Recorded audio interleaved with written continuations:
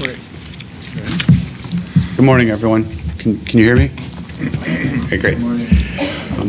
Welcome to MSU Libraries and the Campus Activism for Justice from South Africa to Michigan Forum and conference today. My name is Joe Salem. I'm the new university librarian here at MSU Libraries. I've been here since August 1st, and I couldn't be more thrilled to be hosting today's conference. If the events of the last year on this campus and this political moment that we're in have taught us anything, it's that we have to take a stand for what we believe in, and it's impossible to remain silent in really turbulent times. And that's one of the things that we're celebrating during this conference today, and we celebrated yesterday. One of the things that I firmly believe in is the important role that knowledge institutions like a university and especially a library play in that kind of dialogue and in that kind of moment.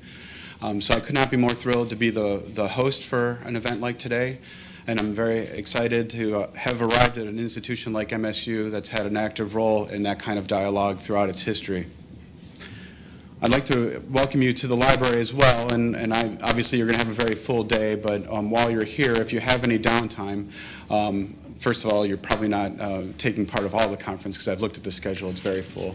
But I'd like for you to take a look at some of what we have in the library and think about how it can be leveraged to bring more voices out, to have our students become engaged with the historical record, with their own voice, with telling their story. And I'd like to have you think about, if you could, how our collections play into that. One of the nice ways to do that would be to stop by our special collection on the first floor. We have a really great exhibit celebrating and displaying the history of the African studies at MSU overall and the role that our collections have played in African studies at MSU. But obviously you're here for today's conference, and I won't keep you from that for much longer. Big events like this, they can't happen without a partnership with a lot of different partners on campus. I want to take a moment and thank our sponsors and our partners. First of all, the sponsors, the co-sponsors for the event are the MSU Libraries and the African Studies Center. We've been partners on a lot of different events over the years, and I'm very excited to be able to continue that partnership and can't wait to see where it goes. We've also had financial support, very generous financial support from the Vice President for Student Affairs and Services, the Associate Provost for University Outreach and Engagement, officers on a lot of different events, cultural affairs over the years, and I'm very excited to be able to continue that partnership and can't wait to see where it goes. College of Law, College of Arts and Letters, Residential College in the Arts and Humanities, the Department of History, Department of Sociology, and Matrix. That's a really long list at a big institution, and it really speaks to the importance of today's topic.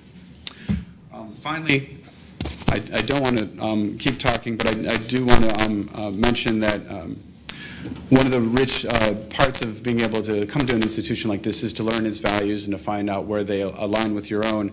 And I've been able to do that in meeting some of the different deans and different partners on campus, and to a person, even outside of the what you would think are really well-aligned areas, the African Studies Collection and the work that we've been doing with the African Studies Center is highlighted as one of the examples of really great partnerships between the libraries and what we can use as examples with other areas. And so I really want to highlight that and just mention it, that it's recognized beyond this room and beyond the kind of what you would think are typical stakeholders, and something that I'd like to build on in other areas. Without further ado, I do want to get the conference started with our first panel. I'd like to introduce John Beck, professor in the School of Human Resources and Labor Relations, who will convene and moderate our first panel. Thank you.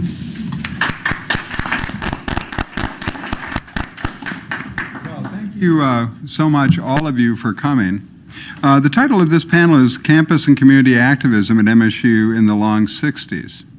Now, scholars have created the idea of the long 60s, a nearly two-decade period from 1955 to 1973 in America, characterized by the rise of progressive movements focused on both the local and global social and political change.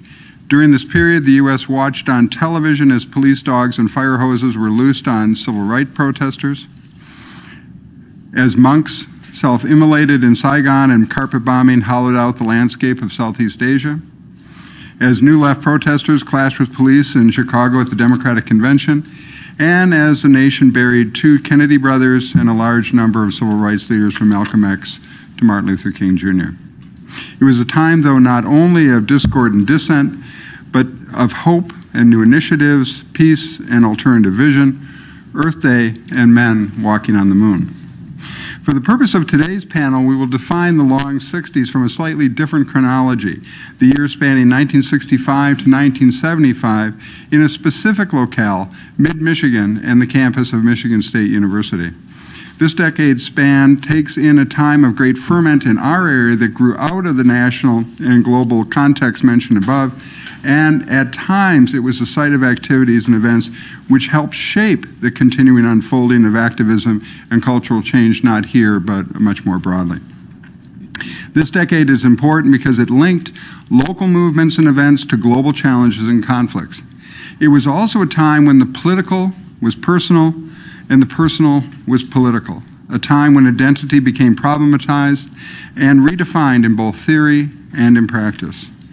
Today's first panel is about a range of experiences and involvements which predate the rise of the movement for justice in South Africa, which will be explored in the next panel. Let us meet our wonderful panelists. On my far right, no one on this panel is on the far right. Let me just point that out. Is Bill Durman. Bill is a professor emeritus from the Department of Anthropology at Michigan State University. He was a founding member of the New University Conference at Michigan State, the Radical Caucus in the American Anthropological Association, and the Southern African Liberation Committee, also at Michigan State. Most of his career was based on African research that he continued at the Department of International Environment and Development Studies at the Norwegian University of the Life Sciences after his retirement from Michigan State, where he continues to teach. His most recent research is focused on land and water issues in Southern Africa. Among the issues he considered are land restitution, water reform, and human rights to water, and Zimbabwe and migration, Mozambique, South Africa, and Zambia. He was most recently published a book with his PhD students on U.S. development assistance to Africa, and a second on flows and practices, the politics of IWRM in Eastern and Southern Africa. By the way, I'm going to introduce all 4 of our panelists right now, and then I'm going to ask Bill and the rest to kind of sweep this way with their presentations. Each is going to have 10 minutes, and I'm not always an absolute time fascist, but this happens to be one of those times that's very important to try to stay on time. So let me introduce our second panelist. Gerald K. Evelyn is a 1973 graduate of Michigan State University. At MSU, he was active in the Black student movement as a member of a number of organizations, including the Black United Front, the Black Liberation Front International, the Office of Black Affairs, and the Minority Pre-Law Association. After graduating from Michigan State University, he attended Antioch School of Law in Washington, D.C. Antioch Law School was established to produce lawyers committed to social justice. After graduating from Antioch School of Law and serving as the staff attorney for Wayne County Neighborhood Legal Services and the State Defender's Office in Detroit, Gerald went into private practice in 1981, where he has practiced law specializing in complex litigation in the areas of criminal defense and civil litigation. He has been a member of the National Conference of Black Lawyers, the National Lawyers Guild, and a number of community-based organizations. On my immediate left is Joan Nelson. Joan is the executive director of the Allen Neighborhood Center, a nearly 20-year-old hub focusing on neighborhood revitalization in the northeast quadrant of Lansing, Michigan, known as the East Side. As executive director, Ms. Nelson oversees programs focused on health, food access, housing, youth development, strengthening families, commercial corridor revitalization, and neighborhood capacity building. Joan's community organizing began back in 1968 with her involvement in SDS and the Mother Jones Memorial Anti-War Collective, followed by participation for decades in a range of feminist organizing efforts, many addressing violence against women. In addition, Joan's first job out of college was as a community organizer with Lansing Model Cities, the urban anti-poverty program that was part of Lyndon Johnson's War on Poverty. Many of the themes of Model Cities are alive in the work of Allen Neighborhood Center today, nearly 50 years later. Lynn Jondal, the last speaker on my left, in December of 1994, Lynn Jondal ended 22 years of service as a Michigan State representative from the East Lansing Meridian Township area. His legislative experience followed work as a campus pastor. He was ordained in the United Church of Christ upon graduation from Yale Divinity School. Lynn moved to East Lansing in 1966 to serve as Director of Policy for the Christian Faith and Higher Education Institute, a national ecumenical research and training program for clergy working in higher education institutions. In 1967, he chaired the Lansing Area Vietnam Summer Campaign organized in opposition to the war in Vietnam. From 68 to 72, he chaired the multi-issues Greater Lansing Community Organization. As a legislator, Lynn sponsored and led successful efforts to enact environmental and consumer protection legislation, including Michigan's Mandatory Deposit Act, known as the Bottle Bill, Sand Dune Protection Act, the Generic Drug Act, the Handicapper Civil Rights Act. For 12 years, he chaired the House Taxation Committee and played a key role in many taxation issues. I have to tell you that as long as I've known Lynn, he exhausts me, and even reading his resume makes me tired. So I'm going to stop there and actually turn it over to Bill to kick us off. And I will be watching time with all of them because I want to make sure that at the end of their kind of prepared remarks, we're able to have communication both across the panel in terms of the experience and with all of you as well. So, Bill. Thanks, John. And of course, it's always mixed emotions to return to Michigan State. And taking a look at the long 60s, and I will use the time period from the longer period, is always disturbing. And it always brings up that question, well, what were we thinking then? And so my political activism began actually in New York City, where I was part of an old obscure organization called the Committee for a Sane Nuclear Policy, where the main goal was actually to end nuclear testing. And one of my early and successful efforts demonstrating was we were all part of a demonstration to get students not to go inside during an air raid drill. And so we all, hundreds of us, stayed outside and were then subject to all kinds of threats and intimidation. And some students were suspended. Many of us held classes off the campus. So this was good preparation for going to the University of Michigan. At the University of Michigan, there was a Voice Political Committee, but the people in Voice Political Committee were actually all the founders, minus 2 or 3 of the Students for Democratic Society. And so I was there at this transition from Voice Political Party to Students for a Democratic Society. In the middle of that transition, there was the Cuban Missile Crisis. And so a group of us decided that this was an act of war and it should be stopped, and that the United Nations was the proper place for negotiations to take place, not a blockade.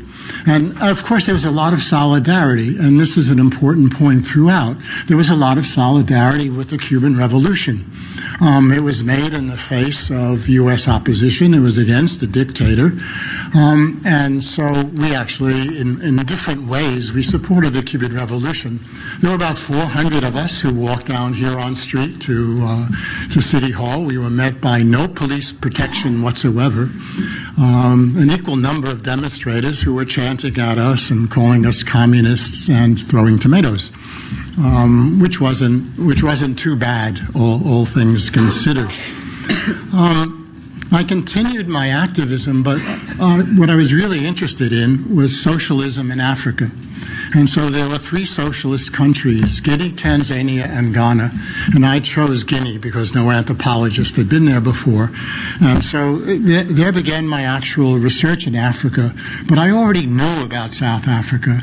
Todd Gitlin, one of the founders of Students for Democratic Society, actually organized a demonstration on a cold November day at Chrysler World Headquarters against Chrysler's involvement in South Africa. And Todd then, in 1966, led a campaign against Chase Manhattan.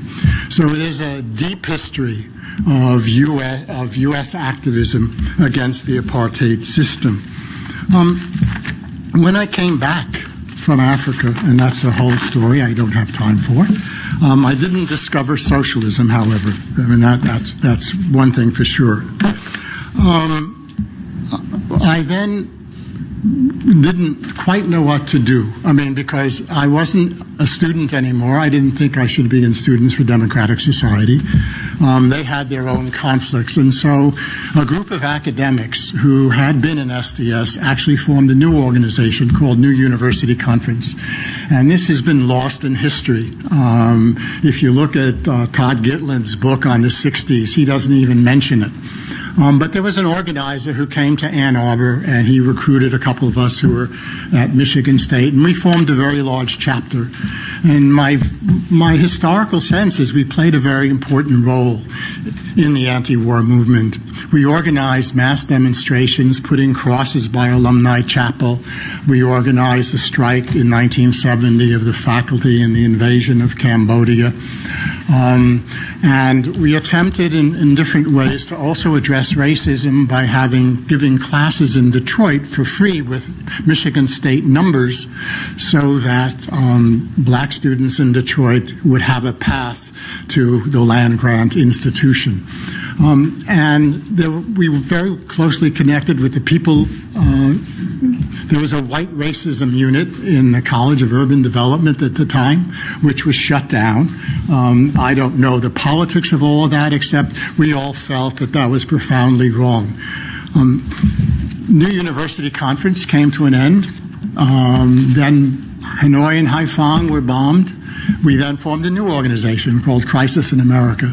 So what I'm trying to say, in short, is that I had a political history of anti-war plus later Southern Africa, because what came out of Crisis in America, the war ended.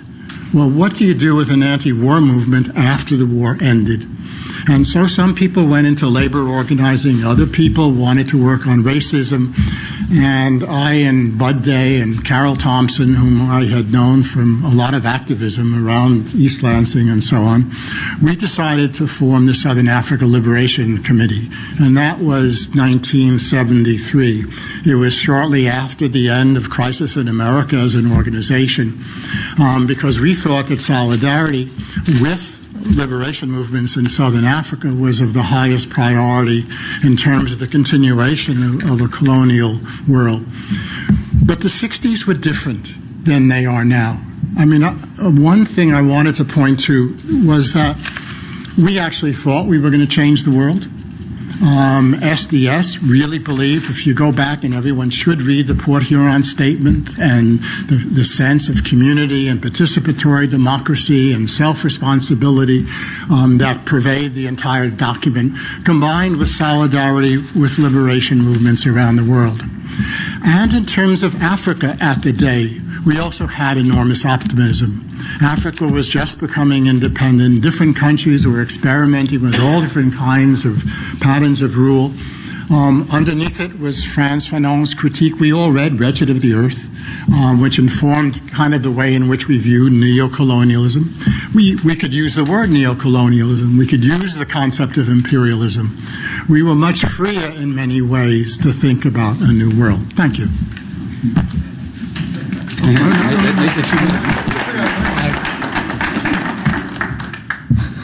I have 2 minutes. Oh, I'm not sure.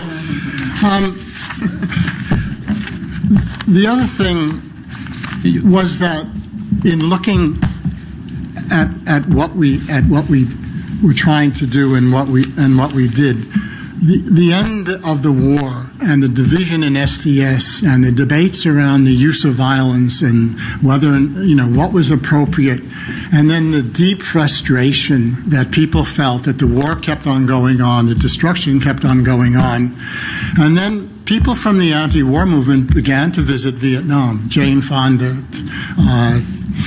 Tom Hayden, Rennie Davis. I mean, all these people began visiting. And that was a dividing line, which was the degree to which one supported the use of violence in a liberation struggle in an attempt to defeat American imperialism. And then the other dividing line was Vietnam a mistake. Did the U.S. just kind of make a mistake and just didn't know the history, or was it a systematic pattern of the United States? And so there was a great deal of intellectual thinking and arguing and reading the text and attempting to figure out what was happening. And I don't have a sense if that's taking place in 2018 at Michigan State. Are there study groups analyzing the situation now and developing the strategies to confront power? The question was raised last night, how does one assist different movements in South Africa or in Zimbabwe now? Who are the activists that should be supported in terms of transformation, or who are the opportunists? I mean, and so where is that element of the combination of study and activism? And I always participated in study groups throughout my career, including now, of course, because I teach. But where is that kind of engagement, and how are people actually thinking through analytically, conceptually, with what we're facing now, and what kind of strategies could be used to actually confront power? Thank you. Thank you, Bill.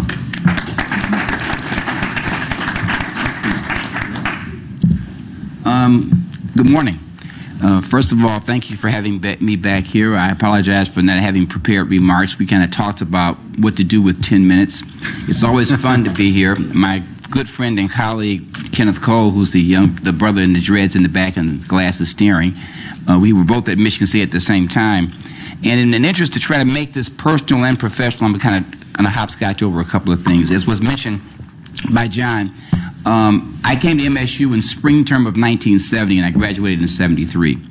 And just to kind of back up a bit, I arrived here because of some things that took place in 1968. In 1968, when Martin Luther King was killed, Bobby Kennedy was killed, there were people who were here at that time that wanted to confront the issue of racism on the campus. One of them was a professor of emeritus, now a professor emeritus, by the name of Richard Thomas. He was in the history department. Some of you may know him. Richard was a student there, and he was a student that came as an undergraduate in his late 20s. And in attempting to address what should be done in light of that, the assassination of Martin Luther King, to confront racism here, they decided to try to do some things that would increase the number of black students that were here, and to make the environment on the campus more conducive to their survival. So the developmental project was established. It was a program that was set up. We sometimes called it the Detroit Project because so many of the kids came from Detroit. And so people like myself came to MSU as a result of being DP students. You know, we were affirmative action babies. And affirmative action in our sense meant to affirmatively knock down walls, not change the requirements. In any event, I came in 70. And I met students. I went to Mumford High School in Detroit. I met other students like Kenny who were interested in trying to make this environment here more relevant. And so the Office of Black Affairs was established as a subgroup of ASMSU. In the context of that, we got involved in an organization called the Black United Front, which is basically an organization of black students on campus, graduate and undergraduate. As a part of that, we brought speakers on campus. One of the speakers we brought up that I was involved in, and there was a bit of controversy, was Stokely Carmichael. At the time Stokely Carmichael arrived, he had just come back from Ghana, and he had changed his name from Stokely Carmichael to Kwame Ture. So what we have is an environment where black students agitating for change and attacking racism on campus are now meeting students who have a more international perspective. In addition, we met students here from other parts of the globe. I met two young men that were grad students, Maina and Kamuyu Kenyatta. They were Jomo Kenyatta's nephews. And we learned about the Mau Mau and a bunch of other things that were going on in Africa. And so that kind of began, those two students, Tony Martin, who was a professor from the Caribbean, helped us to begin to see the international perspective. That also plugged into the anti-war movement. Because some people like me, I was from Wayne County. At that time, they had the lottery. My lottery number was 82. And they were drafted up to 149 in Wayne County. So now my issue is, what do I do about the fact that you get the lottery number, and then within 2 weeks you get your letter saying, hey, go report for your physical. So a lot of us were confronting that issue, too, in terms of what to do about the war. I found it intriguing the fact that my father was a World War II veteran, And when I spoke to him about being subject to the draft, he said, don't go. Now understand that black veterans had a different experience. When my father came back from World War II, he discharged in Minnesota and he burned his uniform. And so I've got a few pictures from the war days, but he was not happy about that experience at all. So, and he was a decorated war veteran. In any event, back to MSU. So now we have this crucible of experience. We got black students from Detroit and Flint and other places, and we got black students from the African continent and from the Caribbean. And so now we're searching for the things that we find in common. And one of the things was, and the war and the anti-war movement was a part of that, because that was something that we all understood. You had you know, poor white and black veterans who were disproportionately being killed in Vietnam, you know, and so that illuminates some issues. So in any way, in the context of that, and I don't want to go past my time, in the context of that, my personal political development took off. And part of the people that I work with thought about the issue of the legal system, because in many countries, political prisoners are prosecuted by political crimes. In the United States, the criminal justice system is used for that purpose. At the same time that I was here at MSU, you know, you may remember about the fact that what took place with Angela Davis, and she was being sought, and she was arrested, and she was defended by a lawyer by the name of Howard Moore, and that becomes important because it had an effect on where I ended up. One of the students that was here at the time, Deborah O'Neill, she grew up with, her parents grew up with Angela's parents, and so we had Angela Davis's mother, Sally Davis, come here and speak as a fundraiser. In the context of that, we also began to do other things to try to deal with the strategy of developing a cadre of progressive legal workers, and that's how Minority Pre-Law got formed. As a result of that experience, I ended up graduating and going to a law school that was established in D.C. called the Antioch School of Law. Antioch was the nation's first clinical law school, and it was a law school designed to deal with social justice issues. And I won't get into a long thing about that, but when you got to Antioch, they had what was called an orientation program. You had to live with a poor family. You had to spend the night at the D.C. jail. You had to apply for food stamps to begin to, quote, sensitize you to injustice. There were other things that went on, too. I didn't get accepted at Harvard. I accepted a bunch of other schools, but I decided to go to Antioch for that reason. As a context of being involved in Antioch in the black legal student movement, I met some other students that were involved in an organization called the National Conference of Black Lawyers. In '68, there was a previous black organization of lawyers called the NBA. And in '68, a group of those lawyers went to a meeting in Caffahosic, New York, and they had issued what was called a Declaration of Concern. And it basically said we needed to have an organization that was, quote, the legal arm of the black revolution. Howard Moore, who defended Angela Davis, Chauncey Eskridge, who was Muhammad Ali's lawyer, were among the people that were there. That organization became the organization that represented the ANC outside of South Africa. So that was the link for me in terms of divestment. We were protesting from Nelson Mandela's release back in the early 70s, okay? So in the context of that, obviously divestment became an important issue, and we kind of began to get involved in things that led to that. So, man, that's kind of hopscotching around, but that's a quick way of doing it. Okay, thank you, Drew.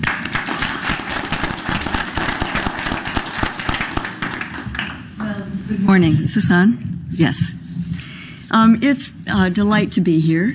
And I arrived a little bit later than Bill and a little before you to MSU's campus.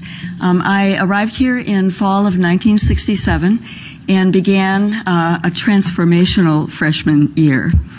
In January, I really appreciated the emphasis on personal and political and also local and global, because personal issues and personal experiences really drove my involvement in 60s politics, for sure. In January of 1968, my older brother landed at the Da Nang Air Force Base in the middle of the Tet Offensive. As you can imagine, it sparked enormous controversy and conversation all over the country, and no less in my own family and my own circle of friends, both here and in Bay City, where I came from. In April of that year, Martin Luther King was assassinated. The world was so turbulent and so unpredictable. And I found myself at an SDS meeting a short time later, was drawn to the reputation of the organization as having been involved in economic justice, in civil rights, but was most drawn actually to their focus on anti-war work. I began to hang around SDS meetings and events from that point on. In 1969, I was one of a number of people that attended the SDS convention in Chicago. It was a really, pretty crazy period in the history of that organization. It was at the '69 convention that the Weathermen, one faction of SDS, walked out of the convention. In addition, that left the Workers' Student Alliance and Progressive Labor faction, which was essentially a Marxist-Leninist group, and a sector called Revolutionary Youth Movement 2.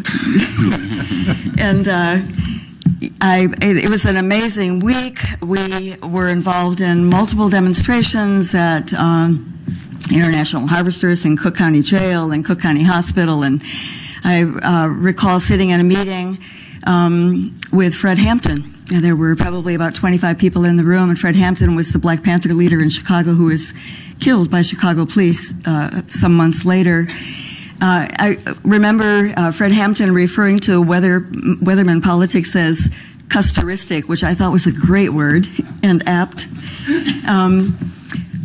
The Revolutionary Youth Movement faction of SDS appealed to me. They were affiliated with the Young Patriots, which was an Appalachian organizing group, with the Young Lords, with the Black Panthers.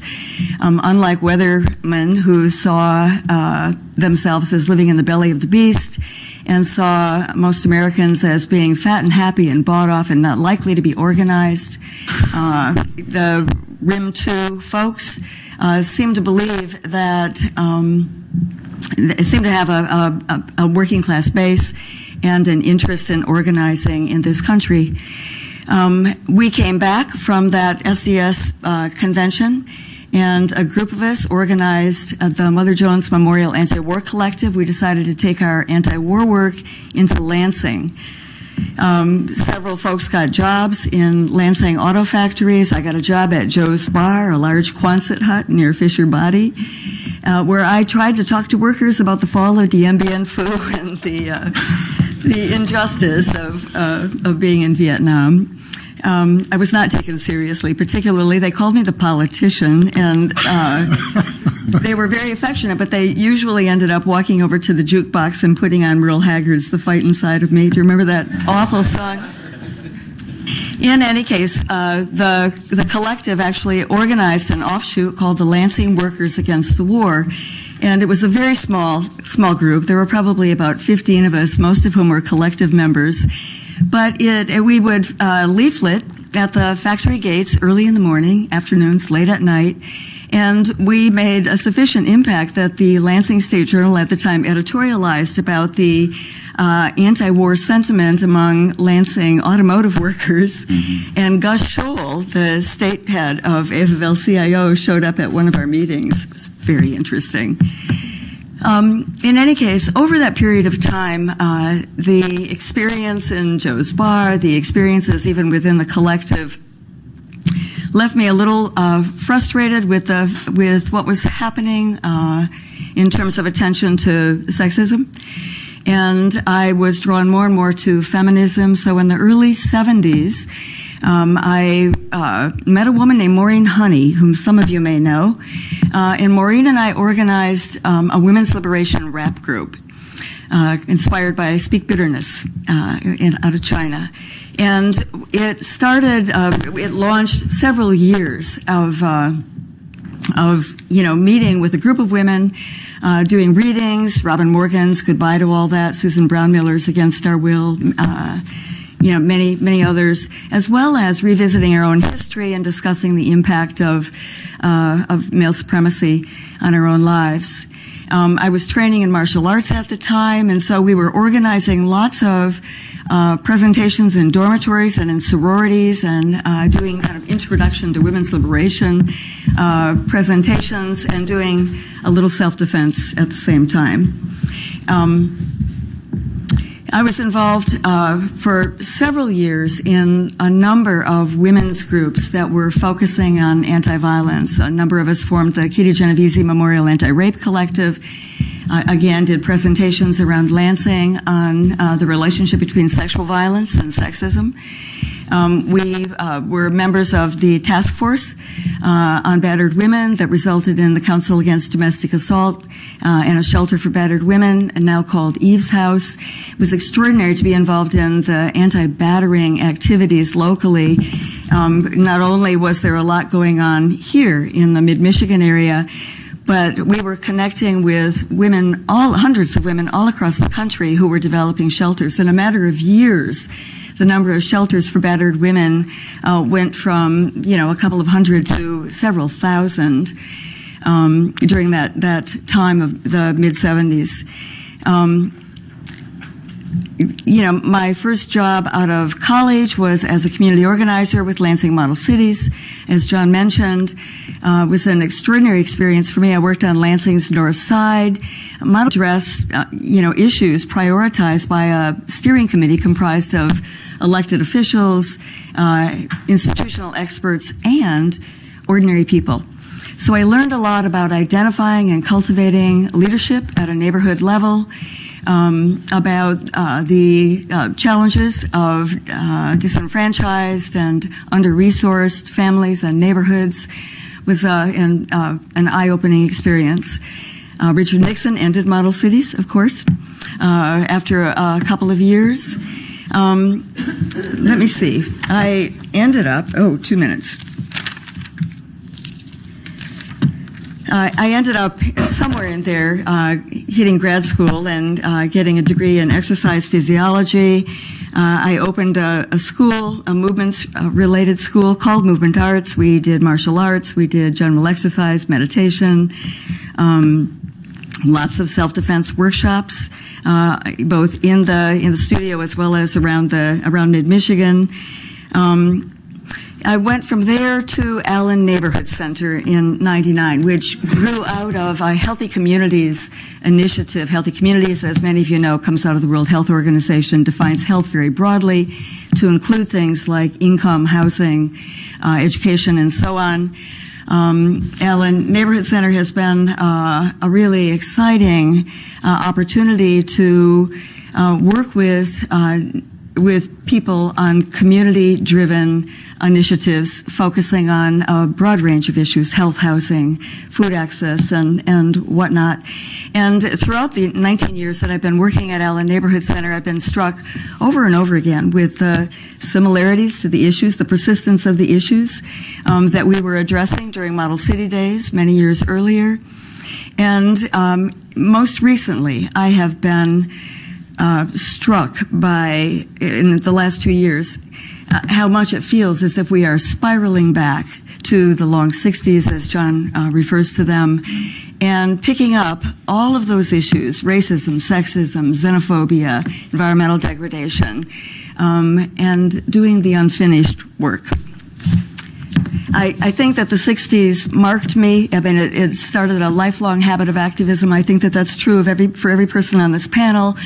I am really thinking that the young people at this university today may be marked similarly, and that's not a bad thing. Thank you.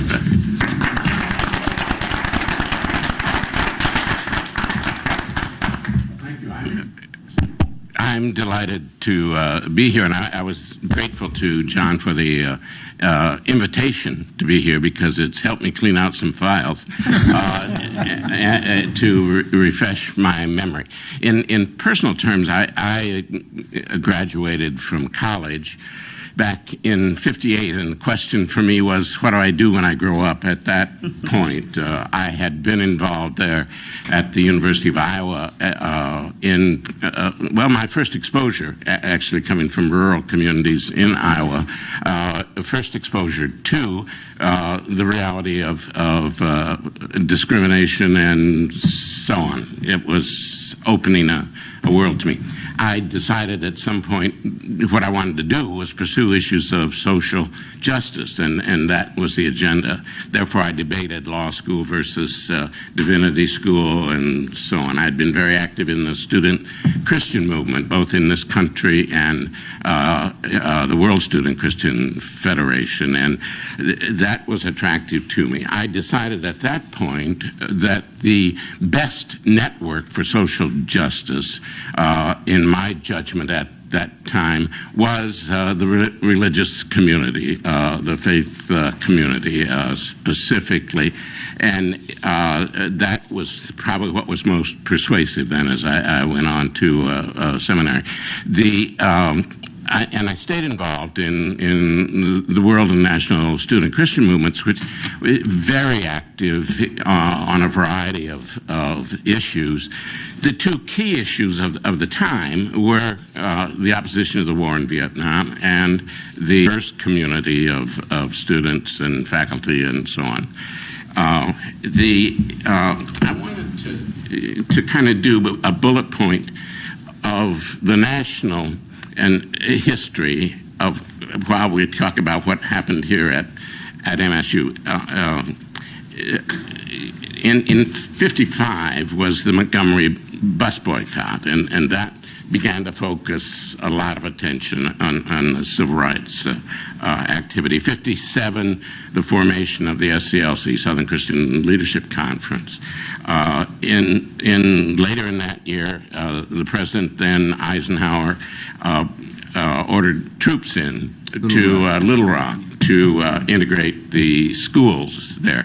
Increasingly, a lot of attention on these kinds of issues across the country. 1960, North Carolina A&T College, those students came to be served at lunch counters, and that focused a lot of activity.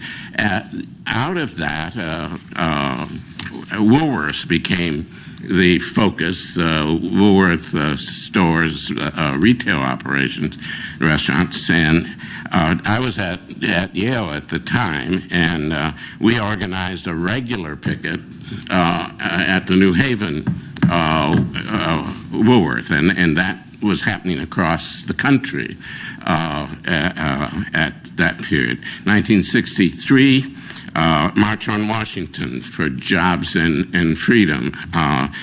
Some 250,000 or better people, well, the best people, but 250,000 or more people gathered in August at the Lincoln Memorial. And it was the occasion we all recall of the Martin Luther King Jr.'s I Have a Dream speech and so on. So what was happening here at that time, or during some of that period, in that context? In 1962, the minister, Truman Morrison, at Edgewood United Church, brought together a group of people from his congregation and beyond that to work on challenging discrimination in housing in the city of East Lansing, housing rental and purchase. They formed the East Lansing Citizens for Human Rights, and that included a lot of MSU faculty, students, area clergy, other citizens. Housing efforts organized in response to the inability of African Americans to rent and purchase housing here. This group did a variety of things, one of them being testing, in which an African American couple would go in response to an ad for housing to rent or buy and be told that it was filled. The purchase had been made, the rental had been made. later the same day or the next day, a white couple going to the same realtor, responding to the same ad, found suddenly it was open, it was available, and so on. So there was this kind of on-your-feet research going on, and brought in a lot of MSU students, graduate students, undergraduates, MSU students, as well as community people working together on that issue. They formed this group of East Lansing folks, petitioned the East Lansing City Council to create a Human Relations Commission, which they then did in 1964. It took them until 1968, 4 years later, to keep petitioning, picketing, sitting in, marching, and so on, focused and electoral politics to elect essentially a new city council. So in '68, we finally had the open housing ordinance that was passed in East Lansing. In the bullet points on the anti-war activity, in August of '64, you may recall, the Gulf of Tonkin Resolution, which was essentially a congressional response to, how can I say, that... A small destruction. Yeah. Some things don't change much, but nevertheless, that resolution became a kind of permanent declaration of war, and gave the president authority to go ahead. Protests then in '67 and so on increased across the country and elsewhere. We organized in this community in 1967 the Vietnam Summer Project, and that was a project in which we hired an undergraduate at the time named David Stockman, who later became a member of Congress and later became President Reagan's budget director. And we went door to door in different precincts each week, gathering or handing out information about the war, bringing people together on Friday evening for a coffee to then talk about what we had done. At the end of that summer, the group of us who were working on that, and that was widespread, students as well as community people, decided, what do we want to do now with the energy that's been generated? That led to, from my experience, the development of the Greater Lansing Community Organization. That entity was a multi-issue community organization, which people got formed around welfare rights, tenants' rights, public housing, task forces on these various issues. A group of us went to the bookstores and said, you're not offering a lot of books on gender openness to to young people, for kids and so on, and encouraging those kinds of changes.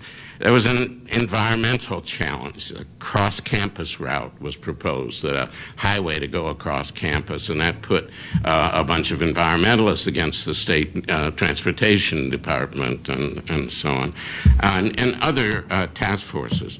Then the question was, at the end of that period, where do we go from here? And we went in a variety of directions. Some of us got into politics, electoral politics, which was not the most popular way to go. There had been earlier the development of new politics efforts, and MSU faculty, students, so on, involved in that. I remember a convention we had in Chicago and so on. But then, bit by bit, we saw a takeover of Ingham County Commission by majority Democratic membership, first time in history. I won the seat here, the first Democrat to win that seat. I was elected in '72 initially, one of the few Democratic beneficiaries of the McGovern candidacy, because another thing that had happened at that time, two other things, was students were allowed to register and vote at the age of 18, and secondly, they could choose where their home was, where they could register. The only reason I was initially elected were because of those two factors. Then we saw activity focus. In fact, my first activity in the Michigan legislature in the early part of 1973, January, we were planning a group of people who became known in the legislature as the Kitty Caucus, not the name we gave ourselves, but nevertheless focused on going to Washington, D.C. To protest the war in Vietnam. When the president heard about that, they ended the war, and so we were successful in that. Thank you.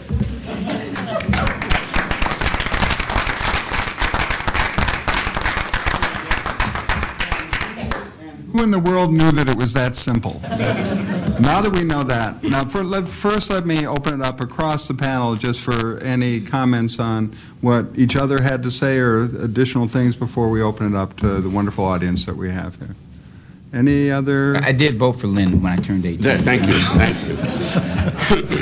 For Lynn. Maybe we all need a button that said, I voted for Lynn. And I still would. I would, in a heartbeat. There might be some very good offices that he could run for. Okay, maybe at this time what I'd like to do is point out that there are microphones around the room. The reason we'd like you to use those microphones is we are recording all this. And if you would grab one of those mics, and if you have a question or a comment, we'd love to hear it. And do introduce yourself as you, anyone, come on up. My name's Nelson Brown. I know at least three of the people on the panel. I was at Michigan State East Lansing from '63 to '79. The point I want to stress is that the peace movement is still alive and active in this area. I'm on the board of the Greater Lansing Peace Education Center, which is now getting ready to celebrate its 50th anniversary, and is still continuing peace activity, opposition to intervention or imperialism, if we still use that word. Also, just to throw another set of initials into the group in between NUC, I was in NUC with Bill, but I was, after NUC went kaput, I was part of an organization called New American Movement, which described itself as a democratic, socialist, feminist organization, if you could take all that in one word.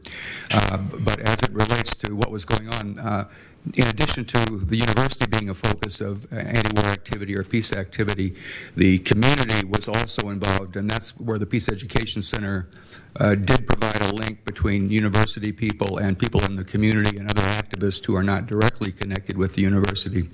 I remember through NAM, we worked with the Peace Education Center on South African liberation, and in the early 70s, there were South African students who were at Michigan State because of Michigan State's African program. And nice white people that we were, we decided that we would try to make people in the African American community aware of what was going on in South Africa. So we organized taking students from black African, South African students to the African American churches in Lansing to kind of educate them, give them a sense of the issue. There are a lot of other things going on, but I don't want to take more time. But I just want to stress that there is an ongoing organization called the Greater Lansing Peace Education Center. If you want to get involved now, that is an active place that is doing things. We just finished a month of Peace Quest activity, and we'll be doing more work involving resisting, finally getting us out of Afghanistan, Iraq, etc. So, thank you. Thank you. You know what? John, let me just underscore what Nelson's saying.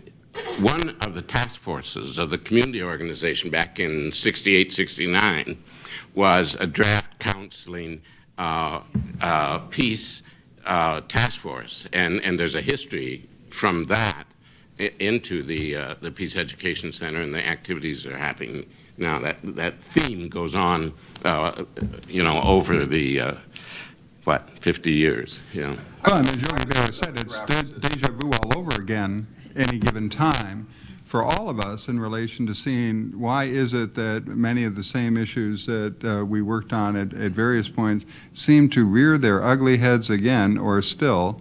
And I think that we're also really looking at this progression. That is that later, in a few minutes, we're going to turn to South Africa divestment. That did not come out of nowhere. That's why this panel, I think, is extremely important. It had people who had worked in other things. It also brought in new energy. But we want to make sure that we understand kind of the longer genesis of the continuing interest in social change and social justice. Other comments on what was said? Please do join the microphone. Oh, Annabelle, are you coming up? Hi, I'm Annabelle Dwyer. Thank you very much for doing all this. I'm really interested in where we go, what all of our experience relates to now. And I was intrigued by who was here this morning and how we're going to end up talking to each other or talking to the students about what all our various points of view of what happened in the period of time you're talking about and how these things developed. I do want to re-emphasize the role of community organizing in relation to the students on campus. The Peace Education Center was a fulcrum for a lot of activities, including Southern African Liberation Committee. And I don't know what the relationship is, the town and gown relationship is now, but my point about being here is to continue this discussion such that we can transmit some of the information to the students here. And I'm a little concerned that there are not more students because I was sort of hoping to continue it. Thanks. Good. Well, comments from the panel on how to think about where we are today and plugging into kind of where we go from here. John? Actually, I would assume that you know that there is a pretty robust indivisible movement in Lansing. And I was not there, but about 2 weeks ago, there was a gathering in Patriarch Park of about 22 different organizations, local organizations. Were you there? No. Who came together to kind of identify one another and begin to develop strategies for resisting what some of the more horrific things going on today. So what I can do is get information to John, who can perhaps follow up.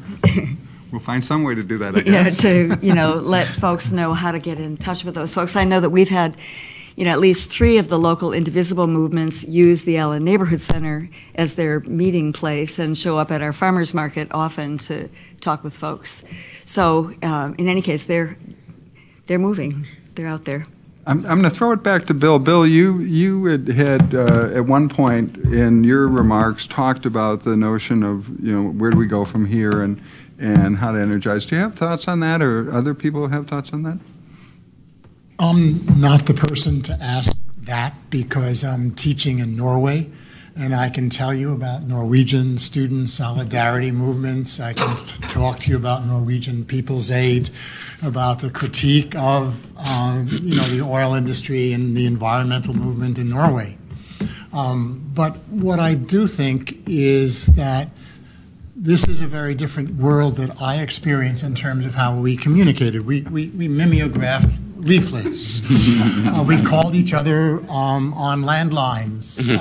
We did not have social media. And so the kind of communication strategies which are now being used are really, really fundamentally different.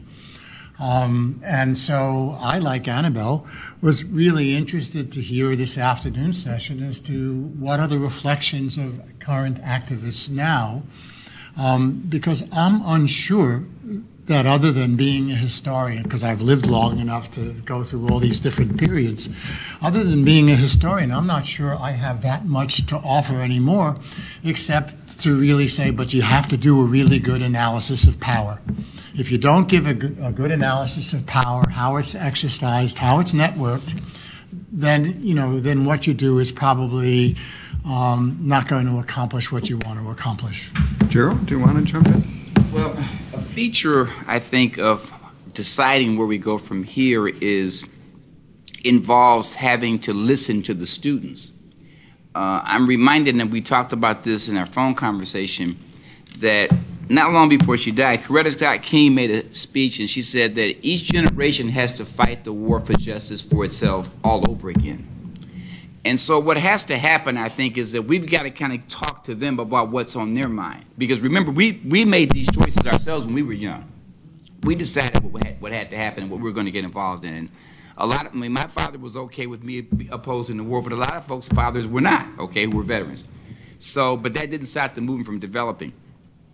The National Conference of Black Lawyers, by way of a very small illustration, is having its 50th annual conference in Detroit next weekend. And we have a panel that deals with a number of issues. One of them is we have the Black Lives Matter group that are going to be there, representatives of that group, and others. I think we got to reach out to people that are doing things that are young, like the movement that came out of the Marjorie Stoneham issue, and touch with them and say, okay, let's connect up what we've done to what matters to you. Because that really is what it comes down to. So it can't be top down. Our movement was grassroots. It was ground up. We have to invite them to do the same things. Well, there is activity too on the electoral front. I mean, East Lansing elected a student to the city council this last election. Not the first time in history, but that did happen. I'm looking across here at Chris Wiley, who can tell you she's been following many of the activities in the civil rights community, working with a variety of groups, and can say more about this in terms of the interrelationship between students and the campus and faculty and so on with the broader community on some of these issues. So we have two wonderful people at the microphone. We'll start here and then go over to Steve. Yes. My name is Yasmina Barawi. I'm a graduate of Michigan State and U of M down the street. I work in public health here at the state, but I was here during the divestiture movement as an undergrad and was active. I just want to take, I'm not going to say offense, but to the statement that, where are the students now, because they're not in this room. So the title of this conference, or this gathering, is Campus Activism for Justice from Southern Africa to Michigan. And so the title might make you think that it's more of an international relations type of thing, and it kind of is with our focus on the Year of Global Africa. But right now, you have thousands of women in Washington frickin' D.C., okay, right, at the Senate hearing confronting senators about their powerlessness, okay? And so when Bill talks about an analysis of power and what are the issues facing us today, well, women's rights are still an issue and our lack of power is still an issue, okay? You look at that Senate Judiciary Committee and you listen to what happened yesterday afternoon and the reaction of men on women challenging them and asking them to go through a civil process, which is typical, and instead of going through that process, they throw the entire process out because they're above it and there's privilege. So because those movements of today aren't the same movements that we're talking about, doesn't mean that they're active. And there's the Black Lives Matter movement is really active, and then the Me Too movement on this campus. I mean, we're not talking about it. It's huge. We're a national rallying point for that movement with what happened on this campus. So don't want to forget those two. Thank you. Well, thank you. And there are 3 panels today. And we really put the big emphasis on student activism today and tomorrow.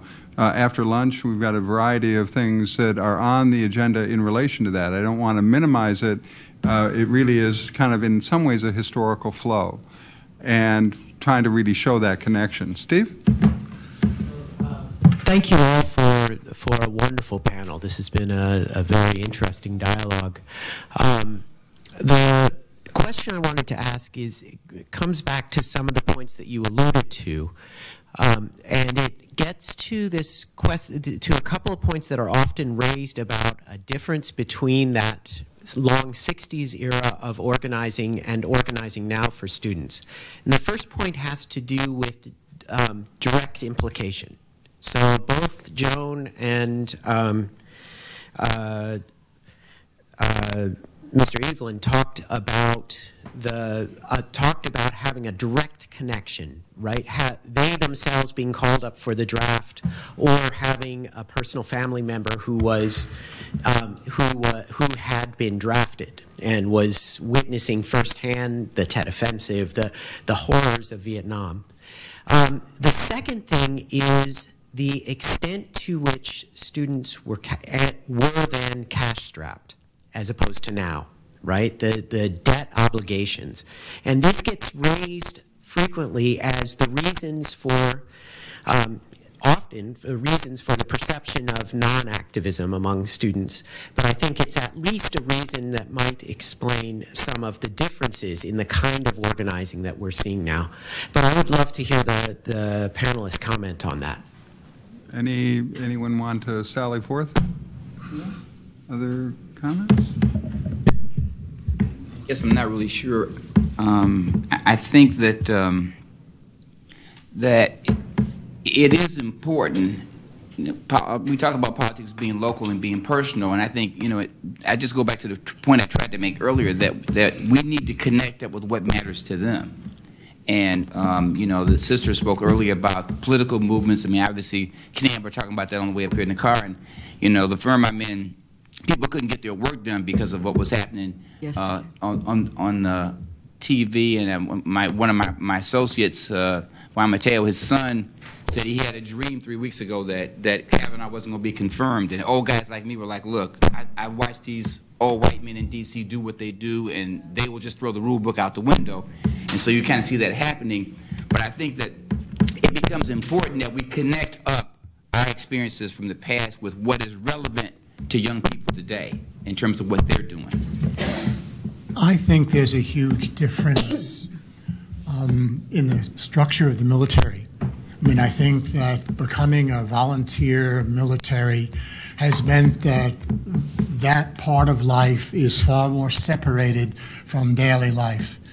There's part of me who would like to see the draft reinstituted so that the burden is shared as a civil matter all across the country, and then we'll see how popular the military is, rather than being a career path for military families or poor people or immigrants who want to get citizenship. I mean, that structure of the military it has really altered that, and certainly the anti-war movement was affected by the end of the draft. There's little doubt about that.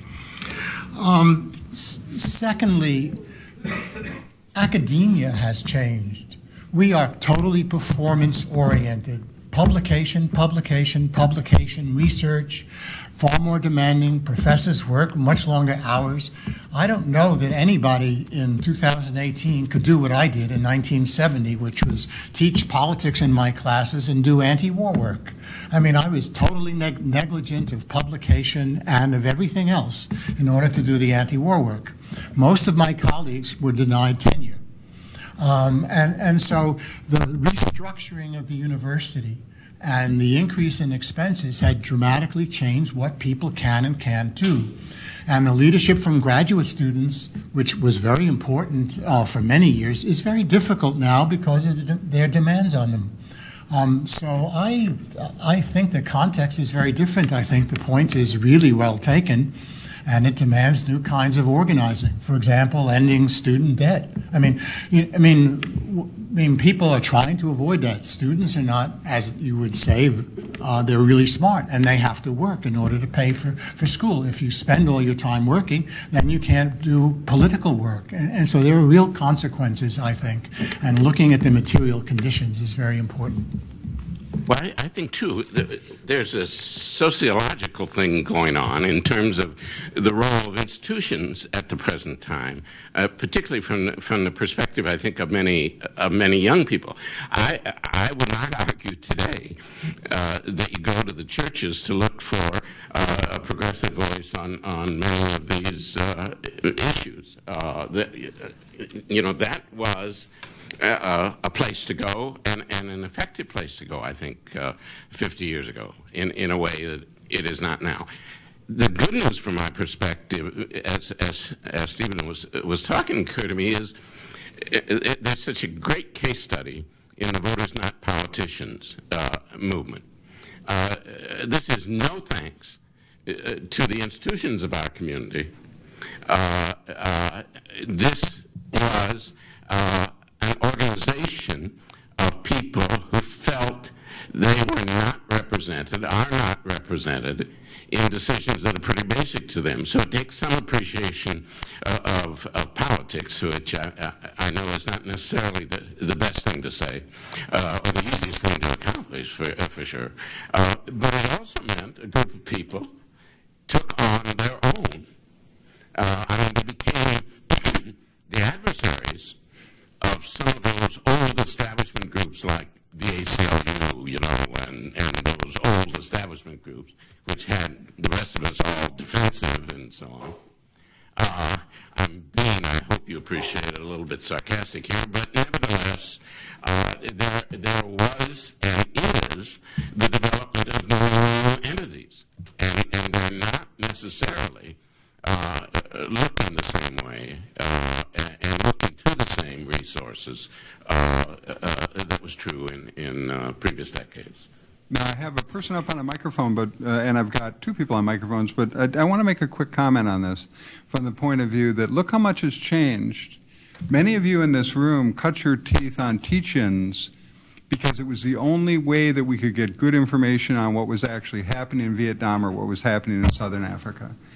We had to go to teach-ins and listen to our professors and others because the fact that you weren't Googling, Vietnam War, you weren't Googling the various things, and many people were not necessarily trusting the body counts or anything else that we were getting from mainstream media. Mainstream media at that point meant the three dominant stations, and many of us lived in places that didn't even have access to public TV at that point. So much has changed in relation to being maybe information rich and understanding poor. That is, that we have availability of huge amounts of information, but whether or not that the connection that we heard about whether that's established in the same way is another question. I've got a mic over here and then a mic here. Yes? Hi, I'm David Dorr, professor of anthropology at Michigan State, and currently a resident in northern Michigan. I worked with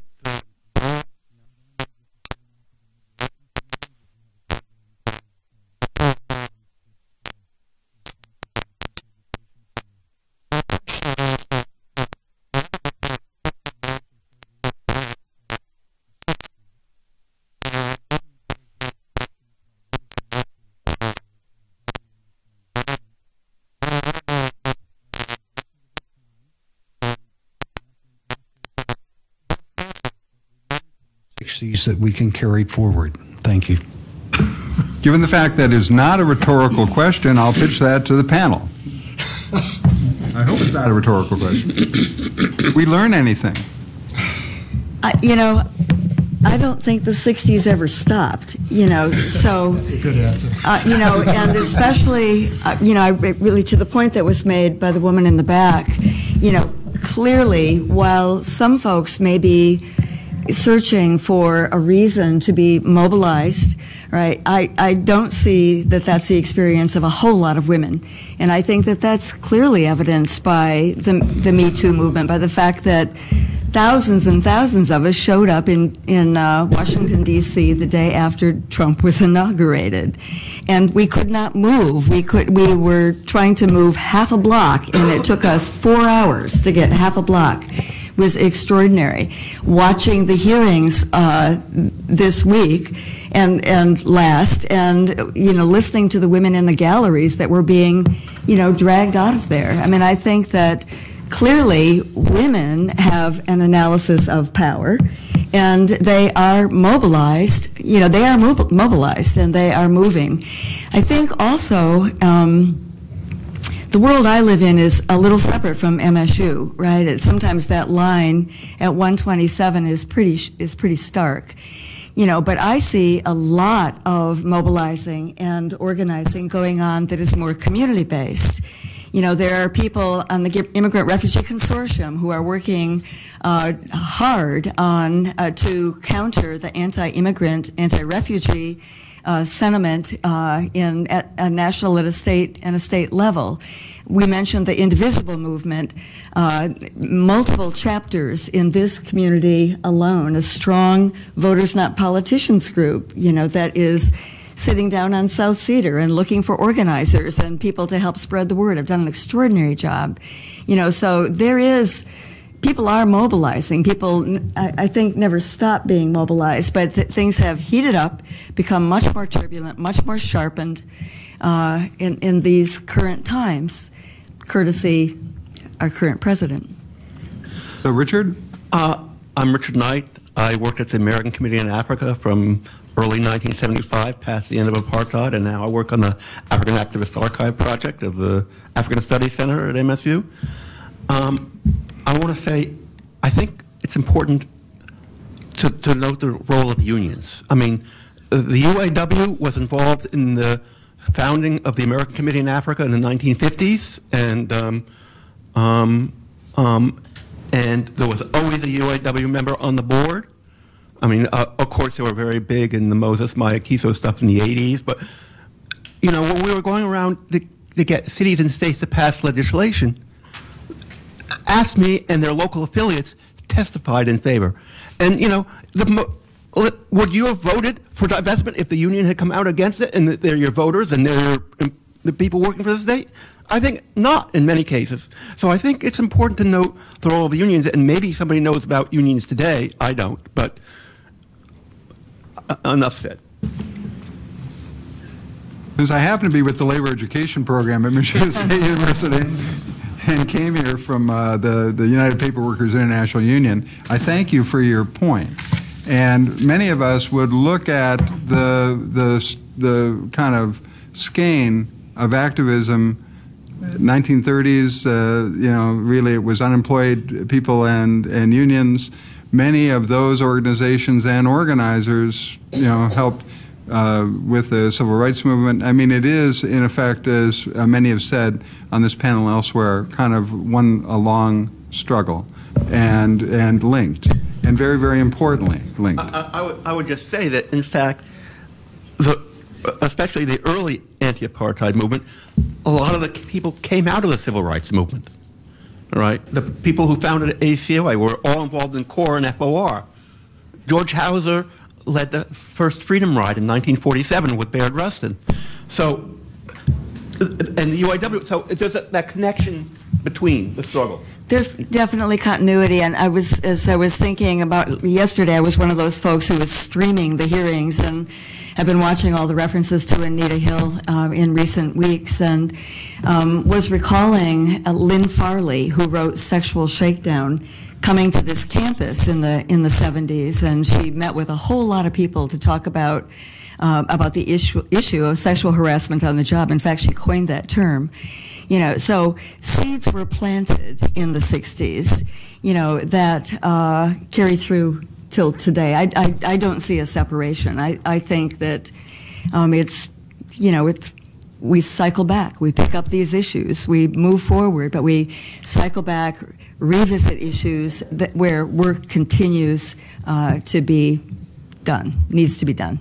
So what I'd love to have you do is give this fantastic group of panelists a round of applause.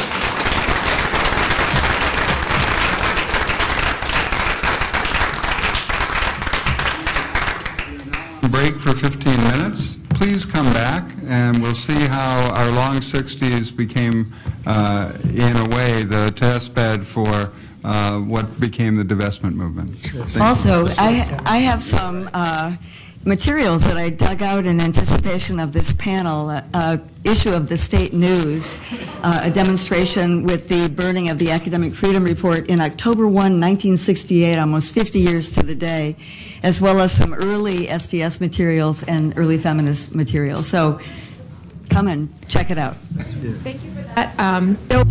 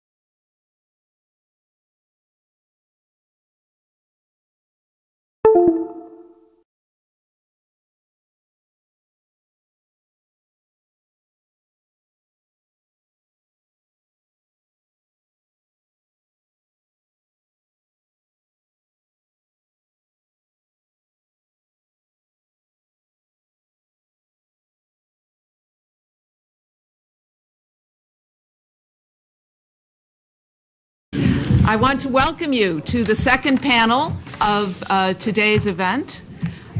This is the panel focusing on the Southern Africa Solidarity Movement at Michigan State University and Michigan in the 1970s and the 1980s. And one thing that hasn't been mentioned yet is the importance of artwork in political work. And we're going to start there for a moment because Virgil Smith has brought something with him today that has not been opened since 1986. And so we thought we would start by sharing it with you.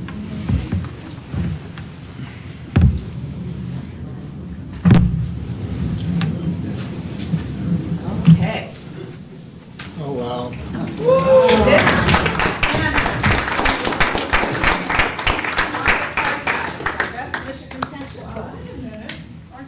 Was made for a demonstration. This was on the Capitol steps in Lansing. And actually an impact of this panel, of this event, is that when I called Virgil and asked if he would speak, he said, I've had this banner in my attic for 30 years. And I tried to donate it someplace, and they said, well, they need some information about the provenance. We need some photographs. And I said, Virgil, we took some photographs, and I don't know where they are. But I need to look for them, so we'll have them today. And we found them. So you will see a photograph of this banner. So that's how we're going to start.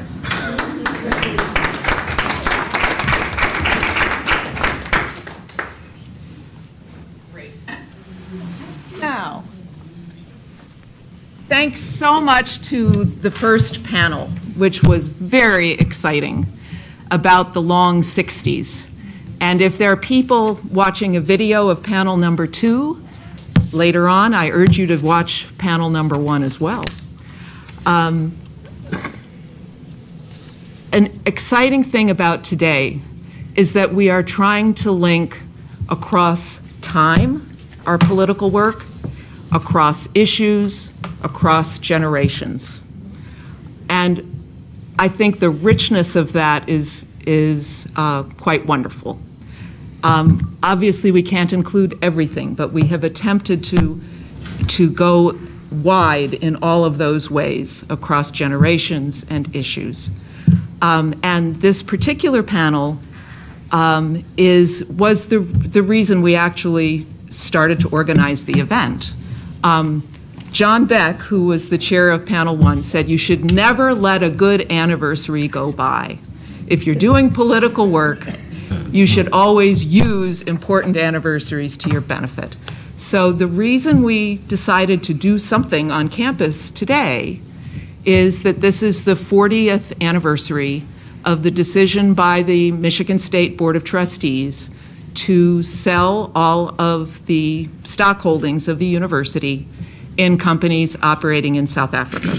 So we are actually celebrating something done by the MSU Board of Trustees 40 years ago. That alone is something to really think about in terms of where we are today. There are a lot of continuities, and there is also change in how it is possible to do political work and what the political forces are. And then when we decided to commemorate the anniversary, we decided to try to do something bigger and wider. And so that's how these panels were organized and came together.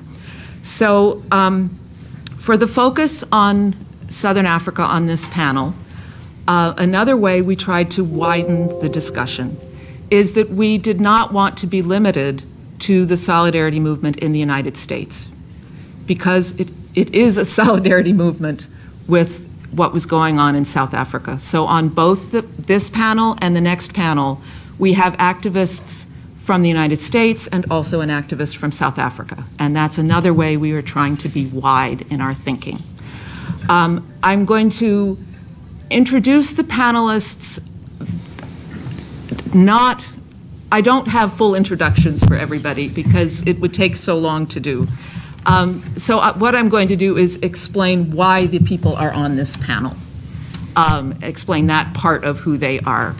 And as with the first panel, we will sweep from right to left. One thing I want to mention before I introduce them, when we talk about, well, what's the significance of this 40th anniversary of MSU's divestment, there is sometimes controversy about, was MSU the first university to divest? And we think that history is important and that truth-telling is important. So I thought I would just explain in what way it is accurate that MSU's divestment is a first. There were actually 2 small liberal arts colleges that divested in 1977, both of which are self-identified progressive institutions. Hampshire College in Amherst, Massachusetts, and Antioch College in Yellow Springs, Ohio. Those 2 divested first. Then the University of Massachusetts divested in 1977. It affected about $400,000 of investment. That was actually the first public university to divest. Michigan State was the second to vote to divest. The amount affected was $7.2 million, so it was large scale, which has a significance in terms of impact on, other people perceiving that this could be precedent. And also, MSU was the first university to complete divestment, to complete implementing the policy of divestment. So I thought I would just set the historical record straight on that so that there isn't any misperception about it. Now, on to our panel. We have a marvelous collection of people here. We will start with Dr. Somodota Fikeni, who gave a wonderful talk about contemporary South Africa yesterday at noon, which will also be available on videotape. He is a political commentator and engaged in many political and analytical efforts in South Africa. Now, the reason he's on this panel is that he was active in the 1980s inside South Africa, and that's what he's going to share on this panel. Gerald Bender was an MSU, excuse me, I've made this mistake many times. Gerald Bender is a scholar on Angola who I met before I met Gerald Bennett. Excuse me. Gerald Bennett is was an MSU student in the 1970s and was president of the Southern Africa Liberation Committee at the time of MSU's divestment decision. So he has important stories and analysis to share. David Wiley was the director of the African Studies Center at that time, was also a member of SALC, and has been engaged in activism as well as scholarship during that time. Virgil Smith was a member of the Michigan House of Representatives at the time and was a key figure, one of the really probably 2 key legislators who kept working on this issue over and over again. And was the reason, that kind of, you can't get anywhere in politics without leadership. And he was leadership on the divestment movement in the Michigan legislature. And the last person who will speak will be Akua Budu Watkins, who is from Detroit and an activist through many generations. I think you've affected many generations of activists. Oh, yeah. So she was active with the Trans-Africa chapter in Detroit at the time of divestment and was the Midwest regional organizer for the Free South Africa movement. So she was one of the folks involved in the legislative efforts. We are not trying to cover all of Michigan. Doug Van Doren is joining us from Grand Rapids. We are not trying to cover everything because of the time limit. So we're covering MSU and the legislative scene. So with that, we are going to have the same process of 12 minutes apiece. And so we've got reminder cards. We want to do that so that everybody gets a chance to participate fully. And with that, Dr. Fikeni. please start us off. Well, thank you very much for that. And I would like to start greeting and acknowledging everybody, just in case that is included in the 12 minutes.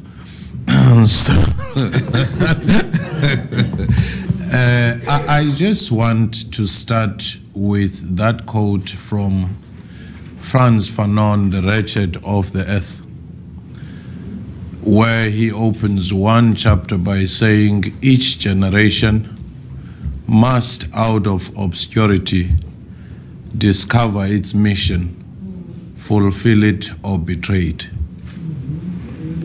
The narratives that are coming out here are an indication that each generation identified its mission and did everything to fulfill that particular mission. I just want to start quickly by highlighting the context within South Africa as to what was happening. The 1960s is the period we often depict as the darkest period in South Africa, because this is the time when you had the Sharpeville massacre. This is the time when the liberation organizations were banished. This is the time when leaders were forced to go into exile. And this is the time when the Mandelas and others were captured and they were put in prison, Robben Island, for life. And it was also the time when apartheid regime and the Afrikanerdom established its economic muscle, and it experienced the highest economic growth rate during that period. In the 1970s, that's when we start seeing an ember of hope, because it is the time when the youth in the universities led by Steve Biko established the Black Consciousness Movement, having benefited a lot from the Black Power movement, the civil rights movement from this side. And they filled the vacuum because inside the country at that time, resistance from the Pondo Revolt and many others had been quashed. In 1973, you had a labor strike. In 1975, there was a Frelimo victory in Mozambique, which was also an instigation for activism. Many people were detained during that time. And during the same period, that's when the homeland system to confine blacks, the likes of the Transkei homeland, where I come from, was put in place as an independent reserve in 1976. The death of Steve Biko in prison, 1977. The death of Robert Sobukwe of the Pan-Africanist Movement, 1978. The hanging of Solomon Mahlangu, a young 18-year-old, for being involved in the struggle. And we also have to remember, this is the time when South Africa's nuclear arms program, in collaboration with the US, with Israel and others, was in place. The Kasinga massacre, because it was not only in South Africa, the apartheid regime felt bold enough to chase others from within the region. The Botha presidency, P.W. Botha, and the total onslaught in the 80s is another context. The Cold War, the Reagan and the Thatchers of this world coming in. So I'm trying to give you the context which was there. The mass exodus of youth after the Soweto riots started injecting a number of cadres to the exile movement. That's how the exile movement was revived. The intensification of international solidarity, economic sanctions come in the 80s. And that coincides with the rise of the mass democratic movement within the country. And it is within that period that I registered in 1984 as a student at the University of Transkei. When I left home, my parents had advised me, they were not political at all, that I had to do law. So when I got to the university, I registered. Indeed, I got a registration card for law. I went to class for 1 week, and I realized that they were saying the law is the law, even if it's an apartheid law. So I deregistered and went to do political science. That's how I ended up doing political science. Already active, already conscious, because even in high school I had been in prison for protests against apartheid and for organizing celebrations after B.J. Foster had passed away. My parents would introduce me for some years. This is my student who is at the university, is going to be a lawyer. They didn't realize that I long abandoned this law degree thing, and I didn't tell them that things had changed. And now we started being exposed to real underground ANC and United Democratic Front politics. Within a space of 2 years, I had been in prison 5 times. And most of the time, my parents wouldn't even know that I was in prison. And the one which was longer was 1985, where I was caught when we went to bury our student leader who was shot 27 times by Tandwa Ndondo, because they said he was involved in the underground movement. We subsequently discovered that there was a list of names of students and activists who were listed for elimination. So I was in a solitary confinement for a period of 4 months, and this came at the time when ANC had said they needed to skip us to go to exile. So my friends were able to go into exile, and I remained in prison. And during that time, I met with other political prisoners, and coming out, we continued with the work. I wouldn't quite know when political activism and political consciousness started, because one, when we grew up, our parents would always talk about how we were forcefully removed from our places. In 1962, elders would talk about the wars of resistance and the dispossession. And also when Soweto riots occurred, many parents in the townships brought their kids to the rural schools, which they saw as relatively stable. That's when also we got the wind of what was happening. So, in essence, these are some of the things which constituted my activism. So when I went to study in Canada in 1989, I joined the anti-apartheid movement almost instinctively. When Mandela was released, instinctively. And when I came to MSU in 1996, within 4 or 5 weeks of my arrival, I went to watch graduation at Breslin Center. And I discovered that flags from the former Soviet Union had been hoisted, and there was still the old apartheid flag. And I just couldn't reconcile with that. So I wrote a long article, and I tried to mobilize students. And for all my sins, I was then elected as the president of the African Student Union for having made that noise. And that's when we tried to mobilize. We went to the state news, because we would bring Ngugi wa Thiong'o, Almas Ruiz, and many others, only to find that the state news wouldn't cover the story. So one day we went to confront them to say, there is no narrative justice. We seem to be invisible. Instinctively, that was the activism that I went through, and my involvement up to this day, and the relentless quest for social justice, my involvement in community development, comes from that activism. Thank you.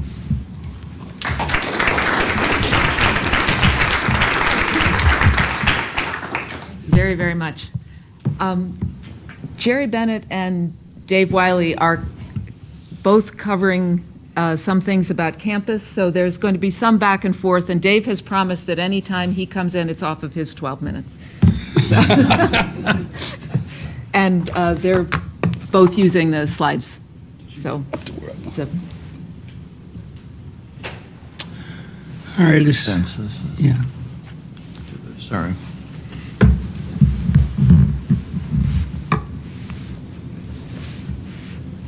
All right, I'm Jerry Bennett, and as I said, I was president of Southern African Liberation Committee during the divestiture movement. Let me tell you about what it means to be president. My only role as president was to go over to the student activities office and say that we were a student organization. Otherwise, I had no role. You know, it had nothing to do, I mean, I had things I did, but it had nothing to do with me being president, because that was my only role. And that's because a term I heard Dave Dwyer use is that SALC was sort of cooperative anarchy. You know, people did what was needed to be done. You know, there wasn't this, you know, you didn't have this hierarchy of people that said, we have a president who says this is what has to be done. You know, we met in the Peace Education Center. We talked about what was to be done, and we did it. Now, some people sort of had some leadership roles. If you did a lot of work, like Frank and Pat Beeman, yeah, well, you sort of did have a leadership role, but it wasn't in the sense the same way. So as I said, you know, my presidency was quite different than what people think about. Let me just sort of briefly say, when I was here from 1974 to 76, and then back again from 78 and 79. 77, I was in London. So pretty much what I'm going to talk about, I'll talk briefly about its founding, because I wasn't here. When I came, it had already been founded. What are we on? It's up here. Yeah. On your right. Okay. Bill Durman actually mentioned this in the first panel. He was one of the people who helped to found it. Yes, one of the, and by the time I got here, pretty much I knew Carol Thompson and Bud Day. They were the ones who I would say probably influenced me the most on my experience in South Africa, or about Southern Africa.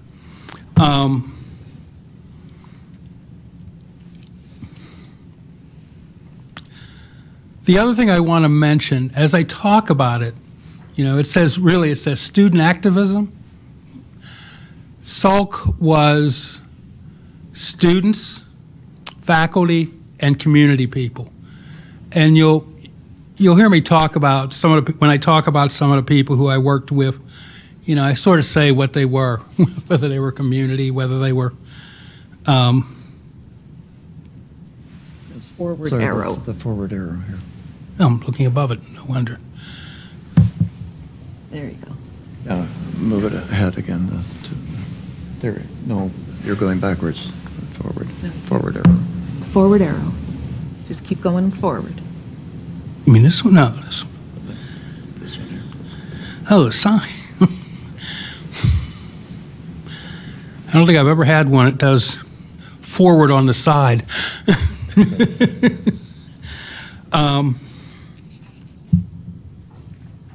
You know, and it was, you know, when I was informed that I was going to do this presentation, you know, I read a lot of stuff to remember stuff and looked at a number of things. And then I got this note. You have 12 minutes. So it's really hard for me to do it in 12 minutes. And so I'm going to really rush over some things that happened early on, and then try to spend most of my time in the divestiture on campus. When I came, one of the the big things that was going on was the issue of Angola. And that was sort of one of the early things that I was involved in. Angola had 3 liberation groups, and they were fighting out among each other to determine who was going to be in power. And our beloved CIA felt that the MPLA, yeah, I was right, MPLA was too much of a communist, quote unquote, group, partially because they had Cuban troops.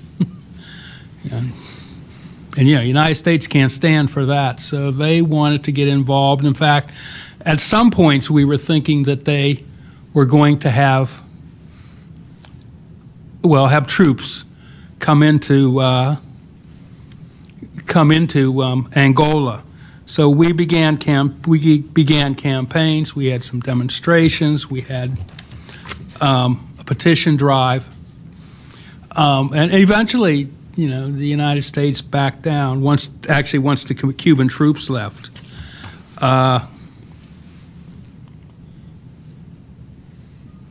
Okay. The next campaign, the next thing that was important, and this one I'll just talk about because I wasn't here. This was the selective buying campaign. Now, before I left, we started looking at some corporations and so forth that might, we might want to suggest that the city boycotts. But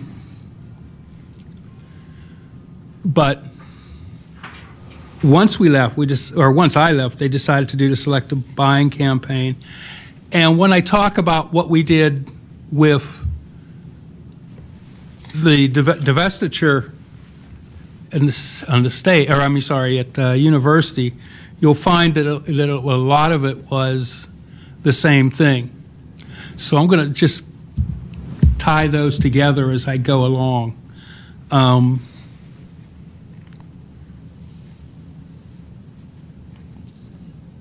do you want to do?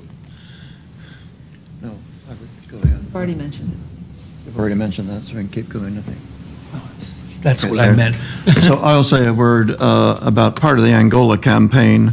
Was concluded by Salk with a conference and petitions and the like, the U.S. out of Angola, opposing the CIA's recruitment of African-American former vets to go to Angola to fight for freedom, allegedly on the side of the U.S.-backed movements of the FNLA and Savimbi's movement, UNITA. And one of the people that was deeply involved was John Stockwell, who was the chief CIA officer for running the operations in Angola, who decided to rat out on the CIA, resigned, and was looking for a place to hide so he could use a good library and write his In Search of Enemies book, accusing the CIA of undercutting democracy around the world and searching for enemies to mount our military operations. So Stockwell wrote his book here, and I think it was useful across the country for the growing suspicion of how deeply the U.S. was involved in the CIA operations. Around that, at the African Studies Center convened a national conference on Southern Africa Society, Economy, and Liberation, which was about half South Africans and half American scholars. At that meeting, there was a decision made to form the Association of Concerned Africa Scholars with Emmanuel Wallerstein, who at SUNY Binghamton, and Willard Johnson at MIT as the co-chairs of that organization, which played a role in mounting legislative campaigns and protests against U.S. policy in Southern Africa at that time. But then back to Salk. As Jerry has mentioned, there was this growing concern about the explosion of U.S. investment in South Africa in particular, and the exposed a lot by American Committee on Africa, which Richard Knight was one of the workers in the fields on the motor industry there. But Salk then mounted a program across campus and actually in the state capitol as well on with a film program, which Jerry can mention about. Yeah, let me just sort of backtrack. I came back from London at the beginning of '77. And I remember walking into the Salk meeting and looking and going, am I at the right meeting? Because nobody who was there when I left was at that meeting. When I came in, instead of Carol and Bud, there were the Beamans. In fact, I take that back. There was one person there I had known. That was Milt Taylor. But it was quite interesting because I had no idea what was going to be happening because it looked almost like a new organization. And so when I got back, they just, it was clear that we were going to be doing the divestiture. Well, what did that mean? It meant that there were sort of, some ideas about how it was going to be carried out. And I sort of written down some principles or things that really impacted it. And the first one's a quote from Frank Beeman. It was, if people know how bad South Africa was or is, they would support divestiture. Very much, you can tell the Beamans came out of the civil rights movement. It's definitely the kind of statement that you would hear there. And from their perspective, it was our job to do that. And so, so a lot of what we did, we began doing, of course, was education. We got a lot of literature from ACOA, from Washington Office on Africa, but a real set of literature from the International Defense and Aid Fund, a British group. We got information from the ANC, the Episcopal, then churchman for South Africa, South Africa. So we would get into all this literature. Now that's different than what a lot of people would probably be doing today. I mean, because we're talking about, there you go, here's our literature. This is the literature that we put at tables. This is the literature that we passed out at all kind of meetings. This is the literature that some days I'd be walking across campus, and if I had stuff in my hand, especially when I talk about the movies, if I had those in my hand, I'd just pass them out. I remember a few times in the local bars, because I'd just go in, I'm going to go in and have a drink, and I would pass out literature as long as I could before somebody came up and said, you don't want to do that.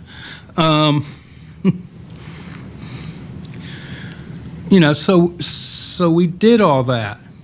I can even remember with Mary Lee Croft going to a school and presenting all day 5 classes on South Africa. I remember it quite well because I could almost not talk. But we spent a lot of time early on distributing this literature. Besides one other thing was there was what I call the infamous information packet. Pat Beeman used to put together these packets, and I remember getting them as thick as that. And it would have everything you'd want to know about South Africa. And I remember even getting them after I moved and went to Memphis, because when I went to Memphis, I continued my anti-apartheid work. So she sent me a couple of those for the formation of the South African group there. we did letters to the editor. We had conferences and speakers. We had demonstrations. We didn't have that many, but we did have them. Of all the demonstration types of things we did, my favorite was the night and early morning that we ran around to all the bathrooms and put signs that said black only, Republic of South Africa, white only, Republic of South Africa, and colored only, Republic of South Africa. That was sort of fun. That's sort of a student activity in a sense. And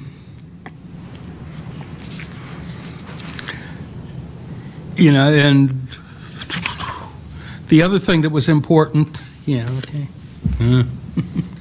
other thing that was important was the films. We showed films every other Friday, and we passed out, we gave out, we lent a movie called Last Grave at Dimbaza. Excellent movie at that time because it was just so strong and so compelling. Just so you know, the thing is that the board, what would we do with the board? Well, we met with every time there was a meeting, we were there. If we could talk, we talked. We got support from the 2 black board members. In fact, the Republican, Aubrey Radcliffe, just sort of dove on it. It was like, whoa, man, it was he just so agreed with it. And actually, it apparently cost him because the party didn't support him. And he introduced the resolution, and the party just didn't support him. And they quickly voted on it. The real thing, I always thought it was backwards. Most of the others, I forgot even using these, most of the other universities I talked to, their battle was really to get divestiture. That's what stretched out. Well, we sort of got to divestiture fairly quickly. What stretched us out was making sure it got implemented right. So that even after it was passed for the next 8-9 months, we still had to go to meetings, we still had to speak, we still had to do all those things until it was finally passed. It finally enacted. I don't know how many times I spoke in front of the Board of Trustees. Many times. My favorite one for that one was, I remember the black students had an issue, and so they presented before us, and we were next, and I was the first presenter. So I just said, hey, we have a problem with racism here, both on campus and in South Africa, which sort of pulled in the black students or African American students that were there. We had to fight. We had to fight the issue of prudent divestments. People would say it would cost the university money. We fought that. We fought the issue of gifts. They said, well, if we divest, can we take gifts? We fought the issue of that. But in the long run, we won. And the thing I think for today is that it needs to be consistent. It needs to be, people need to be ready for the long haul. It's not, we have this culture, everybody wants something now. And if you're doing movements like this, and even this, we're talking 1 year pretty much. If you're doing movement, you sort of have to be prepared for that long haul. If you're not, I don't think it will work. Thank you. Thank you very much.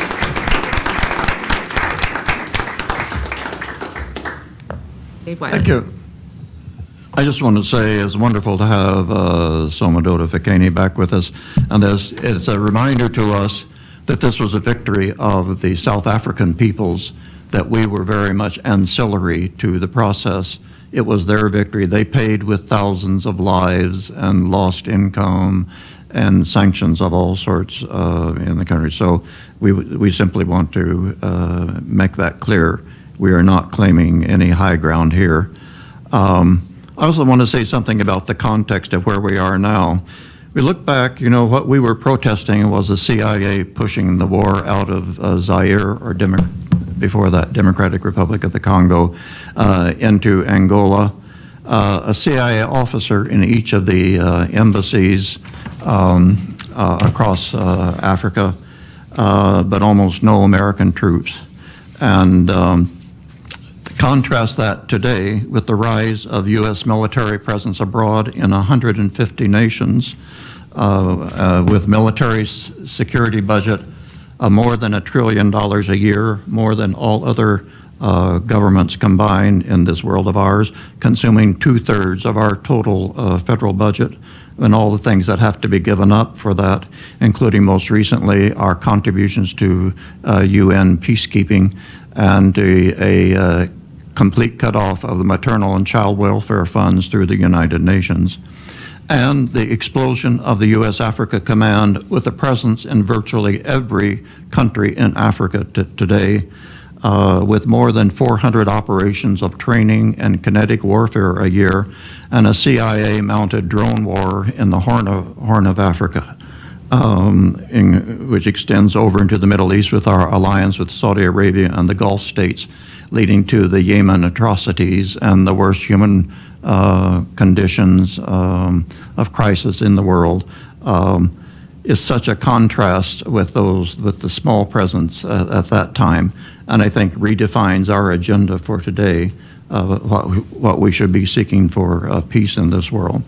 I just want to note that we say in the 60s, which we talked about in the previous panel, there were things going on with Africa that were precursors to the call for sanctions. The most interesting one, perhaps, is that the former governor of this state, a guy named G. Min and Soapy Williams, became John Kennedy's Assistant Secretary of State for Africa and traveled up and down Africa talking about Africa for the Africans, and which led to protests from the national security side of the U.S. government about this loose-mouthed governor who needed to be withdrawn by Kennedy. Michigan had a hand, by the way, also in Charles Diggs and his joining with Ron Dellums and others in the formation of the Congressional Black Caucus and the founding of the House Subcommittee on Africa. And Diggs's great contribution frequently is not recognized. But it was the growing amount of information prior to the internet age, I think, that shocked us into awareness that we were fighting something deeper and more difficult. First with Senator Church from Idaho, of all places, mounting the Senate Committee on Intelligence, which revealed the regular plans of the CIA to assassinate heads of state such as Castro, Allende, Lumumba, and to mount the war in Angola. And then perhaps the one that in the African studies community made the biggest difference was the publishing of the leaked National Security Studies Memorandum number 39 of 1969, which made it very, very clear that the U.S. had chosen to go with the whites who are here to stay, as the memorandum indicated, and out of interest in turning back rampant communism in the independent African states and ensuring our access to the South African minerals for security reasons, that we needed to not support sanctions and needed to oppose those who would call on us to leave South Africa, the 300 plus U.S. corporations there by that time. On campus here, I just might mention it was in that same period of the late 70s that we had another project which popped up, which turned out to be a CIA creation. It was the Iran Film Project to celebrate the Shah of Iran as part of the U.S. Foreign policy shaping of the public perceptions of Iran. And then one that made a big difference was in 1980 with the publication of Dirty Work, CIA in Africa, which actually revealed that we had an MSU historian who was a member of the CIA who was participating in this, what we increasingly recognize was a deep and difficult problem. In the 1970s, John Stockwell's presence on campus and his revealing to us how his most recent training in the CIA before he resigned had been to go to campuses with business cards of IBM, General Motors, GE, and the like, and recruit African students to come work for our corporation with just a little economic report each year. And in fact, to get them to actually be working with the CIA, the threat being that down the line, where they become sensitive, they could be called in to provide more influence and more information on their independent African countries. And if they chose not to, the threat was that the CIA would reveal to their governments that they had been on the CIA employee for a few $1,000s a year for a number of years. And then finally, at the end of the 70s, beginning of the 80s, the Defense Intelligence Agency comes to 4 major African centers in the country, including MSU, saying basically we can quintuple your budget here if you can just join in with us and just write a few reports a year on Africa, unspecified. And it was out of that it galvanized the Africanist community, both at MSU, to sign on to the United Nations cultural boycott, first of all, and then to also to pass a resolution in its ethics statement that we would not accept military or intelligence funding at MSU, as we had in the Vietnam period, for the support of African studies. So those were key times that set the context for what went on in SALC and in African studies beyond that. The first part of the big response to this was in looking at covert influences on campus was the discovery that John McGough, a former member of the MSU alumni administration at MSU, was in fact a paid secret agent of the South African government with $11.3 million to buy a U.S. newspaper as a voice for apartheid in Washington, which he failed to do. SALT carried on this campaign from 79 to 84 with pickets at virtually every major performance at the Wharton Center against the McGough stage. And actually in 84, finally, MSU relented. President Cecil Mackey took the $1 million gift back to the McGough family. And we have now the Passant stage, not the McGough stage that came in that period. The other thing that was that the MSU African Studies Center, as I mentioned, voted to a formal rejection of military and intelligence funding of any source of any country for African studies. This became a combined policy of all African studies centers in the United States and of the African Studies Association. So it's part of the national effort that went. As things expanded, we have Ron Dellums and others mounting protest at the embassy in Washington. And we were assisted here by a young man named Kati Sateki, who was a Soweto refugee who made his way out to Samanzlangu Freedom College in Tanzania, and then was selected to come to the United States to do his university education. Kati worked in Detroit with the various movements there, as well as on campus here. And our president who succeeded Jerry Bennett at the Southern African Liberation Committee, Debbie Miller, helped to start a campus-wide boycott of Coca-Cola at MSU, which actually did get all of Coke products out of vending machines and out of the cafeterias across campus, and contributed to the founding of the National Coca-Cola boycott campaign. Lots of teach-ins, as Jerry has mentioned, in SALC in that period, and then a new focus upon the MSU Foundation, which, unlike the MSU Board of Trustees, had not divested. And this was a long campaign with demonstrations in the snow, bringing caskets to bury apartheid and calling on MSU to get foundation out of investments in South Africa with various demonstrations. And finally, the one of the protests being, by the way, to build a shanty in front of the MSU administration building as a demonstration of the conditions of black South Africans in the townships. And with enlisting even President John DiBiagio at MSU, having a sticker put on him by Debbie Miller, the president of SALC, calling on him to call on the foundation to divest, which they finally do very late in 1986. So after that, we turned to the Michigan legislature. But I think that simply to say that it was the events in South Africa, it was the growing U.S. presence with the operation in Angola that were key precipitants that led SALC to press for the divestiture, first of all, that Jerry mentioned, and then that led to the Michigan legislature. Thank you. Great. Thank you.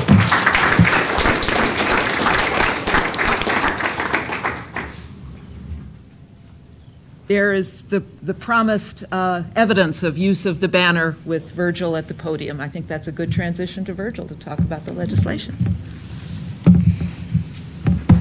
I came to the South African movement as an African American because my community has been excluded in the United States and used in the United States and has been that way since the founding of this country. Slavery lasted some 300 years. Segregation lasted 150 years. Did not end until the 1954 decision. Most of our constitutional laws that have been established through case law has been as a result of movements from minority communities, especially the African American communities, for basic rights. And so any lawyer who's here knows that as they went through constitutional law and they heard about McGee versus Sipes or Brown versus Board of Education, they learned that many of these important constitutional decisions were based on exclusion of African Americans from this society. We've been used as an economic pawn to make money for the richest in this country, and we always have been, as many of you have been, because the history of our country has been, in a way, discrimination through segments. The Italians were discriminated against, the Poles were discriminated against, the Hungarians were discriminated against, the Jews were discriminated against, all as they entered America.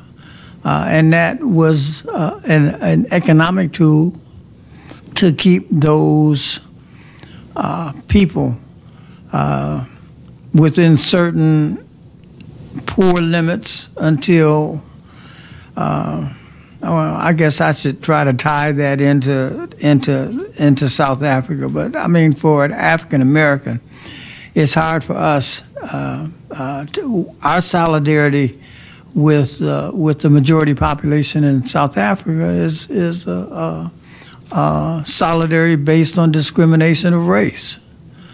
It was the same in South Africa as it was in the United States. And those that are in power would do anything that they could to maintain power. We were whipped, discriminated, hung. Anytime our communities began to gain any type of economic power, those businesses were burned down, wiped out. The women were raped. The children were taken away and sold into slavery or passed into other deteriorating economic conditions. So for me, coming out of a segregated Detroit in 1950s and coming up to Michigan State in the 1960s, I was one of the new legislators at 29, because most legislators out of my community were a lot older by the time they finally got to the legislature. So I was surely an activist, and when I got here, Representative Lynn Jandal, Representative Perry Bullard, had already been social activists for many causes, as you heard from Lynn this morning. They had been spending their time trying to improve the society and improve the equality of our society and improve it to a point where all people would be treated equal and fairly. It's a constant battle. It's a battle that went on in the 1950s and the 1850s, and it's going on in 2018 as you see the hearings going on in Washington. So in that environment, as a new legislator, I actively wanted to be involved in the South African divestment movement. Representative Jandal and Representative Bullard was kind enough to allow me to bring my community's activism through me to that effort. And we fought 10 years to try to bring South African divestment to the fore. It is not an effort that was accomplished by any one person. It was an effort accomplished by thousands of people and thousands of different organizations, and it was a step-by-step process. We fought for we fought to end apartheid through divestment in cities, in townships, in different state governments, and indeed across the world. It grew steam as it built up successes. Representative Jandal and I, we passed our first South African divestment bill, I think in 1978, and that was the bill that prohibited financial institutions that did business in South Africa from getting state support if they continued. That was a tough battle, but it was our first win. And after we had that first win, and after the university divested, we had our second win of being able to get legislation through the legislature that prohibited the state from investing in corporations. We prohibited universities from investing in corporations that did business in South Africa. That was a great win. That was our second hard-fought battle in the legislature, and it didn't come just because Representative Jandal and I and Bullard and the rest of the legislators that we were able to bring into that process finally received majority vote, 56-20, because for us in the legislature, it always came down to votes. The majority in the House, the majority in the Senate had to pass these legislations. 110 members of the House, 38 members of the Senate, 56-20 represented majorities. Once we achieved that stature of first passing it in the House, and we had been in control, the Democrats had been in control of the Michigan House for 40 years. I won't tell you how John Engler outmaneuvered us and knocked that out, but he did. And then we were able to be successful in the Michigan Senate, which had been controlled by Republicans for almost the same amount of time. But we were able to convince enough of our Republican colleagues that this was a good thing to do, that it was wrong to discriminate, and it was wrong to not support that type of investment movement coming out of South Africa, because otherwise the only change that could occur in South Africa was through the gun, was through revolution. And we were blessed to have a revolutionary leader in South Africa, Nelson Mandela, who was a man of peace and who followed in a lot of ways the elements of Martin Luther King, who wanted to see a peaceful transition. And after some 30, 40, 50 years of being locked up, beaten, his family torn apart, all of the things that they could do to President Mandela before he was president, they finally recognized that it was better because of the divestment movement, because of the efforts in this country to pull money out of South Africa and pull money out of the corporations that supported South Africa, that it was better for them to pass the transition of power in a peaceful way, and that's what de Klerk did, President de Klerk did. As he released Nelson Mandela from Robben Island. For me, it is the same battles that we fight every day today, and we continue to fight those battles to try to uplift the communities that have been held down for profit. It's sad, and I've got my 2-minute notice, and I'll just say one thing. The battles that are going on in Washington today are the same battles. The richest in this country, receive 95% of the profit. And they continue to do so even today. The $1.5 trillion tax cuts went to the richest people in this country, passed by the majority parties in the Congress. And that's why the Me Too movement, the Black Lives movement, and the other movements wanting to see a balance and wanting to see profits shared among us all so we can help uplift this country, because we are a country of immigrants. We recognize that. Thank you.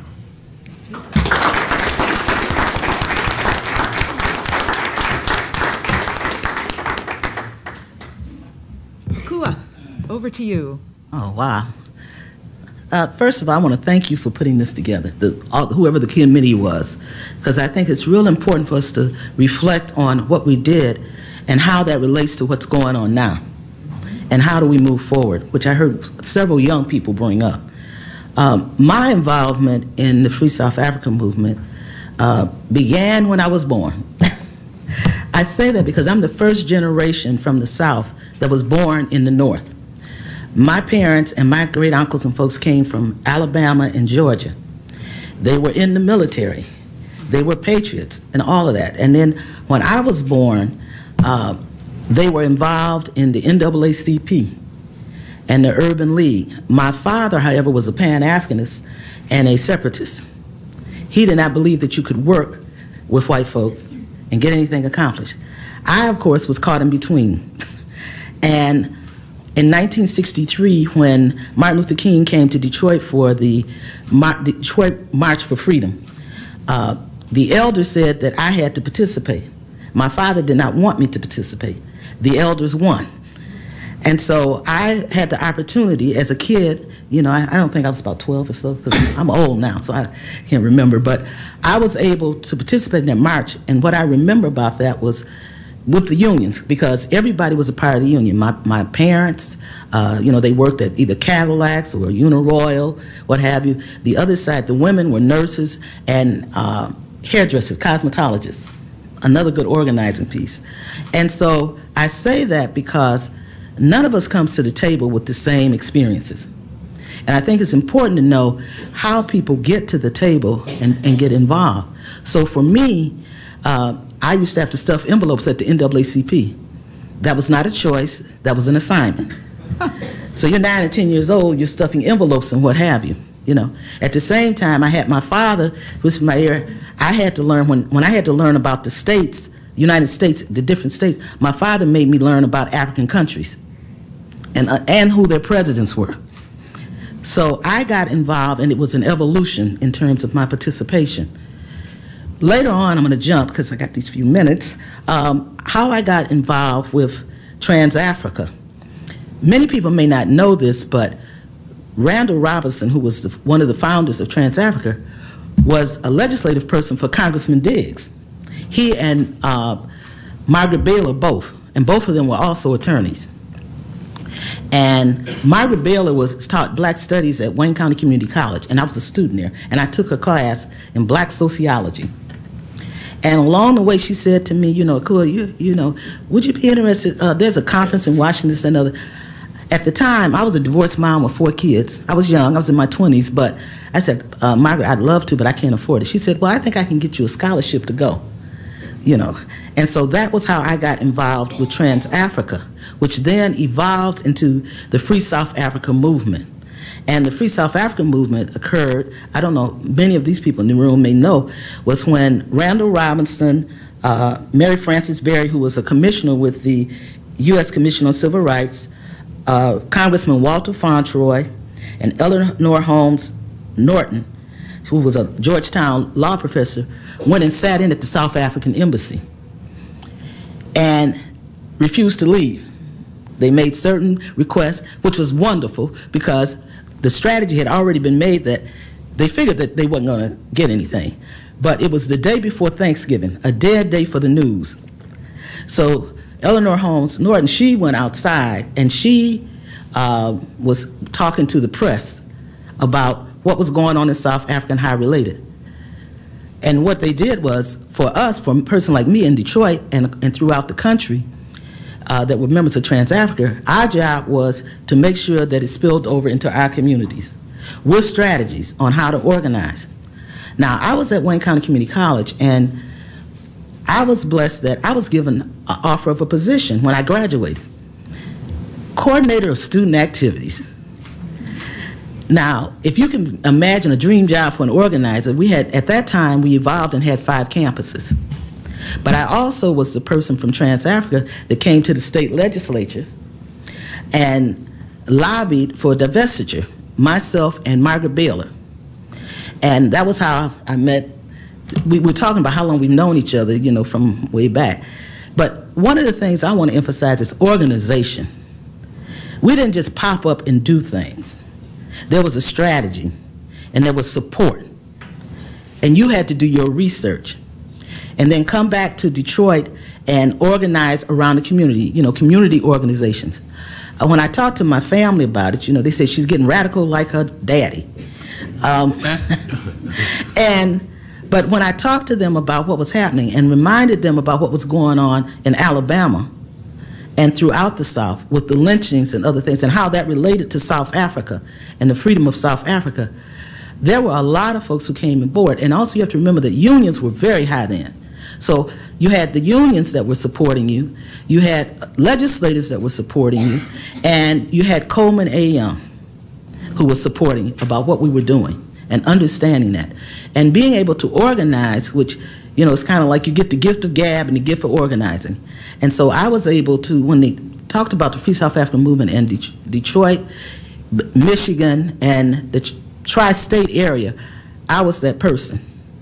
And what I did was, it was an inclusive movement, because I went to everybody. Whether it was, I had Palestinians, I had, if you were a part of what was called a progressive group, I brought everybody together.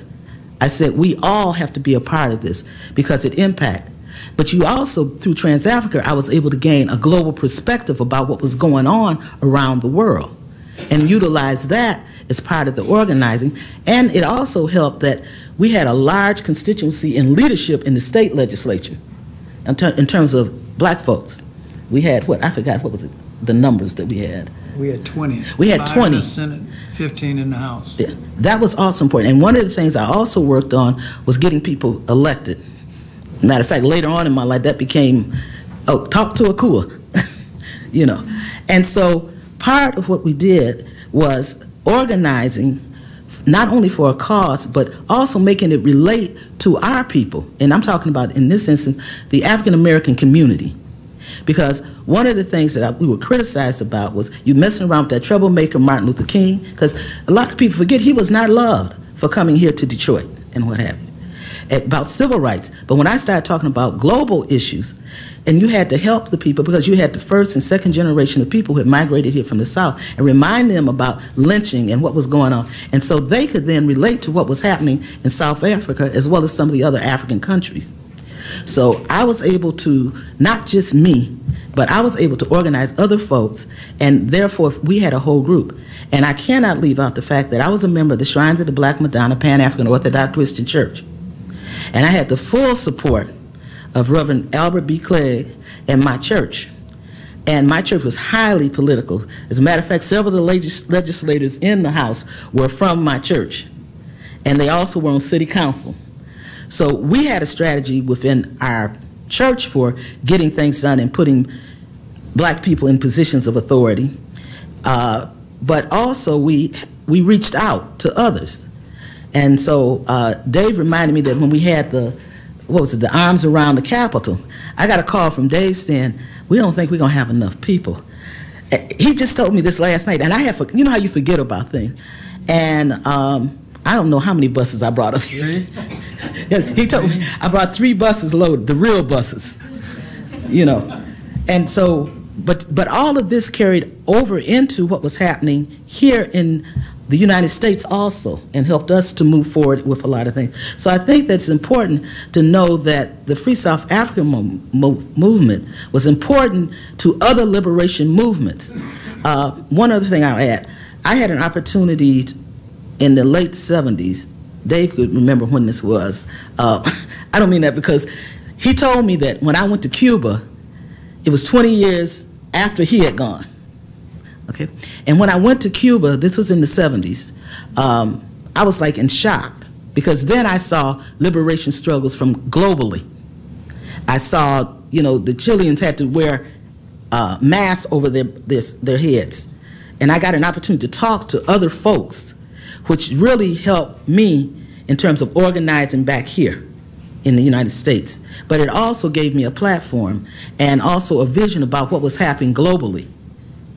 And so my involvement, which really continues to this day, I guess, you know, gave me a global perspective and recognized that civil rights was not going to be the answer, which was the thing that my father had tried to tell me a long time ago, that you had to be a part and aware of what was happening globally and understand that people of color were suffering all over the world, and that it was the same people that were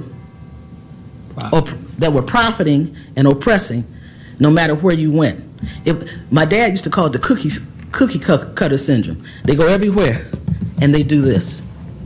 And so part of what I've been able to do since then, you know, my children, who are now, of course, all adults and what have you, my sons, when they were born, I was at Trans-Africa. He was 2 months old. I'll never forget this. And I wanted to go, I had a meeting, and it was a global meeting in Washington, D.C., and my son's 32. And I went down there with a baby that was born in November. This was January, into January, with the baby, sat in a circle with some very key people from South Africa and other places. And the beauty was I was welcomed. And once I had nursed my baby, he got passed around to these dynamic leaders, you know, who were about making decisions.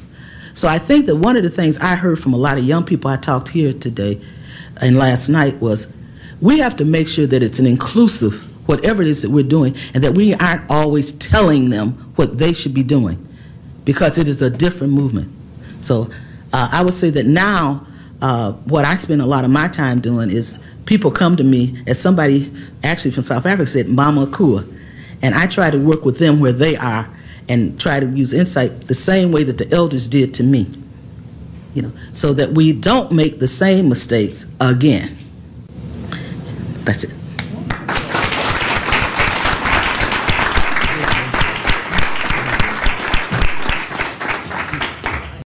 Thank you all so much. I want to mention 2 resources before we open it up, first to the panelists and then to you all.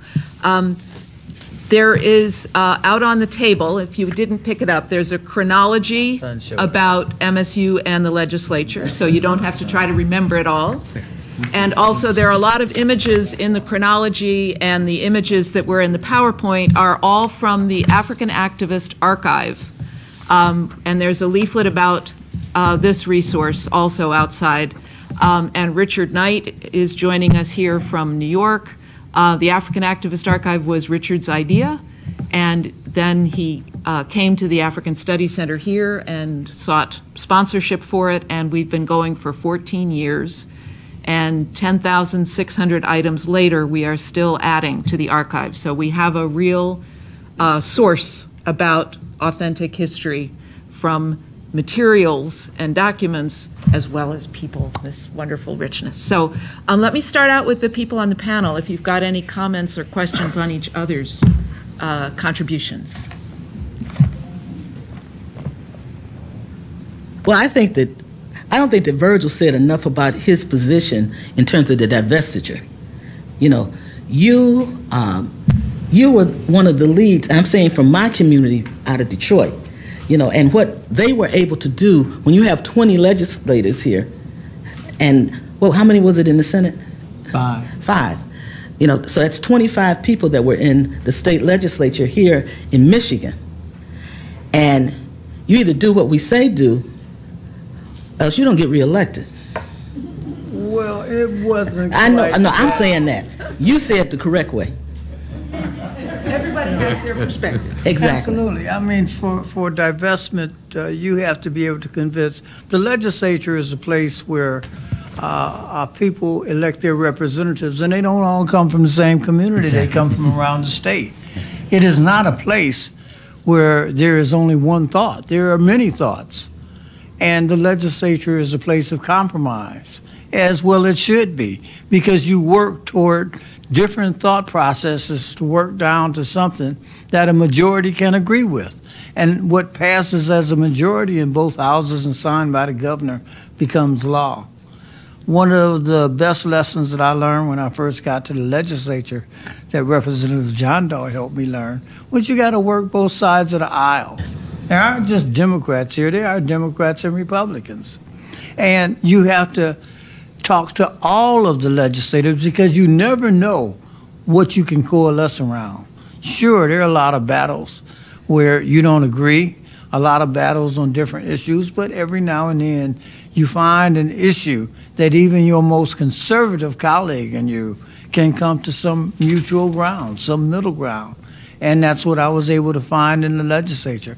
I was able to gain that type of reputation and able to work both sides of the aisle. And I worked it relentlessly over a 10-year process that finally came to the strongest divestment legislation in the country that helped lead to the downfall of apartheid. I will give you one other little nugget that came from that.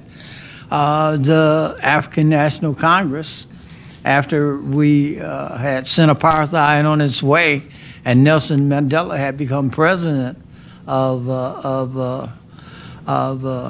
South Africa, they invited myself and a couple other legislators that had been involved in the South African divestment movement to come and help train their newly elected legislators on both the local level and the national level as to how to put the gun down and pick up the ballot and how to be successful from a legislative standpoint in getting their agendas through that type of body. So it was a breathing of democracy into South Africa, and one of my greatest experiences as a legislator to spend 2 months working with the 7 provincial legislators and the national legislature in South Africa to accomplish that goal.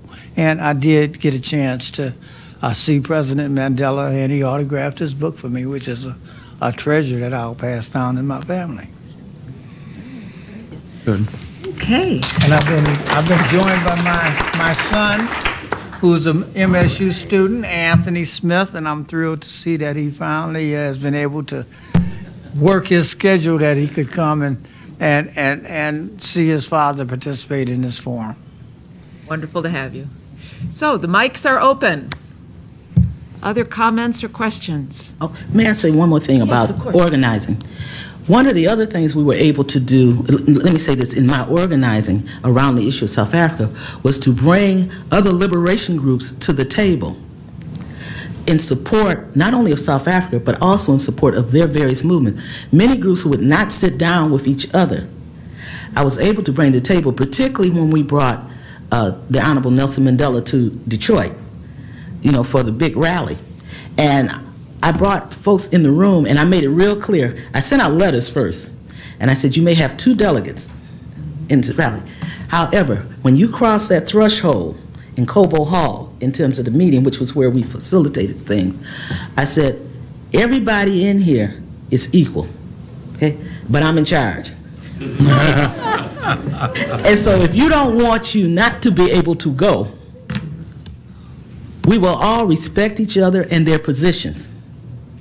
And it was a wonderful thing because I had Palestinians, I had representatives with the Jewish Front, I had, you name a group, we had them. And it was from the tri-state area, you know, mainly from Ohio, Michigan, and Illinois.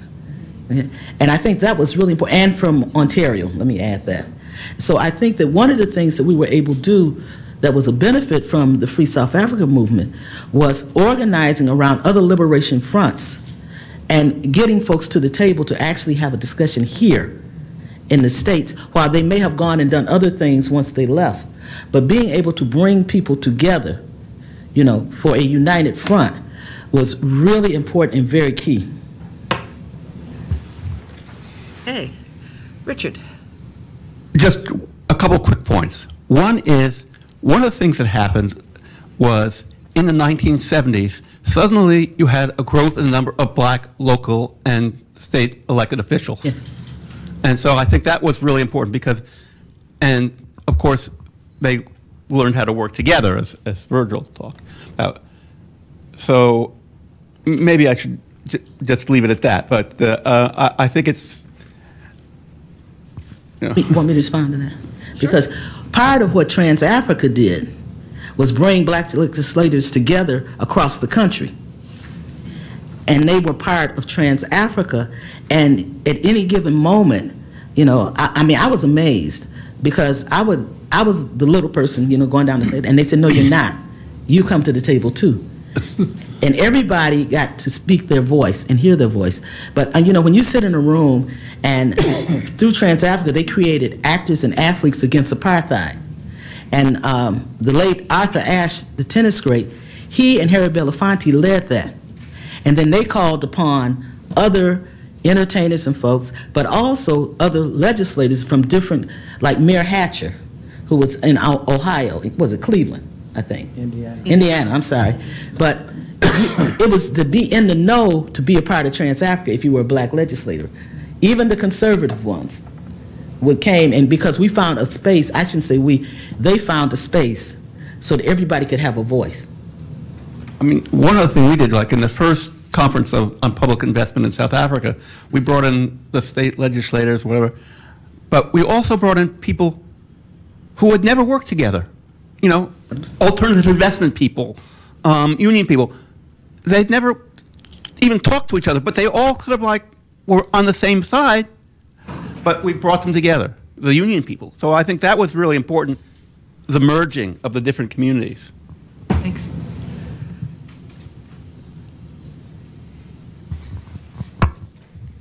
Sure, folks have interesting reactions and ideas. There's a couple people here who can correct me. David Dwyer. Okay. One thing that's been nagging me for all these years, and that is how much credit did or should the ANC give to the apartheid movements around the world, as opposed to its own the work it did by itself? I've never known them not to. If I may, it's a very complex issue, even within South Africa, because it was not just ANC alone. Yes. There were other liberation organizations such as the Pan-Africanist Movement, Black Consciousness Movement, which I mentioned, which were able to close the gap at the time when the ANC was in exile. But also there's been some tension at times when those who were in exile believed they were the ones doing the fighting. And we who remained say we were getting killed on the ground. So it was a collective effort, internally in exile by the solidarity movement across the world, that brought the apartheid system down. So again, we often remember the Mandelas, the Bigos, the Sobukwes. There are many millions of people whose names will never feature in any book, who suffered, who were in the front line. These leaders are lifted as a symbol and the face of the struggle. For researchers, for people, the solidarity community, we must never forget this collective effort. And it is for that reason that we often say it was a joint effort, the mass democratic movement within the country. Some musicians, cultural organizations, sports personalities, in their various ways contributed into this massive global effort. Thank you. And I'd also like to add that some of the groups that I was able to work with were the women from South Africa and from Namibia, and some of the women who were in the camps, refugee camps. We brought some, well, they were brought here to the United States, and they toured. And we took them to the clubs. The clubs meaning the Deltas, the AKAs, these are black sororities and what have you, the Links and what have you. And I remember a couple of years, someone came up to me, I think it was when we had the celebration at the museum, and they said, yeah, and you know what, you raised a couple of $100,000 that was, and we had to send it back correctly so that it would get to the proper folks. But I can't minimize what it meant in terms of the women of South Africa and the women who were part of a coalition. I was a part of the National Black Women's Health Project here in the United States, and we were in 32 states and 15 countries teaching women self-help and what have you. Along with that, what we did was make sure that we contacted women who could not have a voice of their own, so that when women came here, we made sure that women here, and I'm specifically talking about in the African American community, understood that their struggle was also our struggle, and what the women were doing in South Africa and throughout Africa in liberation movements. Because I think we can't ignore that. I know just as we can't select one group that did it all, we also have to recognize the input. You know, we brought Mama Winnie Mandela here to Detroit. We brought, who became the second wife, Graça Machel, here to Detroit at a different time earlier, and had them speaking. So there was a lot of work being done on the ground, and one of the things that we were very clear about was we knew how to collect the dots, but we didn't let others know, so that you could be effective. And that this was not a me, my, I, it was a we, us, and our liberation movement. Comments? I'd just like to... I think Bill's got a comment. Go ahead. Want to give everybody a chance. Oh, I just wanted to, one of the comments that I made was about the power of the U.S. military and SDS and its anti-militarism. And so the contemporary version in Africa is AFRICOM, the Africa Command established in 2007. So in terms of the complexity of organizing, do we organizing around ending the AFRICOM, AFRICOmmand? How do we view U.S. military intervention in South Africa and across the continent in 2018? In other words, it was much easier when there was apartheid. You were against it. But in 2018, we have a complicated issue of AFRICOM. And so I was wondering if that's something you could organize in Detroit. Is that just too difficult? I mean, how do we do that? I think that number one, we have to recognize that people have to decide for themselves which movement they want to be a part of and how they want to organize.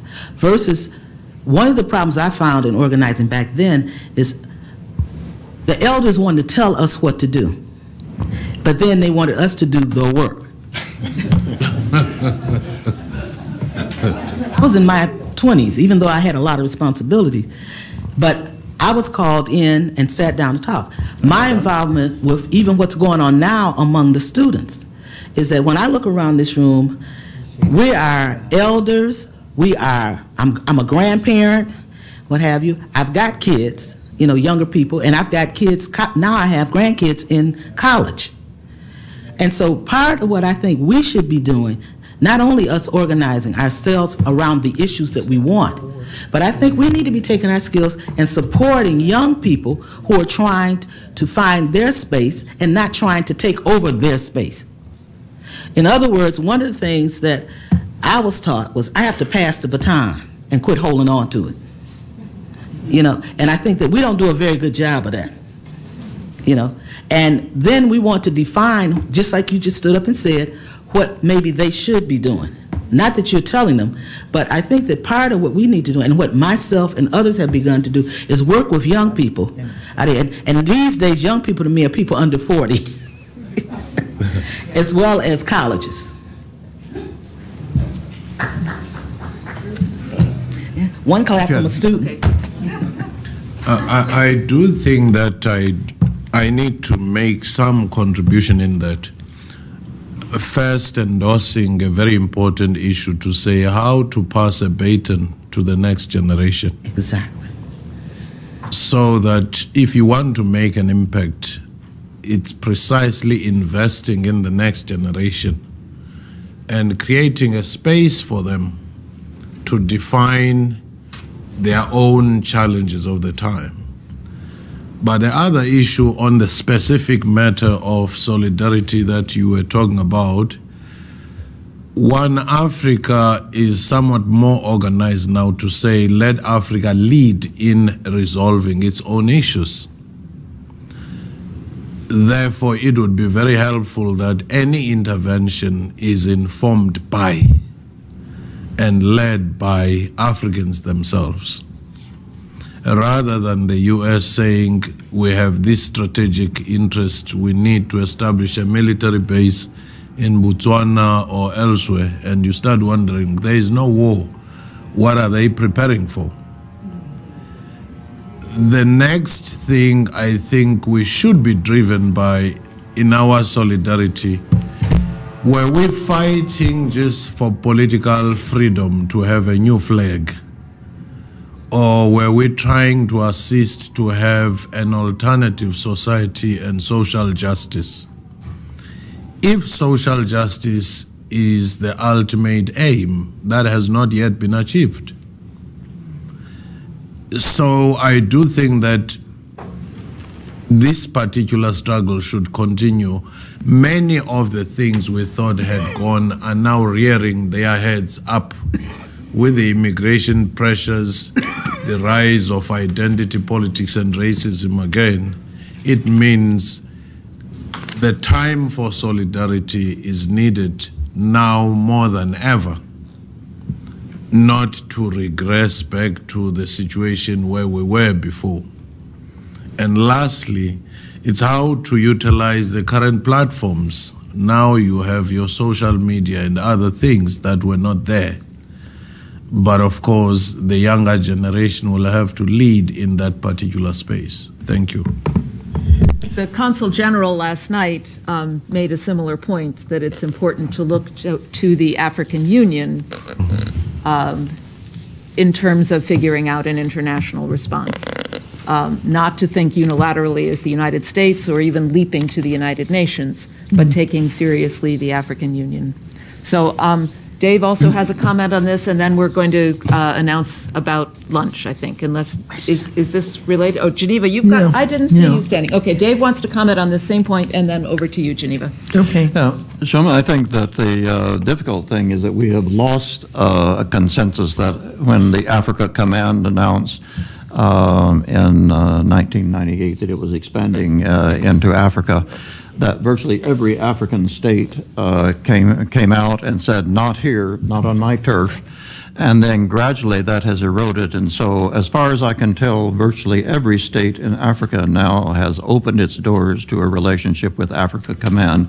And its military, which is eager to have the equipment and the funds and the recognition that globally that they get, has joined in with the Africa Center for Strategic Studies in Washington, holding a huge alumni meetings of African military officers from across the continent, and also an annual get-togethers, creating a whole fraternity of U.S.-led military in Africa.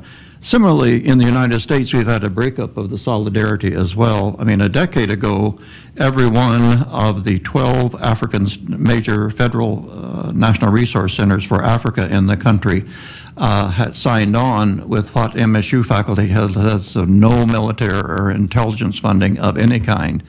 but material interests have interceded, and all of a sudden, University of Florida, African Studies, Indiana University, African Studies, and University of Pennsylvania, African Studies are all taking the military money for language instruction now, saying that, you know, that it serves broader interest and so on. So we've had a breakup in that scholarly community, so there no longer is the kind of unanimity that there was a decade ago after the mobilizations nationally in African studies against military intelligence and U.S. support policies for the colonialism and apartheid in Southern Africa. So I think that's the dilemma of how do we act now. And even organizations like the Association of Concerned Africa Scholars, which picked up the issues after organizing at MSU in 1977, no longer has the solidarity and the fire in the belly on these issues. And it seems to me that, you know, that the military-industrial complex has become so successful so that the big F-35 fighter is now built with parts from every state of the Union. And in Michigan, we have now, you know, Senator Debbie Stabenow and Peters both are leading an effort to get a new defense military missile base built at Fort Custer in Kalamazoo Battle Creek. Now, on the argument they'll bring the bacon home. Most of the bacon actually goes to Boeing, who builds the 60 million apiece missiles that are there. So even the kind of resistance, nascent resistance that we had in our legislators, and by the way, every single representative in Michigan joined on in this, but one signed on to this bring the missiles to Michigan effort. And so we are stuck now, I think, you know, with the dissolution of a level of solidarity we have. And so many people have their interest in the military-industrial congressional complex now, that how do we break out of it? We're probably going to elect a woman, a member of the U.S. House of Representatives from this district, District 8, to replace Representative Bishop.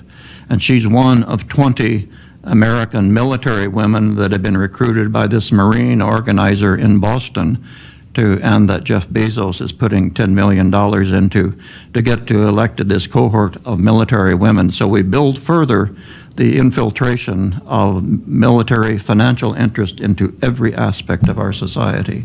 So anyway, it is the issue I think we ought to be turning to. But our base to build on now is weak, and it's no longer as focused as apartheid provided for us at that time. Sorry. Can I answer? Dr. Smitherman. I just had a quick question. I think, Chris, it was you that you were explaining about how MSU is not the first to divest, but the first to complete it. Right. What is complete? I mean, what does that mean? Okay, well, the call for divestment was to sell shares in companies that were operating in South Africa. Implementing it is to no longer hold any shares in those companies. So it was the process of selling those shares and then using the proceeds to invest in other companies that were not involved in South Africa. So it was actual selling of those shares that was finished and implementing them. And you mentioned there were 2 universities before MSU. The University of Massachusetts. But they didn't complete it, right? Or not? I assume that they did at some point, but MSU completed it first. And it was actually, that was important not just because it's a first, but it actually, at that time, large capital companies were going down relative to medium cap companies, and divesting from companies operating in South Africa, you're talking about divesting from really large companies. It so happened that when MSU divested, they actually gained a more profitable portfolio than they had before. And that was a case that was written up and was used extensively by the national movement to say you are not necessarily endangering your economic welfare by doing what's right from a political point of view. So MSU had that impact as well. So I thank you very much. Oh, Akua's got one more point, and then we're going to tell you about lunch. I'm not sure if this was, because I didn't hear what said in the beginning. One of the things in terms of organizing against apartheid and the Free South African movement that was a key element was religious institutions, believe it or not. All across this country, any religion, not any, but all of the religions, just about, whether it was Jewish, Islamic, but mainly it was Christian churches, signed on that it was unconscionable to say that you were a person of faith and support apartheid. I actually met you, Chris, in Washington before working on that and building a coalition. And I think that's important because I know that we would not have been able to do what we did without the various religious institutions across the country who spoke to their congregations about how prohibitable and anti-spirit it was, no matter what the religion was, to be supportive of what was happening in South Africa. And that was a massive piece that Trans-Africa and the Free South African movement was able to bring those churches together. And many of our legislators, both in the U.S. and even at the state, were spiritual leaders. Walter Fauntroy in Washington had Shenandoah Baptist Church, where we used to meet.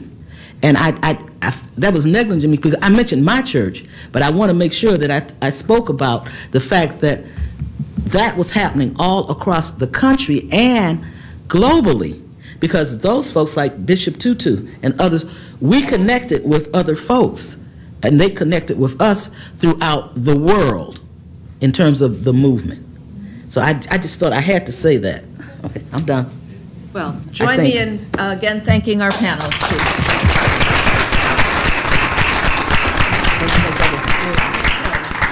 Can somebody from the library tell us what to do next? I'm right here. I'm on the side. There you are. Thank you all. We're going to continue the discussion this afternoon, and we're going to hear from our current student activists, and then we have an open mic where we can all participate.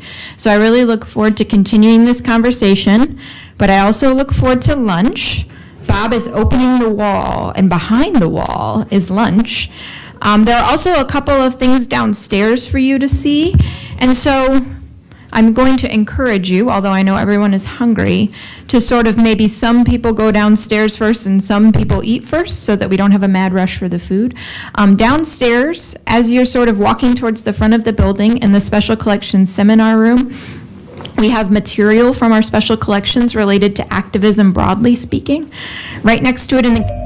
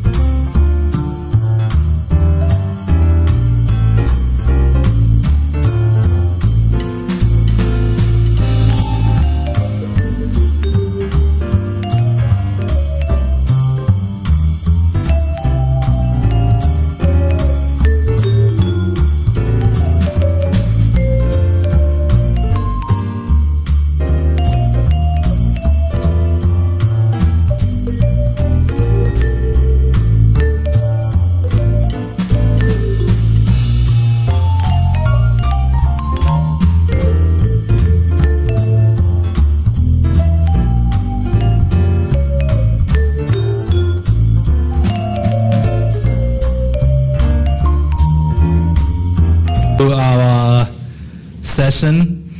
In continuing with the spirit of campus activism and sort of getting to the meat potatoes of what's going on in the current moment, this panel will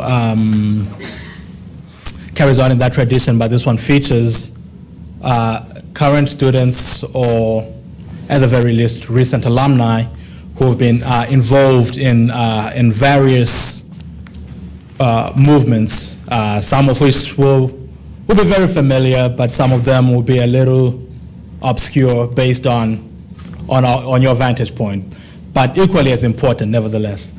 The panel is supposed to have 6 people, so I'm not sure if the other folks are not coming or if they are going to be a little late.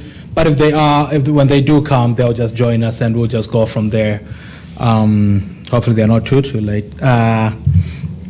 But who we have today, I'm going to have folks introduce themselves, but we have, to the furthest right, we have Nomzamo Ntombela, who is a former student representative council president at Stellenbosch University in South Africa. If you know, and I'm sure if you didn't know, you might have caught on from earlier sessions that Stellenbosch would be, during the apartheid era and until pretty recently, a bastion of the Afrikaner community, safe to say. Mm-hmm. And for her to come in and be president was unprecedented, and so she's remarkable, and we are glad to have her here. Next up, we have Tammy Cervantes of CREW, which I'm tempted to try read the Spanish name, but at the risk of butchering it, and I would, all due respect, she will tell you about it a little more herself. Then next up, we have Natalie Smith, representing Renew MSU. Then she'll also speak a little more about the organization. Then to the furthest left, we have Dee Jordan, who, if you are part of the graduate community like I've been for the past few years, she is iconic. University Enrichment Fellow and dual PhD candidate, and most relevantly to us, former president of the Council of Graduate Students. So this is our panel, and what we're going to do is each speaker will speak for 10 to 12 minutes,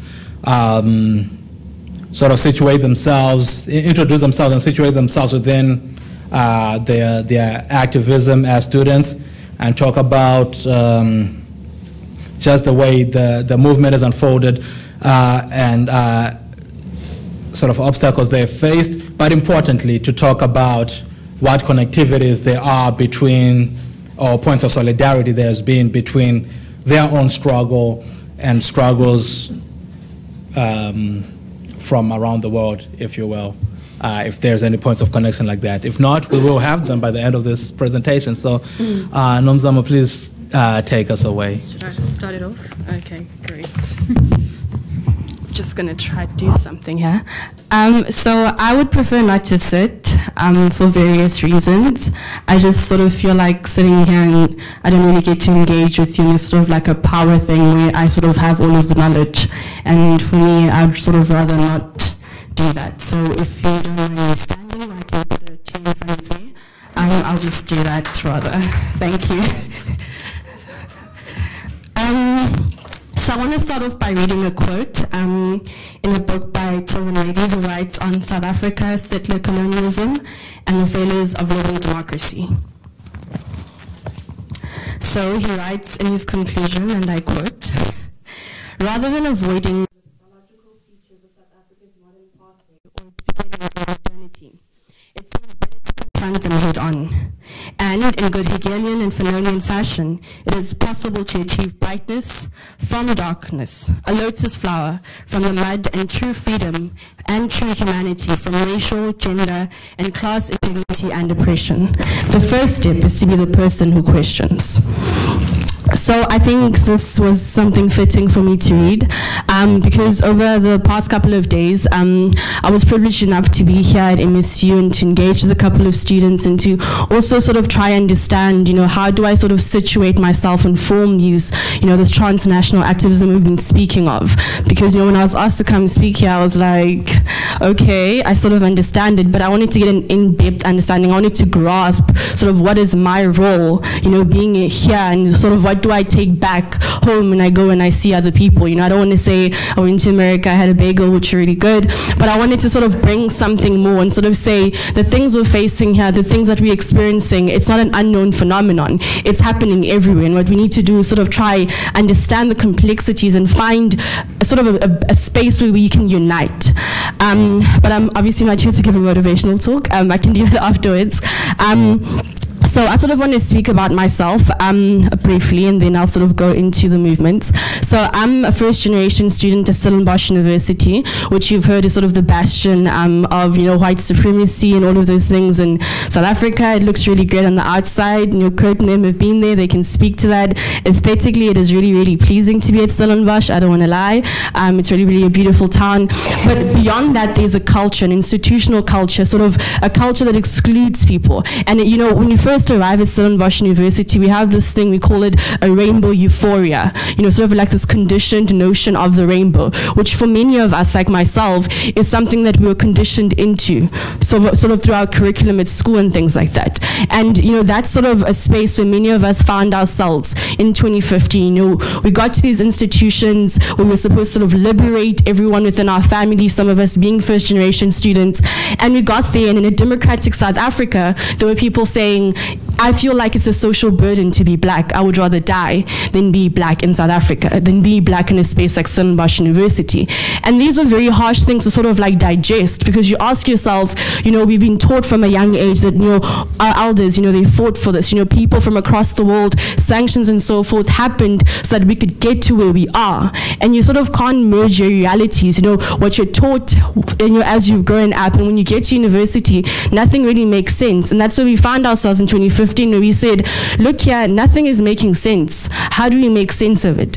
And the rise of Fees Must Fall was firstly a call that was supposed to question access, was supposed to question, exclusion at institutions. We were saying, we're here, you tell us, you want us to come here, you give us bursaries, you give us all of these things, but it's not sufficient. There's something missing. I don't feel human when I'm here. I don't feel like I belong when I'm here. And whether you tell me directly, it's also in the walls. It's a culture. And the biggest thing that we tried to do with Fees Must Fall and so forth is to actually say we need to stop viewing apartheid and colonialism as a system where in 1994 we just turned the switch and everything stopped. We need to view it as a culture. A culture permeates, it lasts forever. And the only reason you can address these things is by actually confronting them and being open with them. And we said, we understand that, in 1994, the transition into democracy, there's certain things that our elders did not and could not address. And we were saying we want to take it further. We understand that you could only take it so far, and we want to take it further. And that's when a movement like Fees Must Fall, Roads Must Fall, and Open Stellenbosch also came up. Roads Must Fall was sort of more at UCT, where they brought up the issue of the road statue that was there on campus, and they said, we want the statue to fall not because we're bored and we sort of like are looking for something to do, but we want it to fall because at an institution that you claim to be a world-class institution in democratic South Africa, we have a symbol that represents the oppression of multiple marginalized bodies on campus. And by you keeping this here, you're being hypocritical. You're saying one thing, you're promoting one thing, but in reality, you still have these symbols. And that's when you sort of come to understand that, we're saying it's a culture. Apartheid was a culture in South Africa.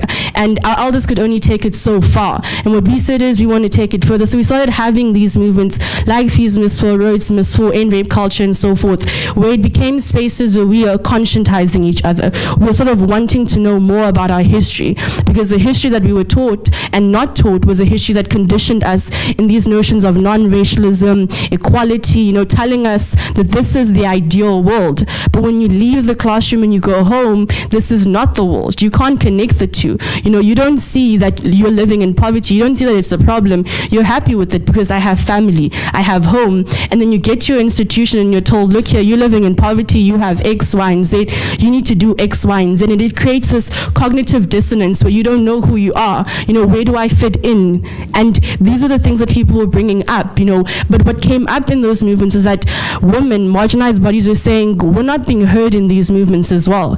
And we had substructures such as, you know, radical feminists. We had the trans collective at UCT. There was even a movement that came out of end rape culture. We were saying, but you know, within this institutional culture itself, you perpetuate a culture unto women, unto, you know, marginalized bodies, you know, members of the LGBTQI plus community. And we need to have these conversations. We need to sort of take it apart and understand what it means when we speak rape culture. Because many people are saying, you know, I can't perpetuate rape culture because, you know, I haven't raped anybody. And we're saying, no, it's not that. You know, it forms part of it, but it's what you do. It's what you say. It's what you say to us when you say, you know, we can't be walking around on campus late at night, understandably so, but where the onus falls on us as women, on us as marginalized bodies, sort of be the ones who have to make these types of changes. And with those who are in positions of power, those who are, you know, empowered by just the mere way that society is, don't have to do anything. You know, we have to be the ones sort of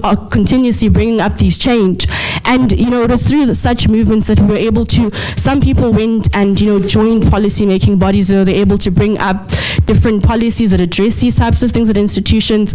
And I think since then it's been a continuous conversation, because we realize that, you know, 24, 25 years have been conditioned to see yourself in a specific way as a black person in South Africa, as a woman in South Africa. You don't just undo those things through mere sort of like, you know, seasonal movements. It has to be a continuous thing where we continuously question, re-question, relearn, and unlearn certain things. So that's my story, and thank you for letting me stand here.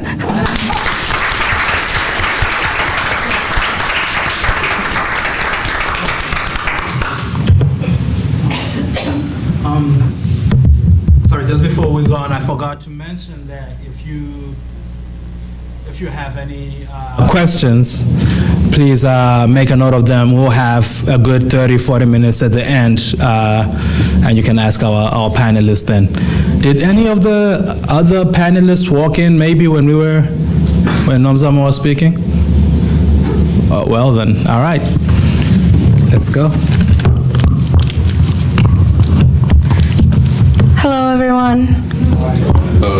My name is Tammy Cervantes. I am a junior here at MSU. I am the president of CRU, which stands for Culturas de las Razas Unidas. We are the largest Latino organization on campus.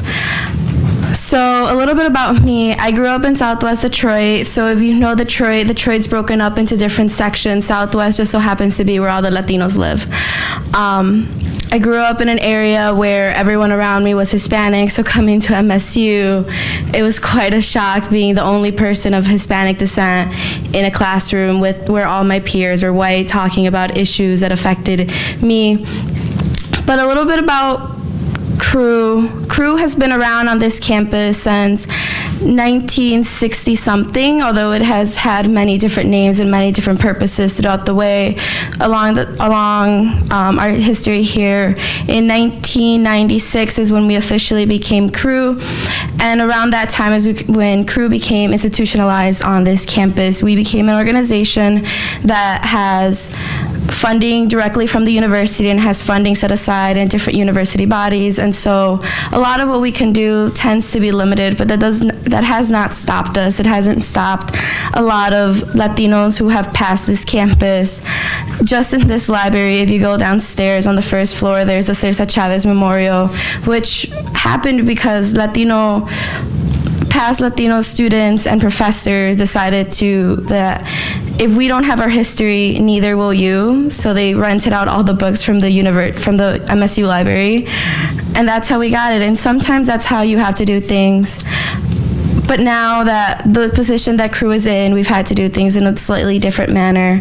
My freshman year, the first involvement I had with Crew was at the MSU Union when they protested Donald Trump Jr. And at that time, I was 17, and I was just full of anger that this university that I was coming to spend the next 4 years of my life to be educated in was bringing someone that spoke so horribly about not only my people, but of so many different people of marginalized communities, whether they be women, members of the LGBTQ, or members of the disabled community. And so that's how I got started, and I thought that that was the activism role, that was the activist role that I was going to take, someone that was at every protest. And though I am at every protest at MSU, it is not exactly the role that I have taken. I have taken the role, and my organization has taken the role of being activists sort of behind the scenes, working with the administration, sitting in these long meetings that none of us want to be a part of, because it's the only time our voice will actually be heard, because as much as we can yell and scream, they can just shut their windows. But if we're right in front of their faces, sometimes they just can't ignore us, and that is sort of the role that we have taken. And I sat here and I listened to everything you had to say about how people in Africa have hated having to be black because of the oppression that they've had to face. And that is very unfortunate, but it's something that I can relate to very much, being from Detroit, and how people don't want to see the oppression that they face, and that they'd rather say that everything's fine and blame it on themselves and blame it on other people of color than to accept that it is a system that has put us in the situation that we are, that it is a system that has worked in a way so that we feel the need to blame others, and not the actual system and not the people that are making those laws, but other people, because we think that their marginalization is the reason that we are also marginalized. But I spoke to one of my mentors the other day about what I should say here today, because it's my first panel and I had no idea what to talk about. And he reminded me that simply being a woman of color, being someone who comes from immigrant parents and a single mother, the fact that I'm on this campus is enough activism. The fact that I'm standing in a place, that I'm sitting here where when I'm not supposed to be here, when the system was not created for me to have the opportunity to get an education at a Big Ten university, where most of my family and cousins in Mexico are still getting married at 16, having kids by the time they're 18 and never continuing their education, that this act alone is activism, and that the act of every single student on this campus of a marginalized community is being an activist, just the simple fact that they're here. And how activism takes so many different roles, and how we don't have to be picket signers all the time, although it's important and it's something I enjoy. It's not the only way to do things, and it's not the necessary route. And just making sure that we acknowledge that every action that someone takes on this campus is a form of resistance, simply just being here. Thank you.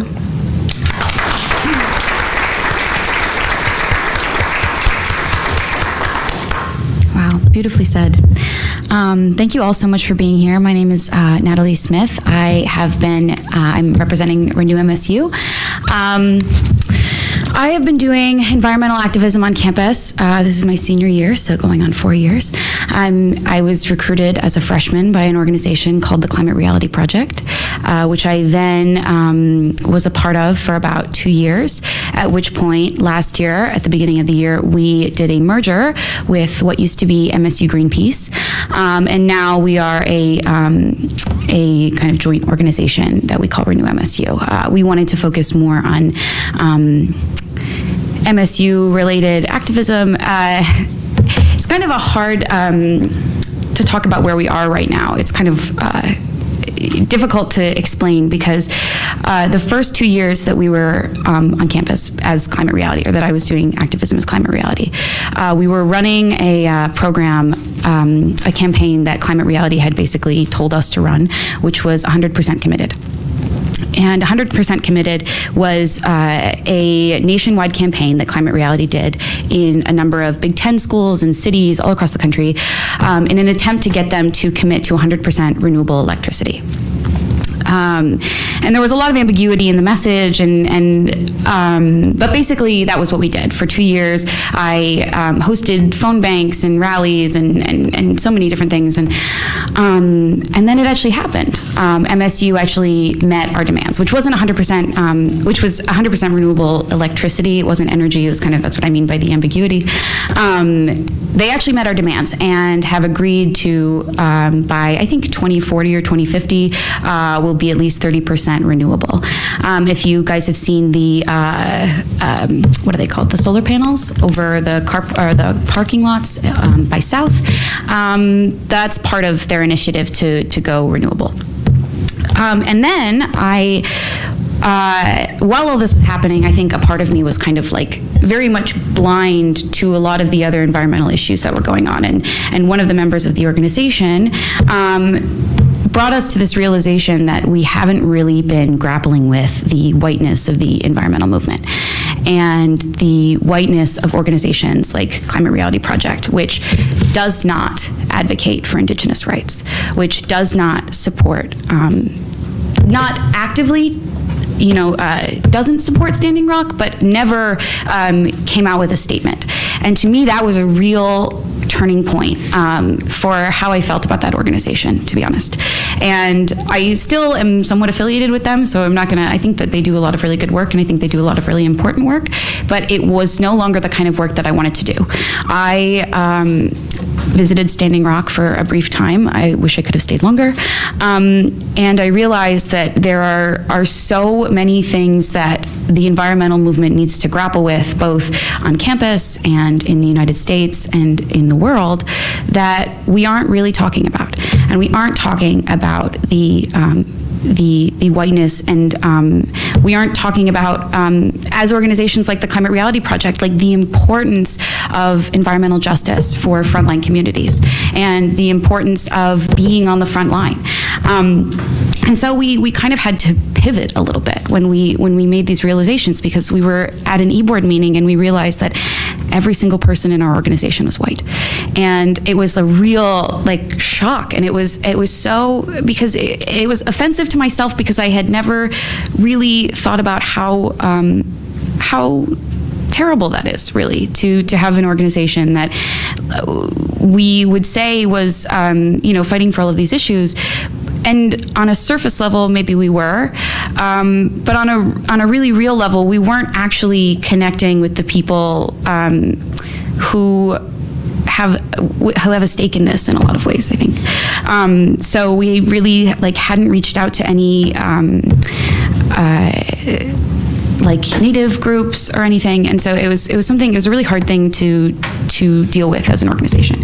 And so now we exist as Renew MSU, and a lot of what we've been doing this year has been addressing those kind of systemic issues that we started with, which was two basically white organizations coming together to create another white organization. And so right now we have kind of suspended in some ways our advocacy on MSU in terms of pushing them to go more renewable than they had even suggested the other year. And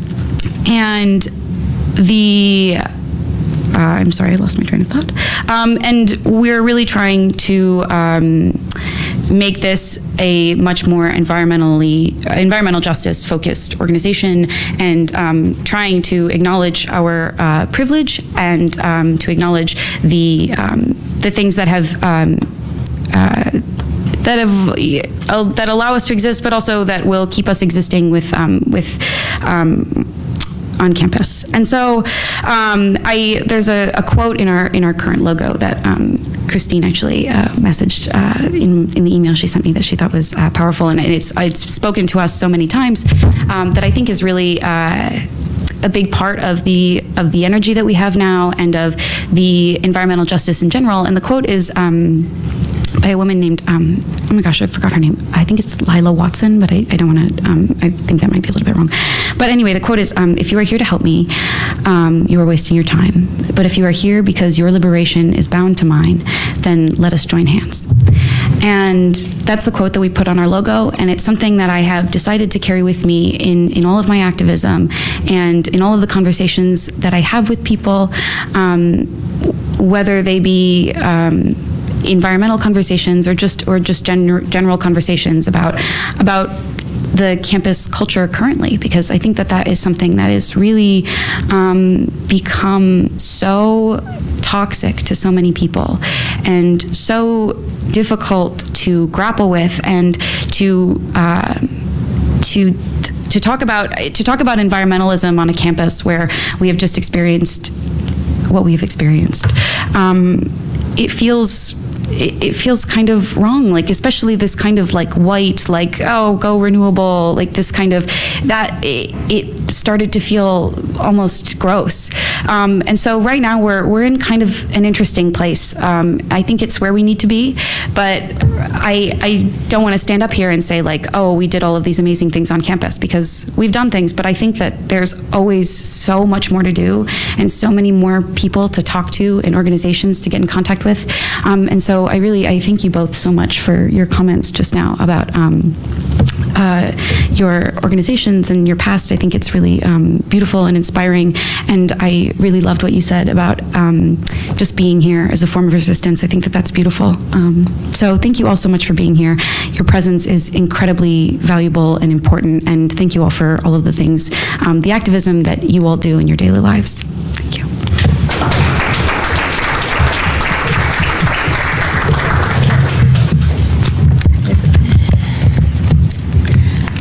Speak pretty loudly, so I think everyone can hear me. What?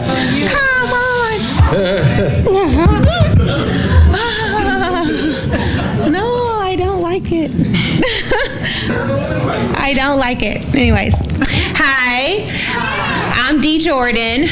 I'm a fifth-year dual doctoral candidate in the College of Social Science in the departments of Geography, Environment and Spatial Science, and the Environmental Science and Policy program.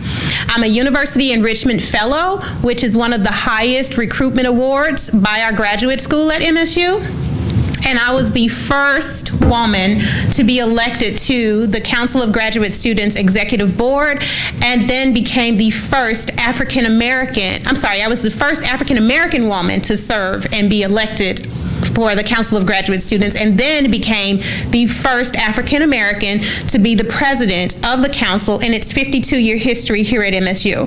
I state that.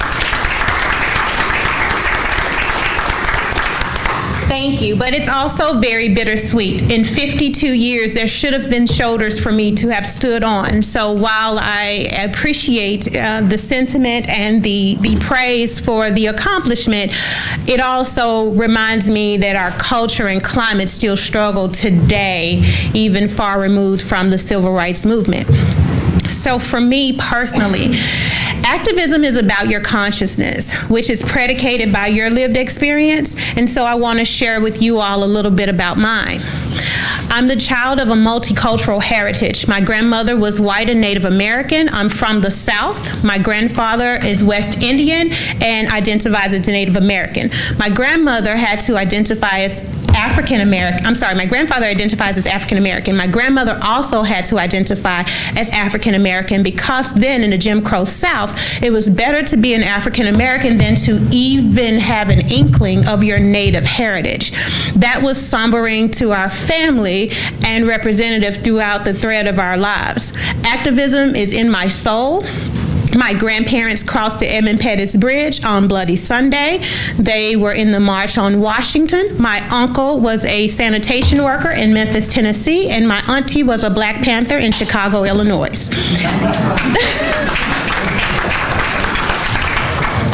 So for me, I take activism, advocacy, and my voice very seriously. I'm extremely passionate about others, otherness, and marginalized people, identities, and trying to find a way for there to be balance in diversity, inclusion, and equity. I think equity is the most important word of all the three terms, because equality won't get us there, but equity surely heck will. So let me tell you a little bit about what brings me here. When I was little, 8 years old, my grandfather and I spent a lot of time together because colorism is very real, especially amongst African groups. I'm one of the darkest in our family. My grandfather, being West Indian, is also one of the darkest. A lot of my family members happen to get the hue of my grandmother. It's a very beautiful caramel, pecan, tan. Sometimes it's really, really light, like latte with extra cream. But my grandfather and I, we're chocolate. And very, very early on, recognizing that there was this difference, he embraced me and wanted to fortify and make sure I knew that no matter what color I manifest, I was beautiful because I exist. And we spent a lot of time together in my very formative years. I was really my grandfather's favorite, but I won't tell his kids that. But I really was. Back in the South, my grandfather had an 8th grade education. I'm the youngest granddaughter, and he spent a lot of time grooming and preparing me because others were out working or already in school, and so he spent a lot of time preparing me for my entry into elementary school, which, because his 8th grade education loaned so much to me, I was able to start school at 4 instead of 5 because he said she can't stay here anymore. She knows too much and she asks too many questions. You've got to let her in. And after an interview with the school, despite the year date of my birth, which said I could not get into school at that time, they said they had no choice but to let me in. They said one so inquisitive deserved an opportunity. So I exist because I've been provided and afforded opportunities. It has not always been easy, especially when you're a little black girl in the South, and people remind you of that all the time when they say behind polite smiles, she's cute for a dark-skinned girl. That's very loaded and very hurtful, because why can't I just be cute? More importantly, why can't I just be here and exist without all the other labels and the other things that you see? So for me, it has been a plight to speak up for those people who, unlike me, aren't always given a voice. I'm very sensitive to the matters of my international colleagues and peers, especially having served as the president of the Council of Graduate Students. I never thought that there was an issue too insurmountable for us to undertake because, well, I have crazy faith, and I'm a staunch believer that if at the core people can agree, then everything else can be figured out and we can put it together and work towards achieving the ultimate goal. But we have to get people to come to that consensus, which is one of the things I'm known as around campus, as a consensus builder. Why is that important? Because we're never going to win a fight if we're always in our polar corners. We have to come to the center, because in the center, that's where the meat is. How did I learn that? Through hearing about the stories of all the civil rights plans and marches and the things that they were planning at my grandparents' home, and how they had to convince their peers in the neighborhoods that didn't look like them demographically to get on board with this movement.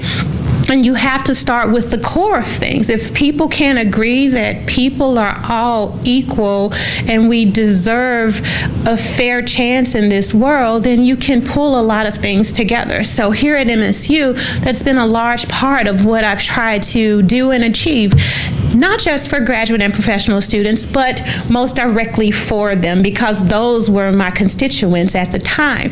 But it's not uncommon to see me at an undergraduate rally or at a protest, or adding my voice to stabilize some of the undertakings our students want to pursue, because having been a little far removed, a little older than some of my undergraduate peers, I recognize that there are certain ways in which we can go about achieving our goals that aren't always radical. Not saying that radical isn't necessary, because I'm a disruptor, trust, but we don't always have to move in radical spheres. I consider myself a diplomatic advocate because I do try to go to the table and be very open with my administrators, people in opposition, and usually by the time we've finished those conversations, when you put together a well-planned argument, you have a strategy, it's rooted in science and sure facts, it's hard to dispute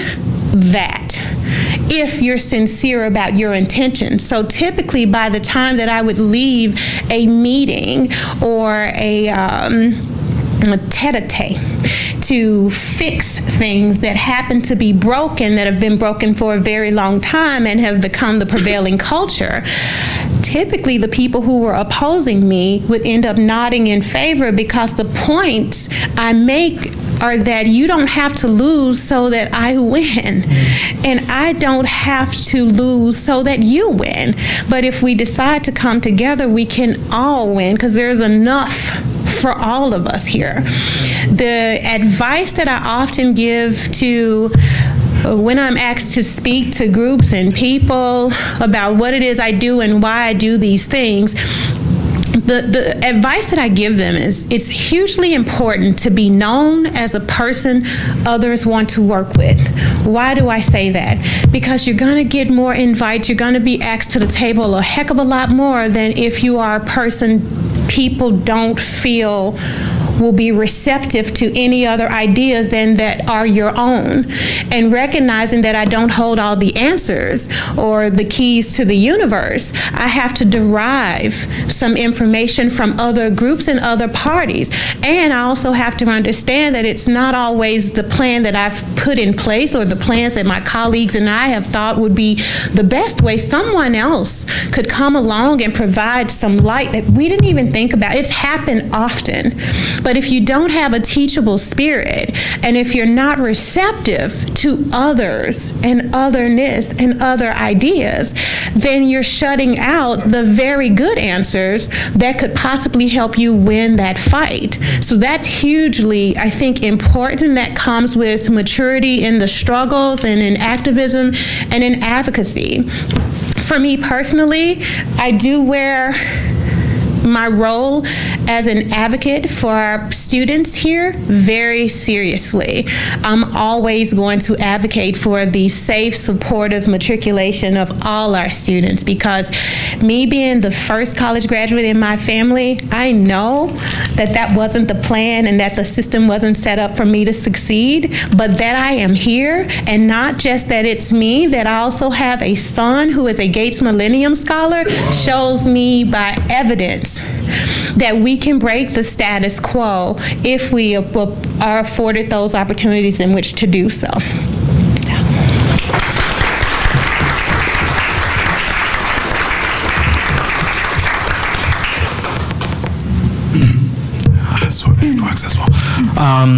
Thank you so much, Dee, and everybody. Joining us now, I'm trusting that you are not Julia. No? All right.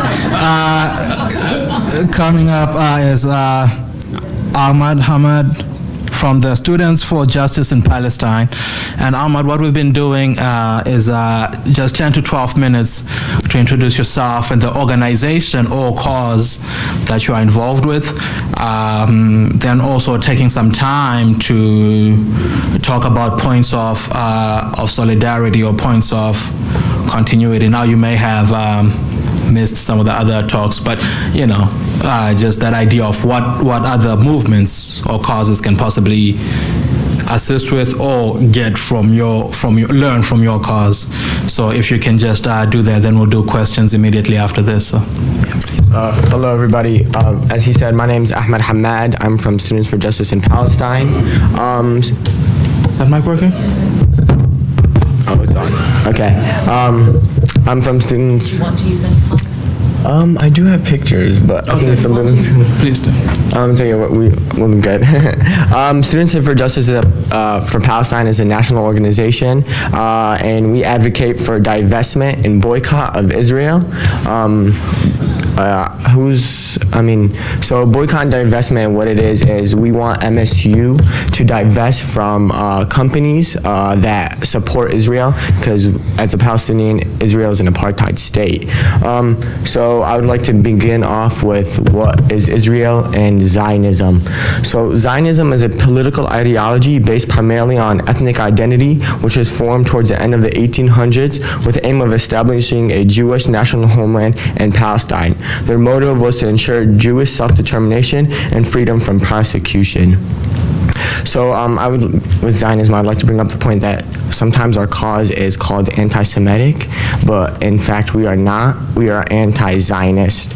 We do have Jewish advocates for Palestine, such as Jewish Voice for Peace, and there is many organizations within the IDF, and the IDF is the Israeli Defense Force that after serving, they realized the atrocities that was happening to the Palestinian people, so they are trying to call that out.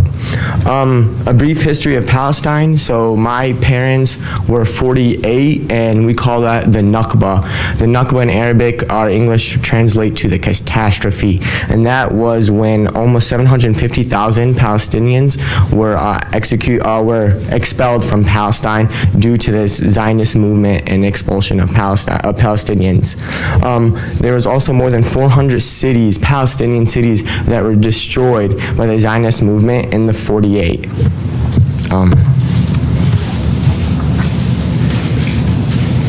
There was also a second Nakba in '67. This was when a lot of Palestinians felt threatened, and a lot more moved due to the fact that the Zionist movement started a route in Palestine with the help of British colonists in Palestine. The British gave authority to the Zionist movement, where they created a government, and soon the state of Israel was created. Today, what the Palestinian apartheid looks like is, it's kind of sad. There's a lot more in it in the news recently, which is good. I mean, exposure is what we are hoping for. What the thing looks like, I had slides up, but it was too late. I came in too late, which I apologize for. But we have an apartheid wall. It's over 700 miles long, and there's a wall between the Palestinian and the Israeli side, with the Palestinian side being really underdeveloped because the Israeli sides control our electricity, our water, what comes in and out. I have family in cities where sometimes they're blocked off for 3 months, so nothing can get in or out, and all the rations have to be, all the rations are scarce in there. There's also settlements. Settlements under international law is illegal, yet every day there's settlements being built. There's a major city right now that's protesting this because there's bulldozers demolishing homes, and in some cities, literally, Zionists are living above the Palestinians, so they just come and occupy their home like they did our land. And that's one of the major things we are trying to fight for is, so what we mean by boycott and divestment. So Airbnb is one we are trying to boycott, is because they have houses that they let people want to stay, but it's in Israel, and those houses are on settlements, which are illegal under international law. So that's a problem. So that's one thing we're trying to boycott. Also, prisoners in Palestine. 80% of the prisoners that the IDF take are children. That is one big problem that we've noticed, and Amnesty International and other human rights organizations have called them out, and there is a law in circulation in the Senate right now. It's called HR 4391, and the law basically says if Israel keeps detaining children illegally, that America will stop funding Israel. We are pushing for that because their children. Their only crimes that they're tried for are throwing rocks, which is a crime in Israeli court, and the children are not tried in civilian courts. They are tried in military court, and they have sentences to 20 to 30 years just for simply throwing a rock. And it is in defense, according to the Geneva Convention. We as Palestinians are under military occupation, and we do have the right to defend ourselves, and one of those ways is throwing rocks. There's no denying that we do.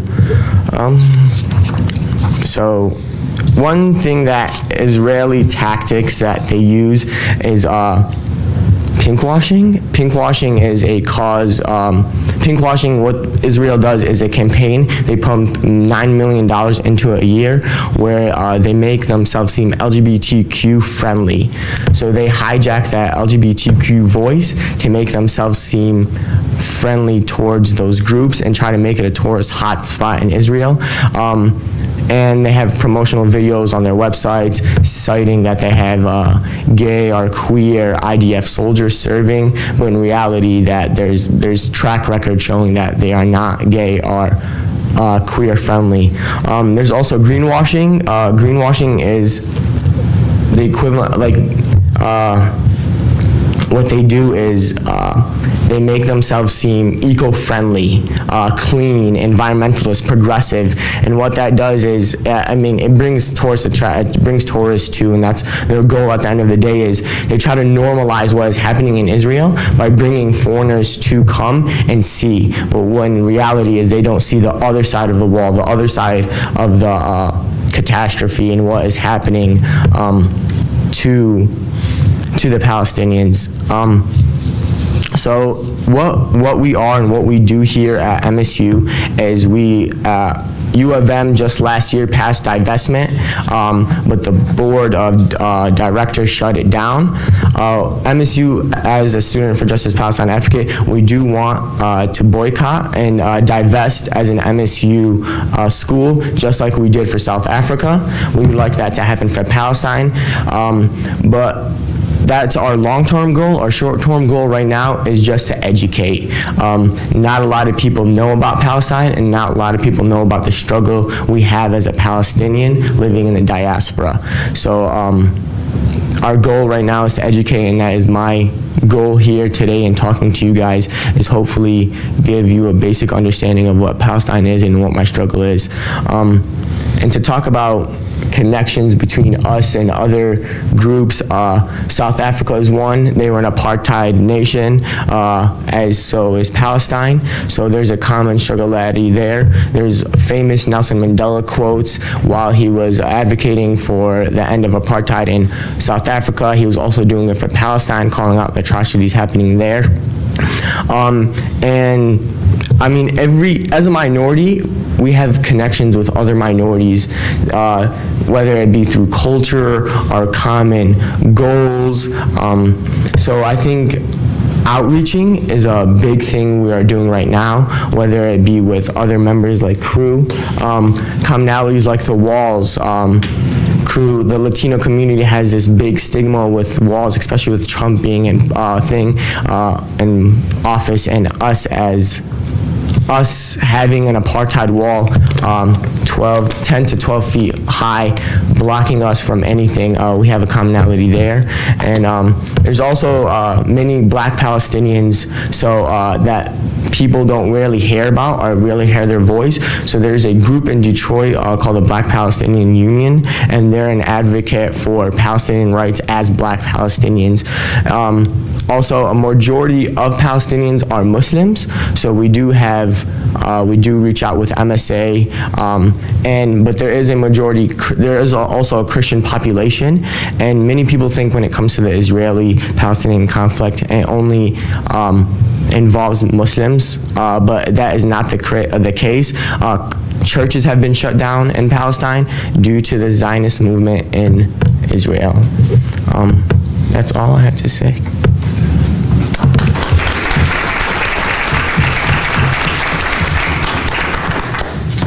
Thank you so much, Ahmad, and everybody else. I think we are already starting to see a lot of connections, right? I think we saw Tammy talking about how sort of the stigma of being marginalized, how as a Latina in the U.S. resembled some of what Norm Zamo was talking about. Then we heard from Natalie about this intersection between politics of race and identity and the environment. Dee chiming in as well and talking about some of these even inter-ethnic conflicts with colorism.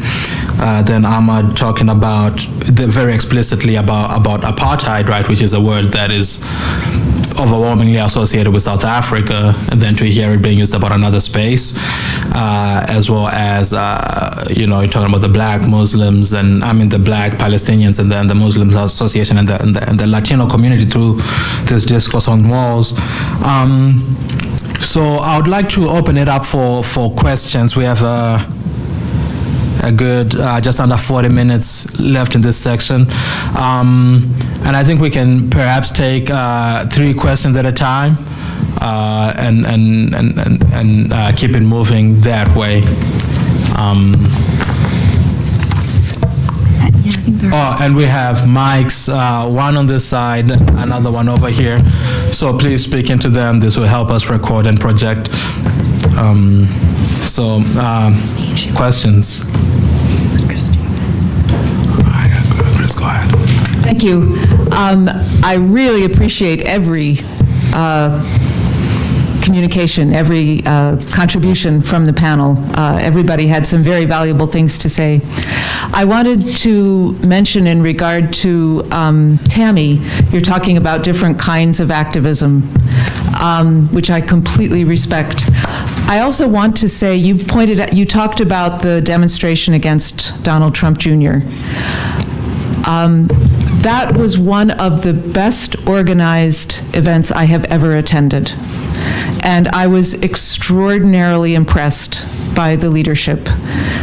It was on the second floor of the MSU Student Union in a very confined space where people had to have tickets to get in to hear Donald Trump Jr. And the protesters were just in the little hallway area next to where these people were going in. And over time, more and more white people came who wanted to get in, and the door had been closed, and so they were standing along the hallway in this tiny confined space. And the courage of the Latina women who were leading that protest, I was just blown away.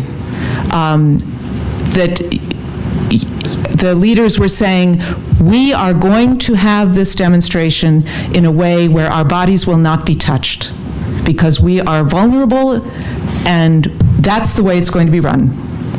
And you had people assigned to deal with the police, and said, you will talk to us and we will talk to our people. And there were white people there wanting to be supportive, and the white people were at the back. It was very difficult and very effective and very impressive, and I was very grateful because somebody needed to be there speaking out against Donald Trump Jr. And it was Latina people who did that for this community, and it was very important, and I want to call that out. And to Natalie, I don't know what to say exactly about being a white person wanting to be involved in the anti-racist struggle, except to say it is a lifetime work. And it is not, and being a part of the anti-apartheid movement, that was part of the role I was in there. So I did that for a couple of decades. The anti-racism struggle is still, huge with us now. and it still is very important to me to try to support and be a part of that struggle. And I think, that comment about solidarity is really important. It isn't about, it's somebody else's struggle. It's a struggle about our society, and it's a struggle about humanity. And I think the thing to do is keep at it and be appreciative of other people's work, to be available to support other people, to go to where other people are, to listen to other people's priority, and to try to be supportive and respectful, and just keep at it. Thank you.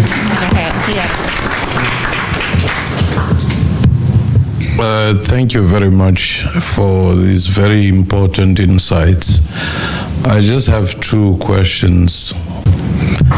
The first one is, given the social media space that you have and the tools that we did not have, but knowing the dangers of that space as well. In Egypt, the youth lead because they could mobilize against. But when that which they were mobilizing against had collapsed, there was no organized leadership. So the military occupied the vacuum. How do you mitigate against those risks? The second one, what are the distinctive characters? You had different cohorts and generations of leadership, what they went through, how they organized. What is distinct about the activism of this time? And what do you think is the future or future trends of activism? Thank you. And these are to everybody? Everyone? Yes. Okay.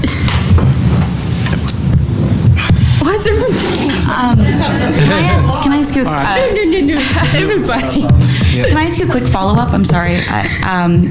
When you say the leaders, do you mean like general sort of activism in the world or in the United States, or within our own organizations? Within your own organization, whatever the cause is, it might have been different in Egypt for something else, and it might be different for you. You might be an environmental activist and so forth. And of course, since you called me back to the mic, I might even sneak the third half question. Is your activism situational because you are a student in a transient form? Or is it something that will go with you beyond life, being a student? So I'll start. I'll start with your last one first. As I stated earlier, activism is in my soul. It's been with me. I've been indoctrinated in my family over time. I recognized and understood as I was told by my grandparents, and hearing the stories of those who would march and rally in support of the civil rights movement during those times. I've also had the luxury of being in space and breaking bread with a lot of civil rights activists who are very notable. For me, there's no option. There's a quote on the Council of Graduate Students site. So I overhauled our website. One of the first things I did as president, because it didn't represent the demographics at MSU. And I wanted everyone to feel included, and I felt like the best way for them to feel like we were approachable and they could come to us is that we show them and highlight all of our otherness on our website. And there's a quote on there by me, and it says, "Activism, inclusion, and advocacy happen when we all opt in." The people who serve with me on my administration, they recognize opting out of the movement wasn't an option. And I think that's because I grew up knowing that it's my responsibility, it's my duty as a citizen of this world to be an activist and to advocate for different things, depending on what they are, but more importantly, what I believed in. So it will be with me. It's been with me my whole life, my second grade teacher would probably attest to that. But it won't go anywhere. It's being at MSU, and in fact, when I applied for PhD programs, I had a career. When I applied for PhD programs and I was being interviewed, I was accepted by Harvard, Clark, the University of Illinois in Urbana-Champaign, Michigan State, and UNC. And during those calls, I interviewed the people that I wanted to work with. And while MSU wasn't in the running, sorry, go green though, UNC was always my dream school. When I went to Harvard and I did not like the culture and environment, recognizing that I would have to change who I was 180 degrees to fit in, I didn't want to be in a bad marriage, so I had to say no, despite the urging of my family, but I have to, I have the courage of my own convictions, and I think I was right. With UNC, it was my dream school, UNC. It was my dream school because I wanted to be the other famous Jordan that was a geographer at UNC.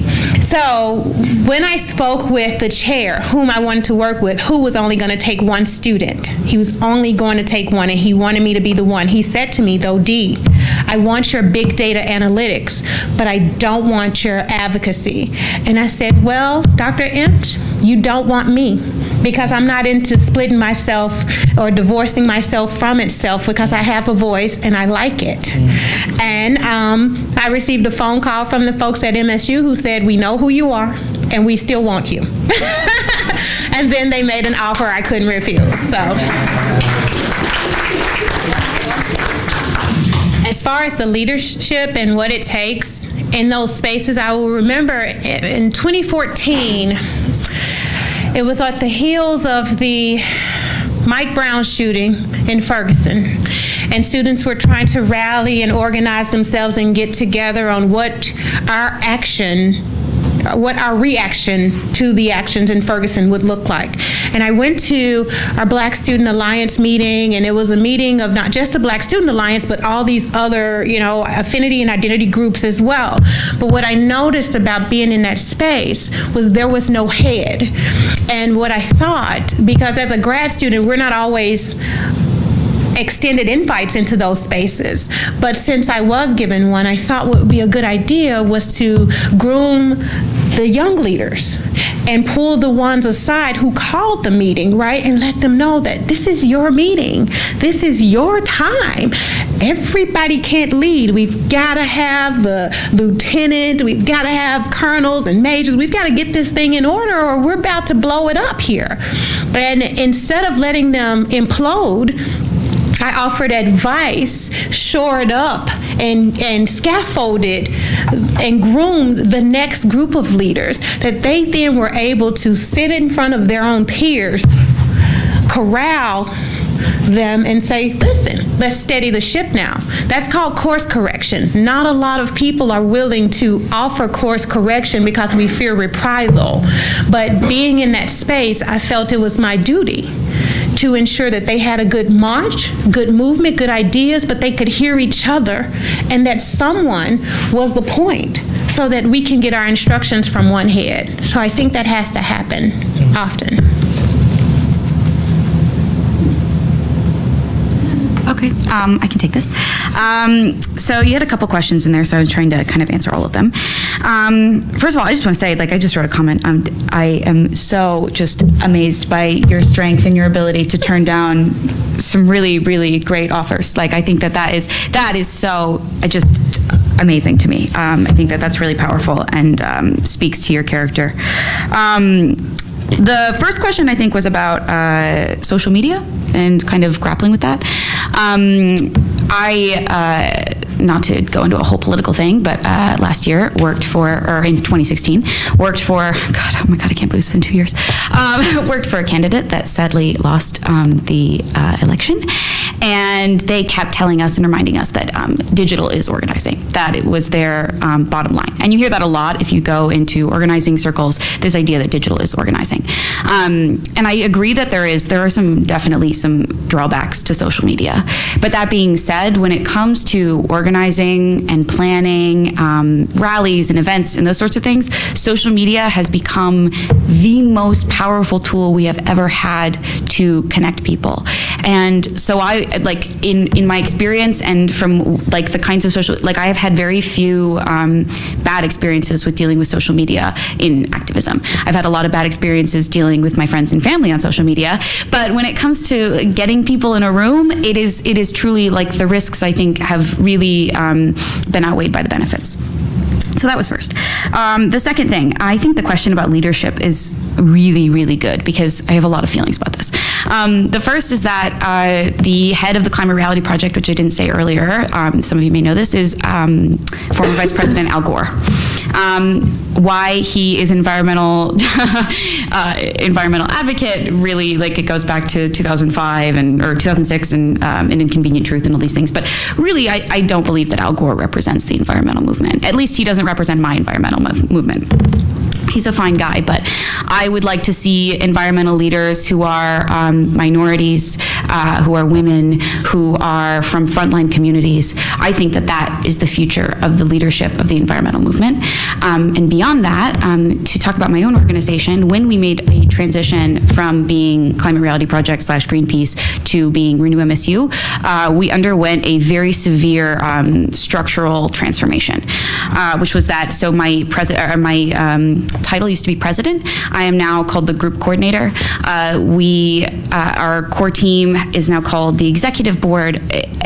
Obviously, these are kind of superficial changes, but fundamentally what we've tried to change is this idea that just because you have a certain title means that you have a certain responsibility. I believe that activism is about meritocracy. It is a beautiful meritocracy because what you put into it is what you get out of it. And I think that that is so important when we look at leadership and when we look at those structures, is this idea that we should kind of take so much of this, and I think that this is kind of like I would argue that this is a very like white structure with president and vice president and all these things. And to me, like those things actually have very little meaning. And what has meaning is what you put into your organization and the efforts that you're trying to achieve, the kinds of things that you're trying to achieve. The last thing about activism being something that is transient, I would say yes, but I believe that once you're an activist, you're always an activist in your soul. And I really liked what you said about it being something that was in your soul, because I feel that, and I feel that my activism has been transient in so many ways, and I have only become a better, more vocal activist as it has gone on.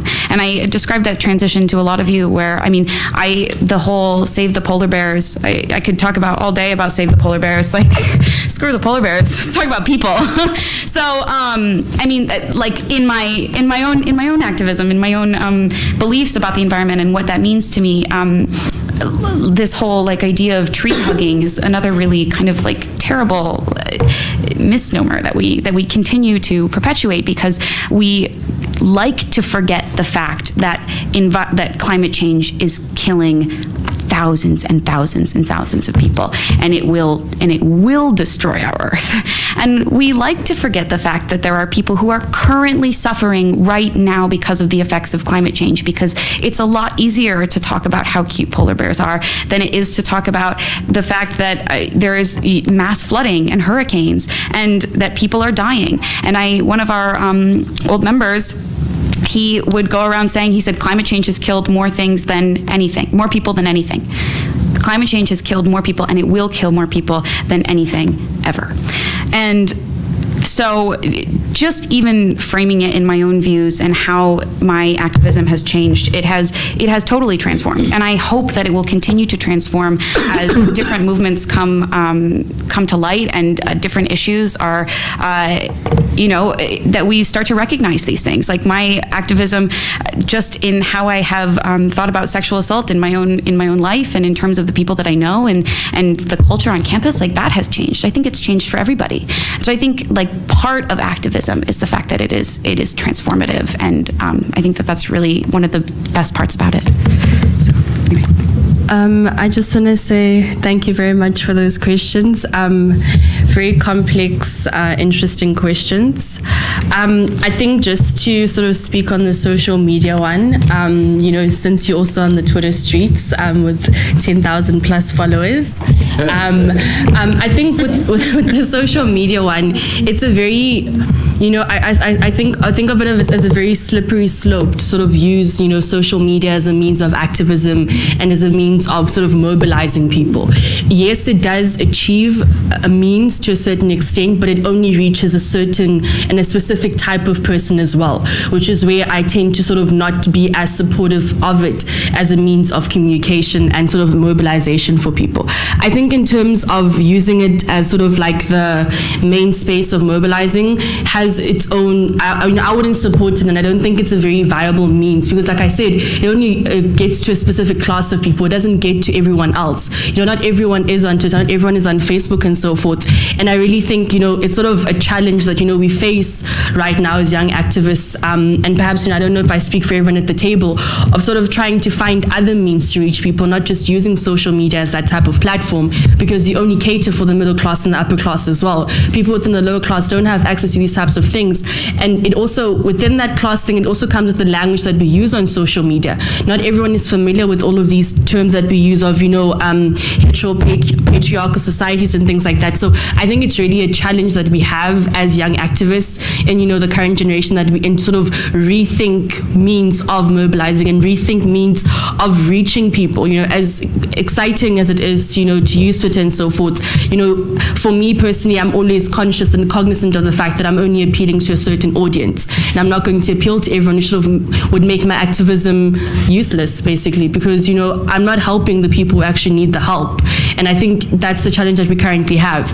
In terms of whether our activism is situational or not, I think, I sort of view it in terms of like, the different classes we have. I mean, if I look at a context like South Africa, for example, and I look at, from 2015 up until now, for many people, activism was sort of situational, given the context that they were coming from. Because for them, activism was a means for them to get social mobility, which many of them wouldn't have had if they weren't within those activist spaces, which, of course, one can critique to a certain extent. But I think that our activism has become more rife now that we find ourselves in these spaces, because before we didn't have the language, didn't have sort of the resources and also the access to the different types of people we can sort of speak to. I mean, I've never in my life thought I'd ever, sit this close and be able to talk to a person like, but through my activism, through being able to engage with different people, I'm able to speak to such people. And that brings me to sort of like, what you said about the leadership and so forth. I think it is through this intergenerational dialogue that we're able to sort of see what happened then, how do we not repeat the same mistakes, and how do we do things a bit better. And I think, as activists in South Africa more especially, it's a challenge for some people given where they come from and where they want to see themselves, which is perhaps not the same for everybody given their context. But I think it's a challenge and a call for us to have more intergenerational dialogues and to come into those dialogues with mutual respect and understanding of the fact that, we're not just trying to destroy things, and we shouldn't just be destroying things. We need to have a vision for beyond that. And the only way we can achieve that vision is by seeing and understanding where we've come from as young people who find ourselves within these situations that have brought up these types of things we could not voice before we got to these spaces. I hope I've answered your question sufficiently, Mentor. I would like to specifically answer the social media question. As a Palestinian, our organization really does not emphasize media, and that is due to because repercussions we do have while saying stuff on social media. There's a website called Canary Mission, and it does call out Palestinian activists, and it makes them seem as though they are terrorists or they are anti-Semitic in ways. And that does have repercussions from grad programs we are not be able to get into, to medical schools, to certain jobs. I mean, because if you search, I'm not personally on there, but if you do search some of my friends' name, there's a picture portrayed which is not the whole truth. So as Students for Justice in Palestine, we do not use social media that much because our words are manipulated and twisted in ways that are not meant to be, and we do not have that voice to reach out and let people know that is not what is happening. Example, there's a convention that SJP holds nationally, and you have to get vetted to be in there, and it's a long process because as I said, a lot of the things we do say are misrepresented to seem anti-Semitic or just many ways racist towards the Jewish population in any way, which anyway we are not. So social media for us is not a strong platform. It's usually by the word of mouth. People we know, they know, and that's how we build a stronger bond, because that's the way we make connections, because we're constantly texting each other and making sure that we do mobilize, but social media is not one of the ways we do that. Can I ask, what are some of the alternatives that you use? Maybe to... A big thing is WhatsApp. But that is still a platform for the middle class because you need to have a phone or a laptop. But just word of mouth, people we know, and many of the people you hang out with are the people that, like, I hang out with a lot of Palestinians, so those are the people I'm going to tell, and then those people are going to tell their friends and their friends. So I think the only reason I ask is because I've heard so much about SJP. You guys do fantastic work, but I just realized when you said that I've never seen anything on social media, so I was wondering where I even heard those things. we do post like our meetings and stuff like that, but anything major like organizational efforts are not on there because they usually do get hijacked, and we don't want that. It's really interesting. Question. Any more questions? Dr. G. Champ is here.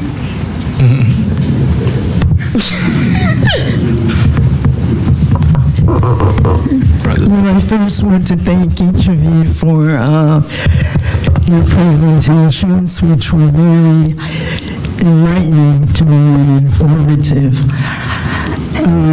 This morning we had 2 panel sessions about on which my peers, my age group, talked about the activism in the 1960s and 70s and the anti-apartheid activism and movement. And the point was made that a new generation of activists like yourselves, I think they said something like what the new generation of activists might do. And then one of the people in that discussion said, no, what we should do, elders from the 60s, what we should do is ask the new generation, what is it that they need? What is it that they want? How can we help them? What is it that they would like to get from us? Instead of telling them. And there's a story that's circulated about the Black Lives Matter. A good friend of mine who's also a well-known activist. I won't call no names, but y'all will know when I tell the story. And he went in there and was telling him what they should do, and blah, blah, blah, blah, blah. And he's from that generation, and they turned totally away. So, with that kind of preface, my question is, from what you all know of the activism of the 60s and 70s, like in my generation, the Black Power movement that I was in, or the anti-apartheid, or even the very beginning of the feminist movement, which I was in the 1970s, from that experience and that history of different groups, what is it that you all see as beneficial that you can learn from, whether it's something to do or even to not do? What can you gain from that history that will help you or give you some greater understanding of how to navigate you all's world now in the 21st century? So I can start with that question. I've gotten the opportunity to meet a lot of really amazing Chicano activists back in the from the Start Chicano movement that worked alongside with Cesar Chavez, Dolores Huerta, and I feel like a big issue that happened with many of the movements that occurred back in the 60s was that they weren't connected. There was the civil rights movement, there was the women's rights movement, there was all these different movements, but they were in different situations. Even though behind closed doors, many of them knew each other, many of them were close, many of them supported each other, at least, for example, the Poor People's Campaign. In the front lines, they weren't united, they weren't together, and that's definitely something that we have to change. Not only fighting for ourselves, but also making sure that as the new generation that we fight for our brothers and sisters in different, maybe if the issue doesn't pertain to us, because no one group can advance without the other groups advancing with them. And I feel like that is an issue that occurred in many older movements, and that is still an issue, is just us closing ourselves off to, I am this one thing, and that is one thing I'm going to fight for. I personally, Latinos are not one color. They will trick you into believing that they all look like me with slightly brown skin and brown hair, but I have a brother that's pretty red. I have a little brother that's Afro-Latino. I have a little sister that's half white. We are every color, shape, size, and we are everything. And if we only close off to one identity, and that is the only identity that we advocate for, then we're not going to advance. The big issue with the women's rights movement was that it was a movement only for white women at the beginning. And it excluded women of color, and women of color didn't join the women's movement because they were too busy working on the movements for their own color. They were too busy trying to advance people of African American descent, so they wouldn't work with the women's rights movement. And the issue with the Chicano movement and the migrant worker movement is that they wouldn't advocate for immigrants because it wouldn't benefit them. So we have to make sure that we are fighting for everyone, whether it benefits us or not. And I feel like that's one of the best things that we can do to move forward and move these movements along, so that it's not just about one person, it's about all of us together. Yeah, really quickly. Sorry, you leaned forward. First of all, thank you for all of your activism. Just incredible. In the 60s and 70s, I think that's amazing. There are days when I'm jealous of those movements because they did so many and accomplished so many incredible things. And sometimes when you're actually doing it, you're forgetting about all of the things that you've accomplished. So. Yes, I think to speak to your point, and I think intersectionalism has become truly one of the groundbreaking and important centerpieces of what I see as contemporary activism. But beyond that, I think, like, in terms of things that we have learned and can learn from older movements is the things that have been successful, the successes that they had. We've talked a couple times about the South African divestment that MSU did, and I don't know if everybody in the room knows this, but basically I can't remember what year it was, but it was in the 60s, presumably. And there was a huge divestment campaign at Michigan State. It was probably one of the most successful campaigns we've ever had. And a group of MSU students managed to convince the board to divest from African stock, which at the time was 90% of their investments. And divestment is an incredibly tricky and difficult thing to do, especially if you've worked on divestment campaigns, because oftentimes a lot of those stocks are caught up in 10-year agreements, and it's all these messy things about why they can't do it. And so it was incredibly powerful for MSU to be the first university to divest from that stock, and 90% they pulled 90% of their money out. And that's amazing. We still do divestment today. You know, like those things that have been effective and that have mobilized people still mobilize people. Not all the time. Sometimes we have to change our messaging a little bit. Sometimes we have to change little things. But a lot of like what we've seen in the 60s and 70s has laid the groundwork for what we do today and the kind of movements that we still are trying to, the kind of things we're still trying to accomplish. So thank you all I know you two are both activists. Thank you all again. I love activists. I love this room. It's a good group. I'm gonna let you in, but let's just be quick with this so we can get maybe one or two more questions before time's up. Yeah.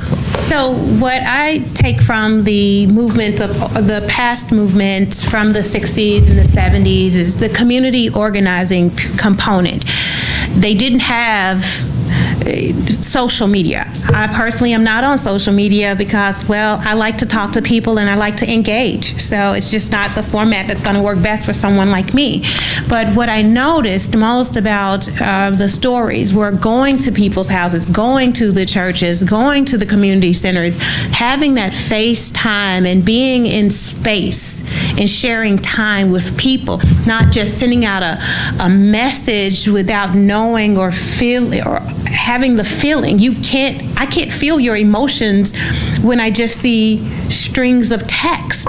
But when I can go to your house, knock on your door, you see me walking down the street, you see me canvassing, you can have a conversation with me, and that dialogue may spark a change in you about your idea, your current position, or other things, or it may also change my position about things. So there's this bidirectionalness in having dialogues, and I think people get away from that because we've become so accustomed to now firing off a tweet or posting a flyer on Facebook or however they do it.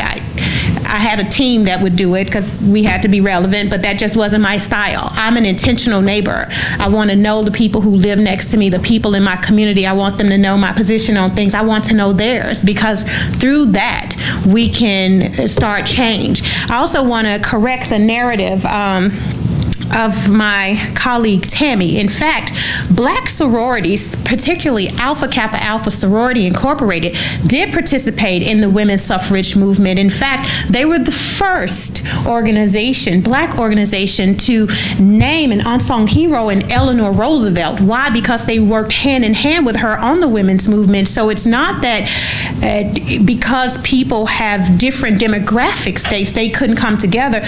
There were black women who were fully engaged and participated in the women's movement. Not only that, the National Council of Negro Women, headed by Dorothy I. Height, also participated in women's suffrage and women's movement in Washington, D.C. in 1913, when black people didn't have a lot of money and they were paying 10 cents in the door to have members come and pull their monies together to, have a stake in that. So I want to make sure the narrative isn't just that, well, if you don't look like me, I I can't help you, or that in the past that didn't occur, because I know historically that it did. More importantly, if we fast forward to 2016, when I was president of Council of Graduate Students, I stepped in and helped Crew. When Crew had a protest in the Student Affairs and Services building, they were protesting some censorship by ASMSU, their governing body. I walked in and asked who the leaders were, and I met a most dynamic young lady. Her name was Macy Rodriguez, and she is just a gem and a half. And I approached her, although undergraduates were not my domain as taxpayers to me. I went to her and I offered her, I wanted to know if they were okay and if they were fortified enough to continue the good fight, because my people were met with hoes and water hoses and dogs and billy clubs and guns when they would protest. I said, I want to make sure you guys have food and water and fortification to move forward. Are you hungry? Are you thirsty? Because I want to make sure you can keep that fight going. And we went and brought and took things to them, because I said somewhere in history we have to change what's happening. We have to start coming together and supporting each other through these protests, and that change had to start. And if it hadn't started before, it started with us that day. We are right at time. My higher-ups, can we do a few more minutes? We can do a few more minutes, right? Because he has questions. All right, sounds good. I suggest that we just roll this straight. This is meant to roll straight into open mic. So if you just want to pass the moderating over to Dee. And we can start off with Dave then. I know. Well, yeah, I'm going to hand over to you, but I want to acknowledge that you had your hand up. So if we can have... Keep moderating, I keep answering questions. Right. The answers, we'll finish the answers, then we'll go to Dr. Wiley, then we'll go over here, then I'm done. And then keep going with whoever wants to keep speaking. All right, so now you can just come up to the mic thereafter. So I guess now... I guess I'm fired. You're not fired, you did great.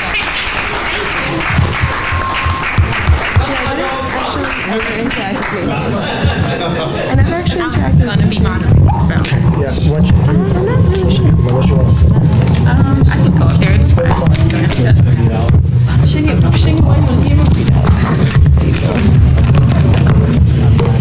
Now? Yes. I give talks. Okay. But no, I'm actually the founder of the Advanced Geography University program, so I fund scholars to come here and educate. Okay. I just want to say, Hello, everyone. My name is Tiffany Caesar, and I'm so excited to be at this conference right now.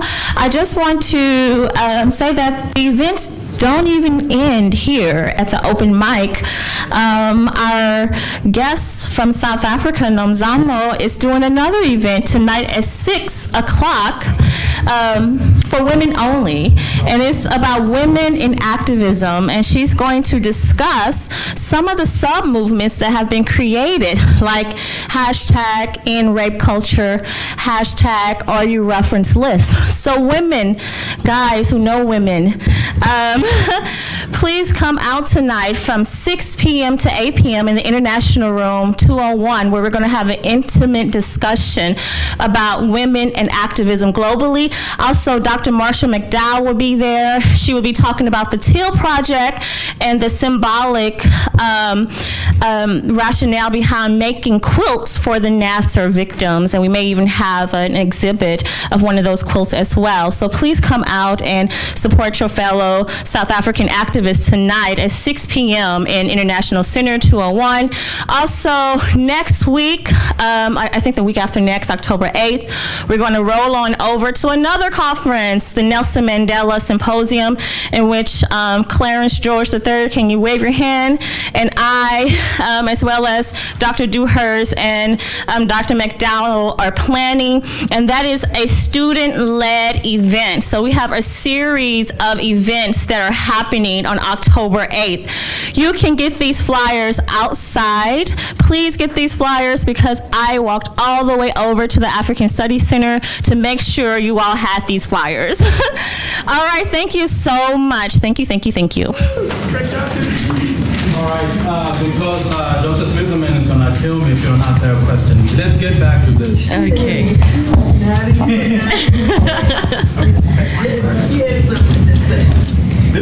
Waiting at the mic. I think for me, I think a problem, not a problem perhaps, but perhaps something we don't note as young activists is that sometimes we intellectualize activism to a large extent.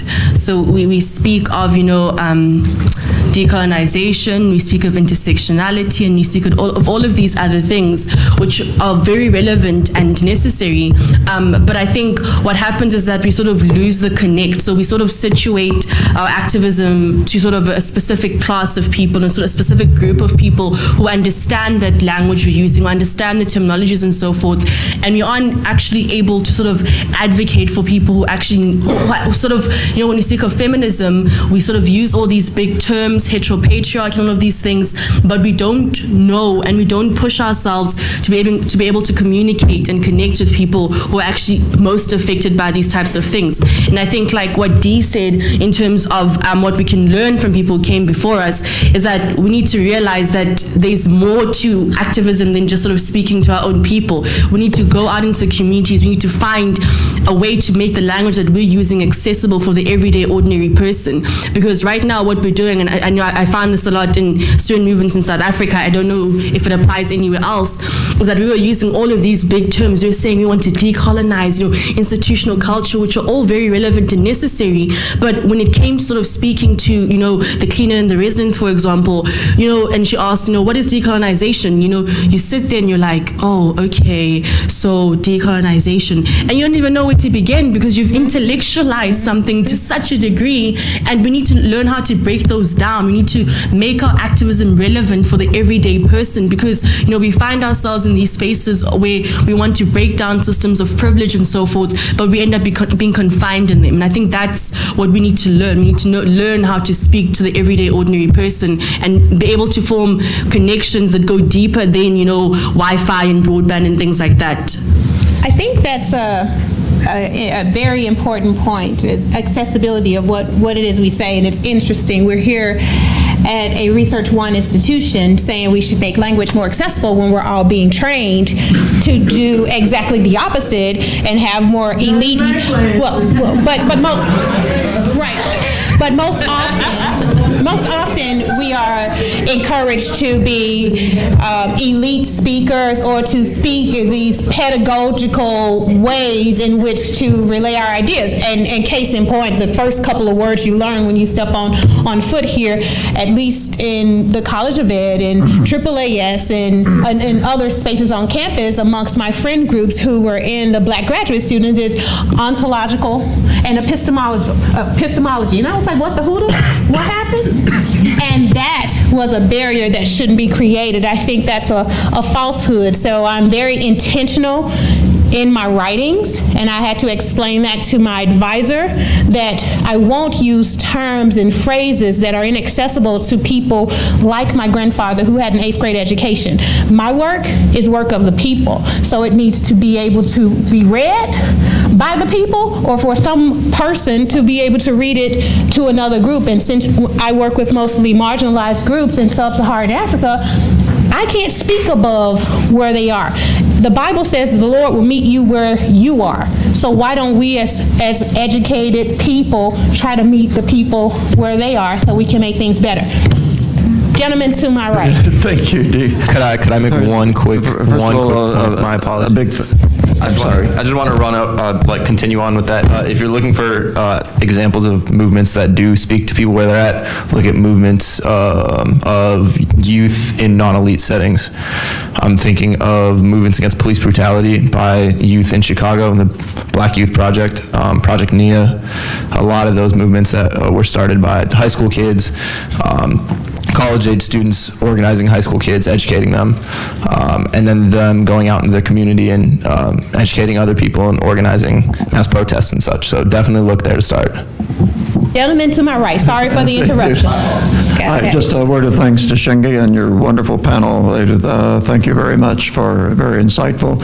I have a specific question at the end of that panel. I want to address first to Ahmed and then to broaden it to the rest of you at MSU. Ahmed, as you know, we've recently learned that there is a bill in the U.S. Senate that makes it a felony to advocate a boycott, divestment, or sanctions against Israel in the struggle. And our Democratic Senator Gary Peters has signed on to that bill along with 20 or 30 other co-sponsors of it. Kristen Gillibrand of New York signed on as well, and when she found out that it probably is unconstitutional to begin with and is a bad idea in general, has withdrawn her co-sponsorship. So my question is, to what extent is your organization getting involved in electoral politics to address the positions of Michigan senators and congressmen in Washington like this? And then beyond that, I'd like to ask the rest of you whether or not you're getting yourselves involved in electoral politics in this season to the run-up to election, when the big movements like Voters Not Politicians against gerrymandering and the women's movement are deeply involved in seeking to elect certain congressmen, especially in this time. And is that something that you can cooperate on it in electoral politics? Yeah. Thank you for asking the question. In regards to my my organization's stance on getting involved in government, we are not, but there is a separate organization that does work. It is for Palestinians to get in local government. It's called AMP, Americans Muslims for Palestine. They do have a yearly conference where I do attend that too, where we do go to Washington, D.C., and we do go talk to senators and representatives about bills like H.R. 4391, what does make supporting Israel illegal if they keep detaining children. So no, SJP in itself does not do any governmental work because we have found out that one thing the common people don't know is Palestine. If you ask people what is Palestine, not many people know. And if they do know, they don't know what circumstances we're under and what is happening. So we primarily focus on education. Our movement is kind of new. It's not, I mean, apartheid has been happening since '48 in Palestine, but my parents weren't activists themselves because they realized that they needed an education before they can advocate. So that's why I'm here, because they got the education and so am I, but I'm also advocating. So we are new in that process where we are not getting involved in government because we have to take steady steps, and one of those steps right now is educating and social media awareness of what is happening in Palestine.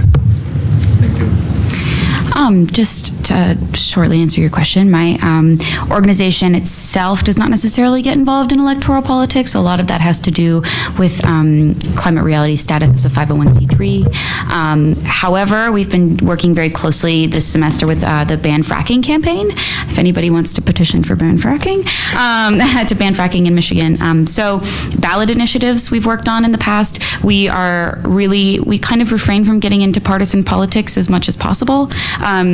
Because of the 501c3 status, and because oftentimes I think it's maybe a little redundant or counterproductive sometimes. But there are definitely ways that I have in my personal life. I used to work for Hillary Clinton. Like lobbying for the Sierra Club. We do a lot of these sorts of kind of initiatives, but when it comes to partisan politics, we don't necessarily endorse Gretchen Whitmer or anything, because we've thought about it and we've had conversations about it, and we may continue to do that in the future. But right now, it doesn't really seem crucial to our mission. We think we can do different kinds of activism. CREW also is a nonpartisan organization, so us advocating or being directly involved in politics is very hard for us in that sense. I personally also work a lot in politics. I've worked in either on a campaign or an elected official nonstop since the summer of last year, and I was in DC this summer, so I personally do it and I'm never not doing it, but as an organization we are not allowed to. I would like to answer. Mom will go first, and then you can go back. I think for your first question, that doesn't really apply to me, but I mean, I think I'd like to challenge, the people who are involved in sort of like these electoral, I don't know what you call it here in the US, like structures and things like that.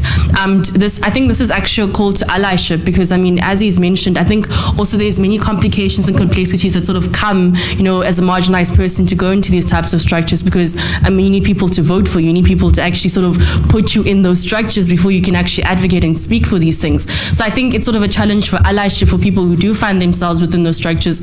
And if you know someone who's in those structures, to be like, hey, by the way, this is going on, in the Israeli apartheid state, and this is sort of what's happening, when you go to that state, I don't know what they do here, state Congress meeting, I don't know if they such, but raise this type of thing. It's a sort of a call for the allies, who find themselves in these positions of privilege and power, sort of go to these spaces and raise these types of things and say, I heard about this at the Divestiture conference. Do you know about it? What is the state doing? Are you? So I think it's a challenge more so, because like he said, they can only educate for now, but it's up to allies to take that education further and sort of act until they can also be in positions where they can act.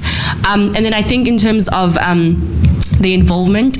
So we have elections coming up in South Africa next year. Very interesting time we find ourselves in. And I think for me, in Fees Masol, we were saying that we're non-partisan and all of these things, which was sort of a call for us to be united. But I think that I'm speaking from the South African context, I think that to be non-partisan sort of like works to a certain extent, but within that non-partisan sort of space, there needs to also be an education and conscientization of saying, notifying people that these are the people we have running, for these types of structures. This is what these people stand for, and sort of notifying and sort of educating people on what these different structures are, because as young people, we do need to actually vote. We can't just sort of call out the problems, and then election time comes and then you're not going to vote, because how can we sort of really affect change? We tire ourselves out by continuously calling things out, and then when it comes to the ballot box, which is sort of a tool in our democratic systems that we find ourselves in, we don't actually go vote. So I think within these spaces, these non-partisan spaces, there also needs to be, it's not necessarily saying, okay, candidate X comes from this party and things like that, but it's saying that these are the issues we have within, our country, within our state, wherever you may be, and, saying to people, when you look for a candidate, look at the fact that are they addressing these things for you, so that we have an active youth, within our democracy itself, because it sort of defeats the purpose of being a democratic state as young people. Call out the problems that we find in this democratic state, and then the one tool that we have in a democratic state, which is to vote, we don't utilize. Oh, that's here too. That's a big problem that we have in the U.S. as well. I've been voting since I was 18, and I also have a rule amongst my friends that if you don't vote, don't call me to complain, because you don't get to sit on the sidelines and complain when you have an opportunity to go out and voice the change you want to see. So, Ahmed, you had something else you wanted to say? Yeah, I would like to tie in the previous question with the new question. You asked what the older generation could do for us younger generation, and that is support us financially.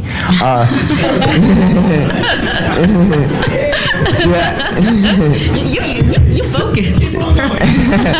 So some of MSU, there's a Cores and Cops group, if you guys know what that is. It's a place for minorities or like minority groups, but one of the conditions is they have to be nonpartisan. And Cores and Cops does receive support for their programs. And as I said, you have to be nonpartisan. So as an SJP, we can't get funding from MSU because we are nonpartisan. We are partisan. So we do have lines that we say we speak for our members.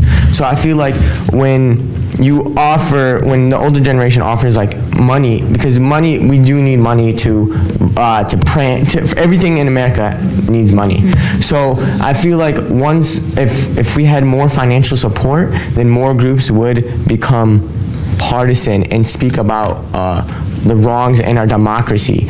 But until then, as I said, money and a voice, usually, especially with the Palestinian or the Middle Eastern culture itself, there's a disconnect between the older generation and the new, being that the older generation thinks of us as kids and inexperienced. So usually there's two different groups. Usually the students meet and the older generation meet. But in reality, we need to combine those efforts because we could get a lot more done. So for those of you who are not familiar with the terms CORES and COPS, CORES, the Council of Racial and Ethnic Students, COPS, the Council of Progressive Students. They're both programs that are housed in our Student Affairs and Services. So I just want to make sure that we speak accessibility so you know what we're talking about. Young man to my left. Good afternoon, everybody. Thank you again, panelists, and the moderator, the first one, who got fired. He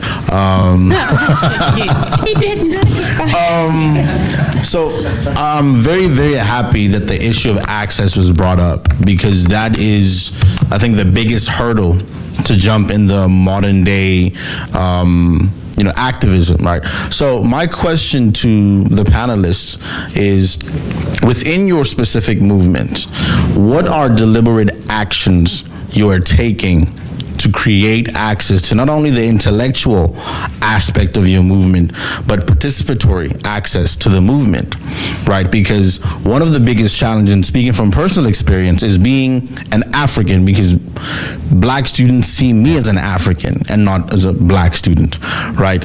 Is that how do I engage in pro-black activism as an African student?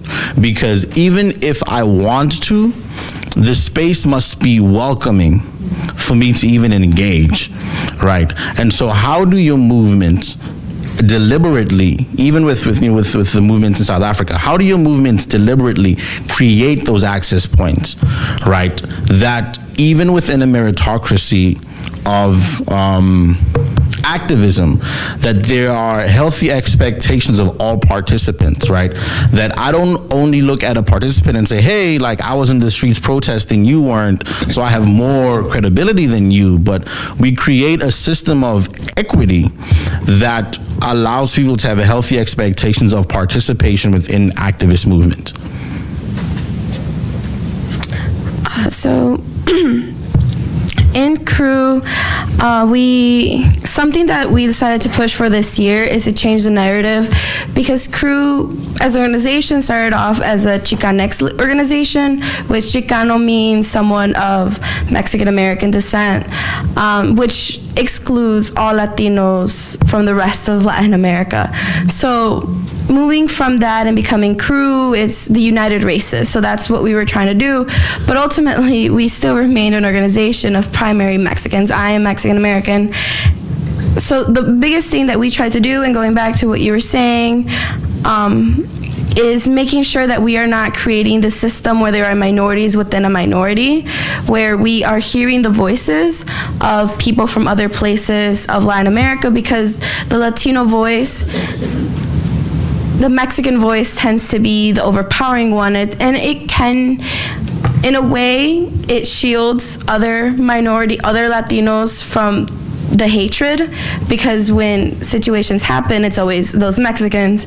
But it also takes away the visibility of their issues. For example, when the child separation thing, it wasn't Mexican children. There were Mexican children, but it wasn't, the majority were not Mexican children. They were children from Central American families.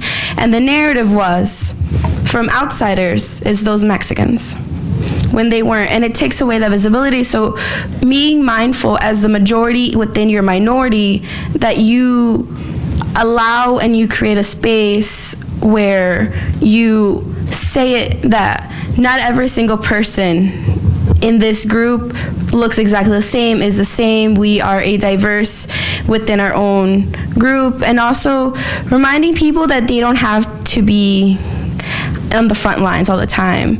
That is why we have our executive boards. That is why I am the president of my organization, so that I take that full force of myself and my organization, and I speak for my community, because not everyone has to do it.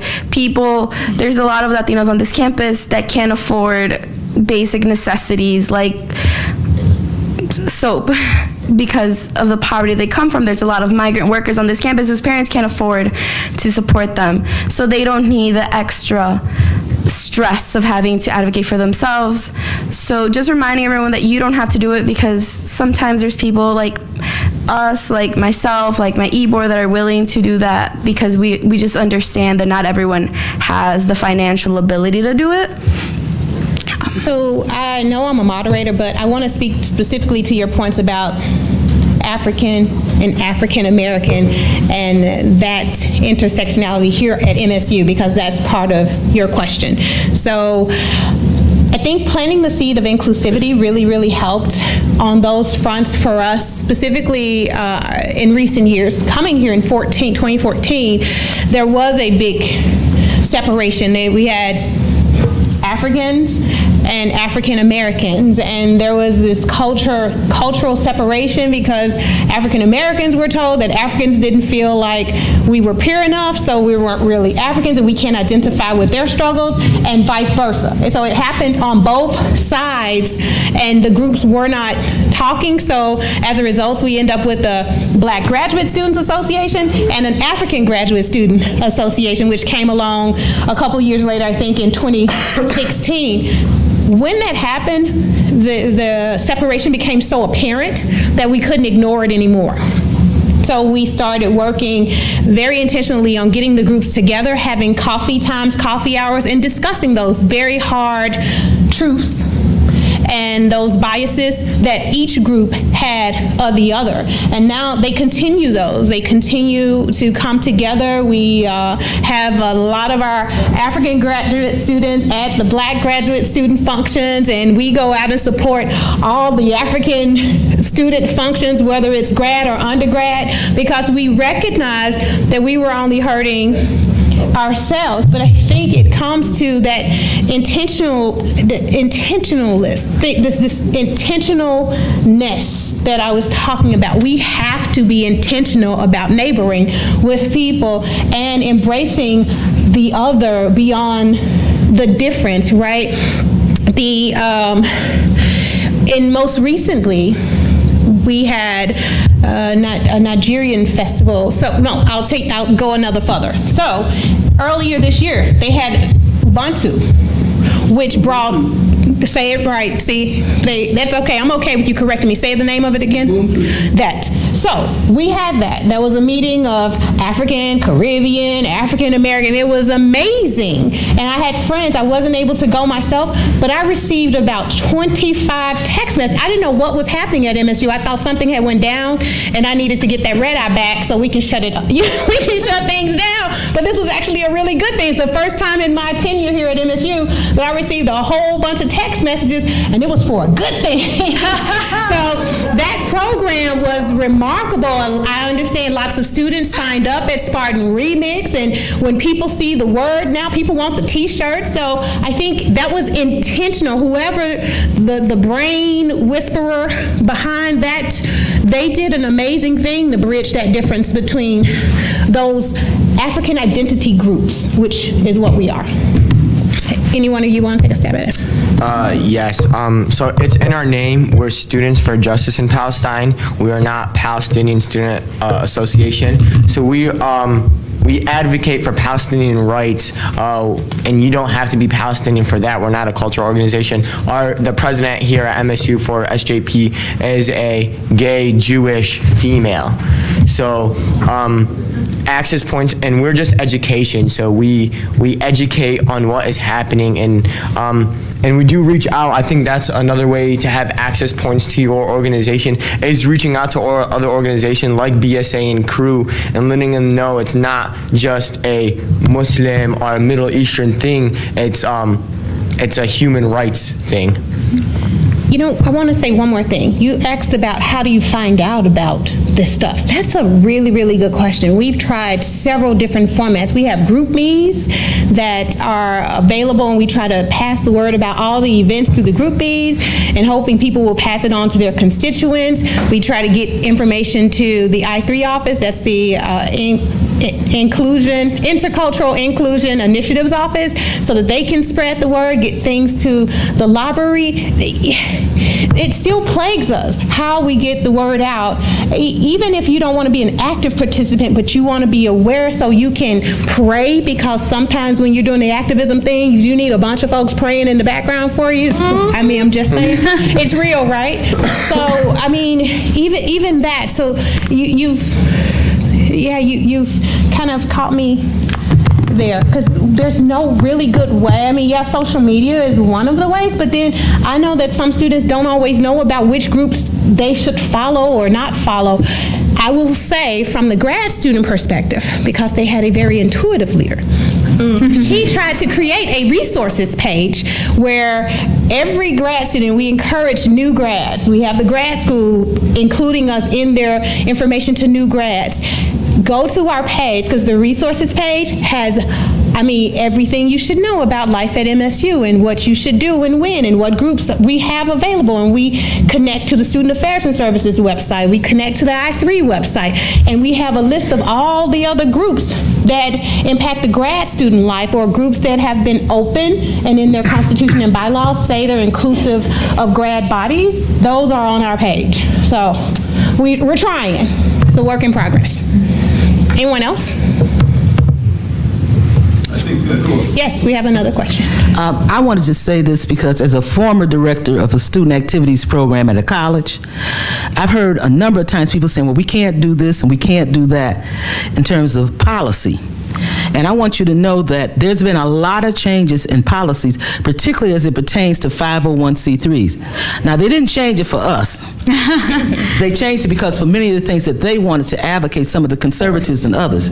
And so when I know that there's a book probably for student organizations and what have you, but I also would advise you to do some research about what are the current policies about some of the issues that you've talked about, you know, with the IRS and the 501c3s, because a lot of it has changed. There was a time when you couldn't have somebody political in the pulpit. You can now do that.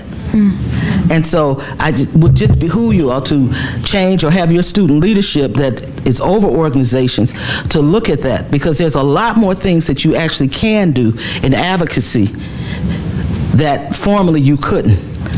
Okay, and the other thing I would tell the young lady that deals with the environment that I thought about, there was a first leadership conference on environmental racism for people of color. Okay, that was in like 1991, and I'm from Detroit, by the way, Cruz. Oh. Okay.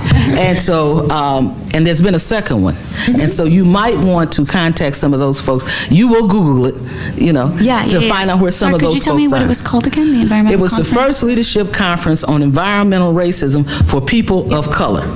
And as a matter of fact, it was organized by Bob Bullard. Thank you very much. Yeah, he's he my was mentor. a professor at U of D then. I mean, U of M. He was my mentor. Really? Okay. Okay, so you can pass along some information, but I just wanted to say that. But I really want you all to, because as I'm listening to you, what happens a lot of times with advocates is that we talk about what we can't do and what's blocking us.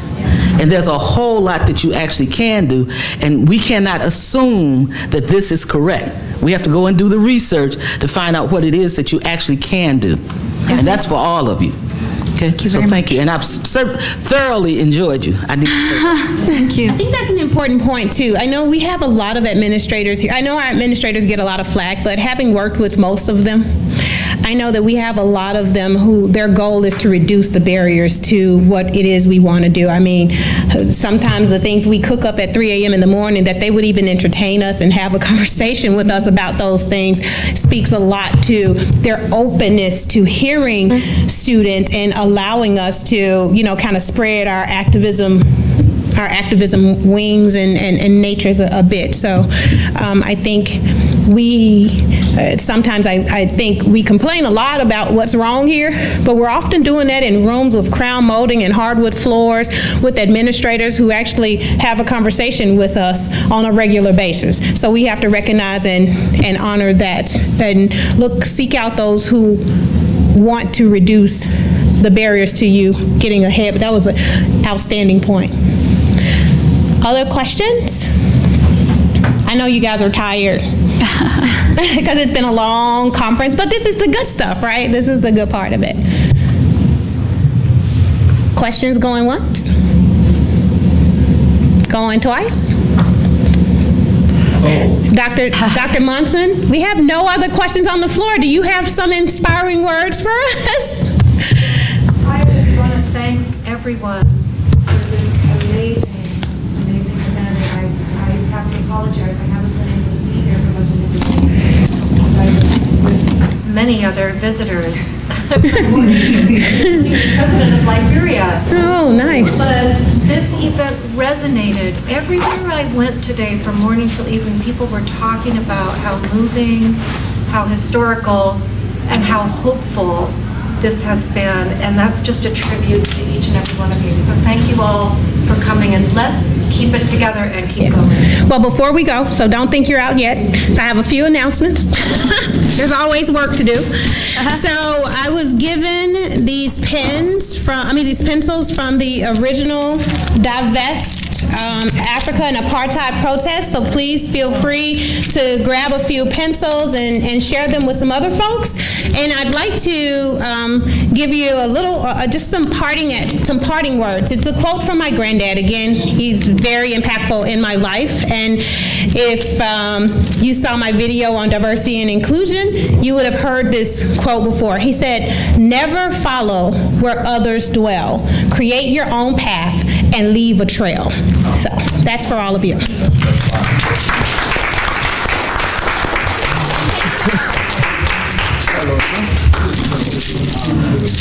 Can I also just get this last word in? Yeah. Please, please, please, if you engage with social media, I know my man here doesn't because it's dangerous. I don't. I'm joking.